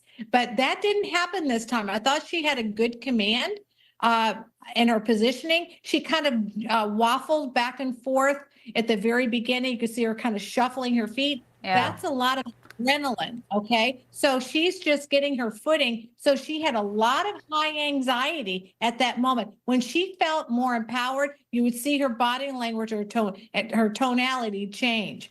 So she felt more grounded. I'm half joking, but could you tell the moderators really were up at 3-1 with Trump? I'm kind of half teasing, but the body language is there. I mean, it clearly may have been quick thought on that, and then I have one last question. Go ahead. On the moderators. Yes, I did see that. In fact, the tonality of the moderators, it was truly more, I would say, presented more towards or favored more with Harris than they did with Trump. Yeah. That to me was obvious. Yeah, the tonality, the emotion, all of it was a little bit more judgmental, which kind of set Donald Trump off. And that's what the problem is that he gets triggered very quickly. And he gets very serious, and his eyebrows are down, and one point he was seething, especially when we were talking about the crowds, right? So the rally. Good. He all of a sudden his shoulders dropped, his head dropped, and then he seized right there. Yeah. So last thing, just to wrap up, what I hear from you overall though about Harris is she was condescending to Donald Trump. She was carefully rehearsed, and she was inauthentic, is the words you used a moment ago. We supposedly want our politicians to be authentic. We want to have a beer with them and all of that. Condescending, rehearsed, inauthentic, to me, that is a losing hand. No? Now, those are a lot of adjectives, right? So, you put that all together, and it really depends, of course, if voters are out there, what did they really see? Because what I see and what they see, it may be different. All right, Susan Constantine. Fascinating to break all that down. We appreciate your time. Thank you. Thanks. I certainly think if you're inauthentic and you practice all these lines, voters may see through that, but we're going to have to see how the polls. I mean, even when we're just playing that again in her hand, it's so choreographed how she did it. I mean, and they were doing it for memes so that the left can say, oh, she owned him. She was mocking him. Yeah. Very interesting, and we'll see how it plays out. Quick break. We're back. And there she is in full. And she lands it. She lands it. She cackled a little bit, too. She did. We had a little bit of that. We'll take a quick break. We'll wrap all this up. Ed and Bianca right after this. Can happen at any time.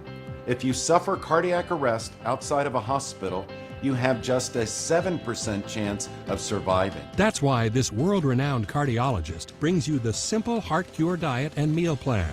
Start improving your heart health now with this easy-to-follow program that combines expert advice with hundreds of delicious heart-healthy recipes. See improvements in as little as 28 days. Claim your free copy today. Go online or call the number on your screen. Whether because of discomfort, lack of mobility, your lifestyle, or occupation, you sit inactively way too many hours a day. That sedentary inactivity is terrible for your health. It's time to add some extra steps to your day. Introducing Ellipse, the premium quality automatic seated exerciser that strengthens legs, increases mobility, and boosts circulation without physical strain or impact. It's the easiest exercise you will ever do. Ellipse fits perfectly under my desk, and it is so quiet that none of my coworkers even know I'm using it. Strengthen and tone your legs. Increase your mobility, flexibility, and balance. Plus, stimulate healthy circulation. My joints feel better, my knees feel better, my back feels better. It makes me feel stronger, too. Power-assisted exercise that frees your mind to enjoy your favorite seated activities. Perfect for home therapy. Whisper quiet to use while you work. My circulation is moving, I'm burning calories,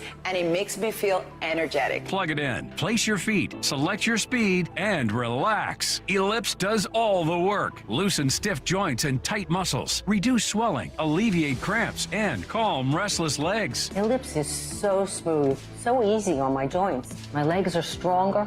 My joints are no longer stiff. I can walk without pain. My mobility is as good as it was 20 years ago. Other seated exercises produce harsh, jarring movement, but Ellipse's 46% larger rotational diameter provides more exercise plus ultra smooth motion that's safe, super low impact, and feels great. Call now and order Ellipse, the seated exerciser that strengthens legs, increases mobility, and boosts circulation. Be one of the first 300 callers and get upgraded to the Ellipse Deluxe Bundle, a $100 value.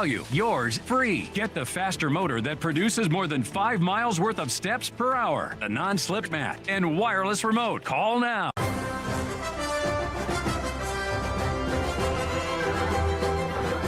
So great to have you with us tonight, this historic night. I'm Bianca De La Garza alongside Ed Henry. Ed, too, our coverage continues right now, the post-debate analysis. So pleased to have in United States Marine Corps veteran, author of Race to Save America, and the CEO of VetCom, Kate Monroe, and also the host of the Leventhal Report right here every night at 7 o'clock, Rick Leventhal. Welcome, Kate, guys. I'll start with you. You are in San Diego. You know the border very well. Obviously, the moderators seem to not take notice of what's been going on under the Biden-Harris, and it was up to Donald Trump to really articulate that. Your reaction to some of the things you heard this evening?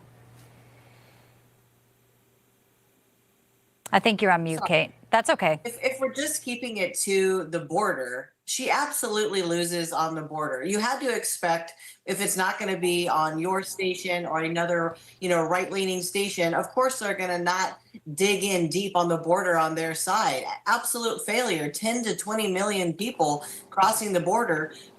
Terrorists coming in, you're letting in ISIS, they're killing and raping young women. Absolutely ridiculous. So I think no matter what he said, she will always lose the border, period. Yeah, very interesting indeed. Rick, my initial reaction seeing Donald Trump take the bait for much of the 90 minutes was, maybe it wasn't his strongest night. And then I see Kamala Harris saying, I want a second debate. I want a second debate. It kind of tells me they know they're behind in the polls. The Harris people think they had a good night, maybe not a great night, but a second bite of the apple, they think they can maybe win this race. But without that second debate, maybe they cannot. What do you think, Rick?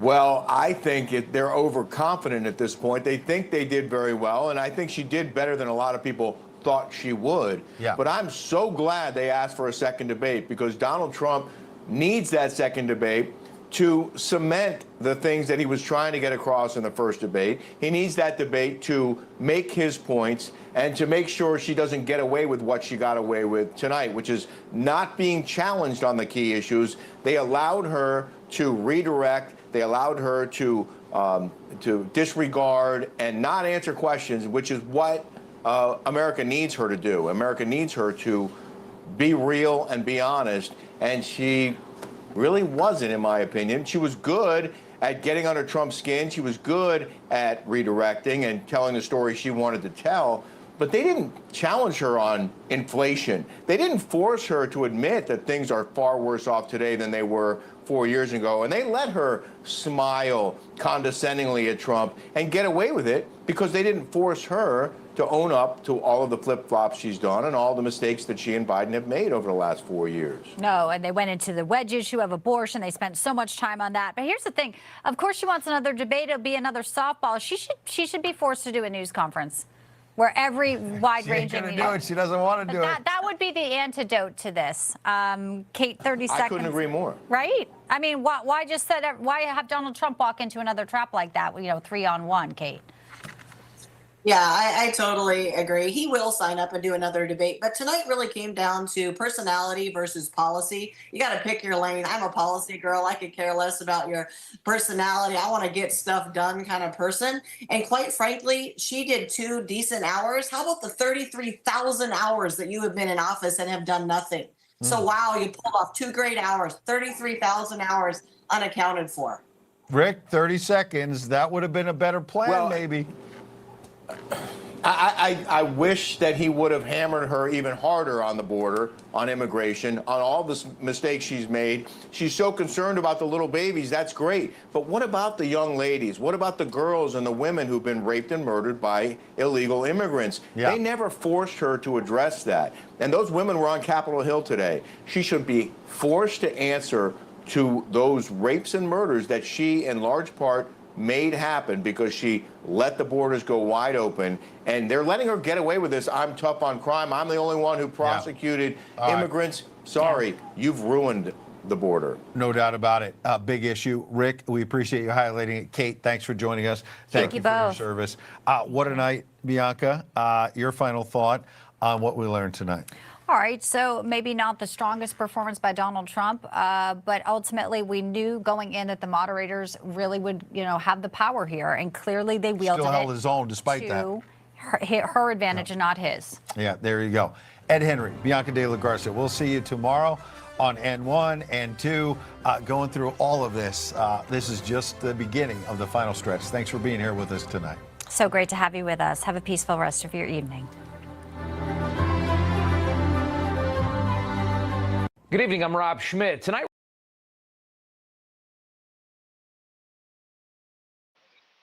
all right, guys, we're about to end it. Thank you guys for tuning in. This has been a very powerful show. As you see, guys, the DNC and the media is in full display with their hypocrisy.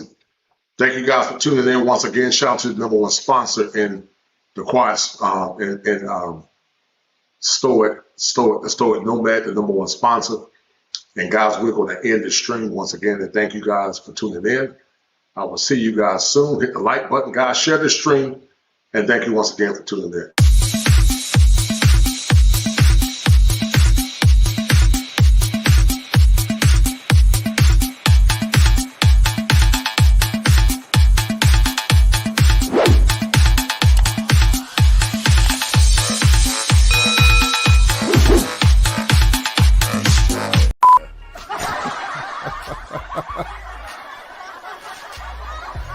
Somebody get rolling, Marty. We gonna get let's put a neck on layaway for this. This has no neck. We can't say that. If Paula Dean, if Paula Dean say it, McDonald had a farm, E-I-E-I-O. And on this farm he had some chicks, E-I-E-I-O. Welcome to TV One. You mean that you won't give me the A? What Welcome to TV One. If Paula Dean, if you will say that. That's all, folks. That's all better if we just let it be.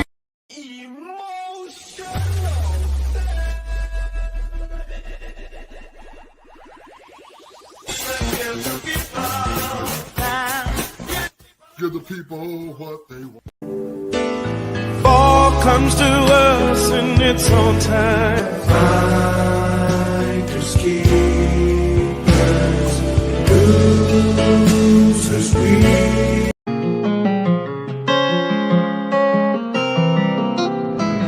When my friends go, it was simple.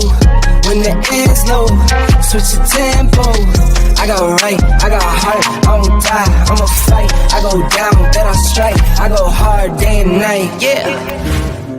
I go hard day and night. 1 to 1, no surprise. See the hate in their eyes.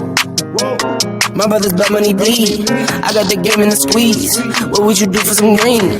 What would you do for some blues? Go pick and choose, the fam of the cheese. Some people not built like that. Some people get killed like that. Pressure like water, lights, mortgage, I'm paying that bills like that. Now I got kids like that. No wonder why I feel like that. Some people go to war for nothing. Me, I go to war for something.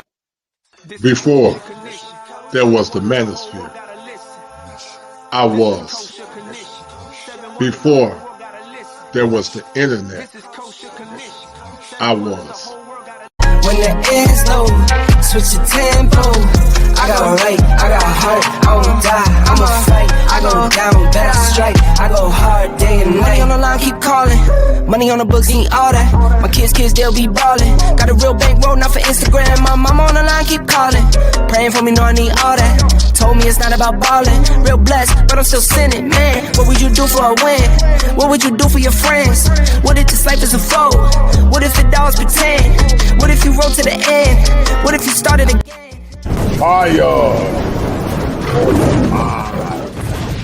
The kosher clinician.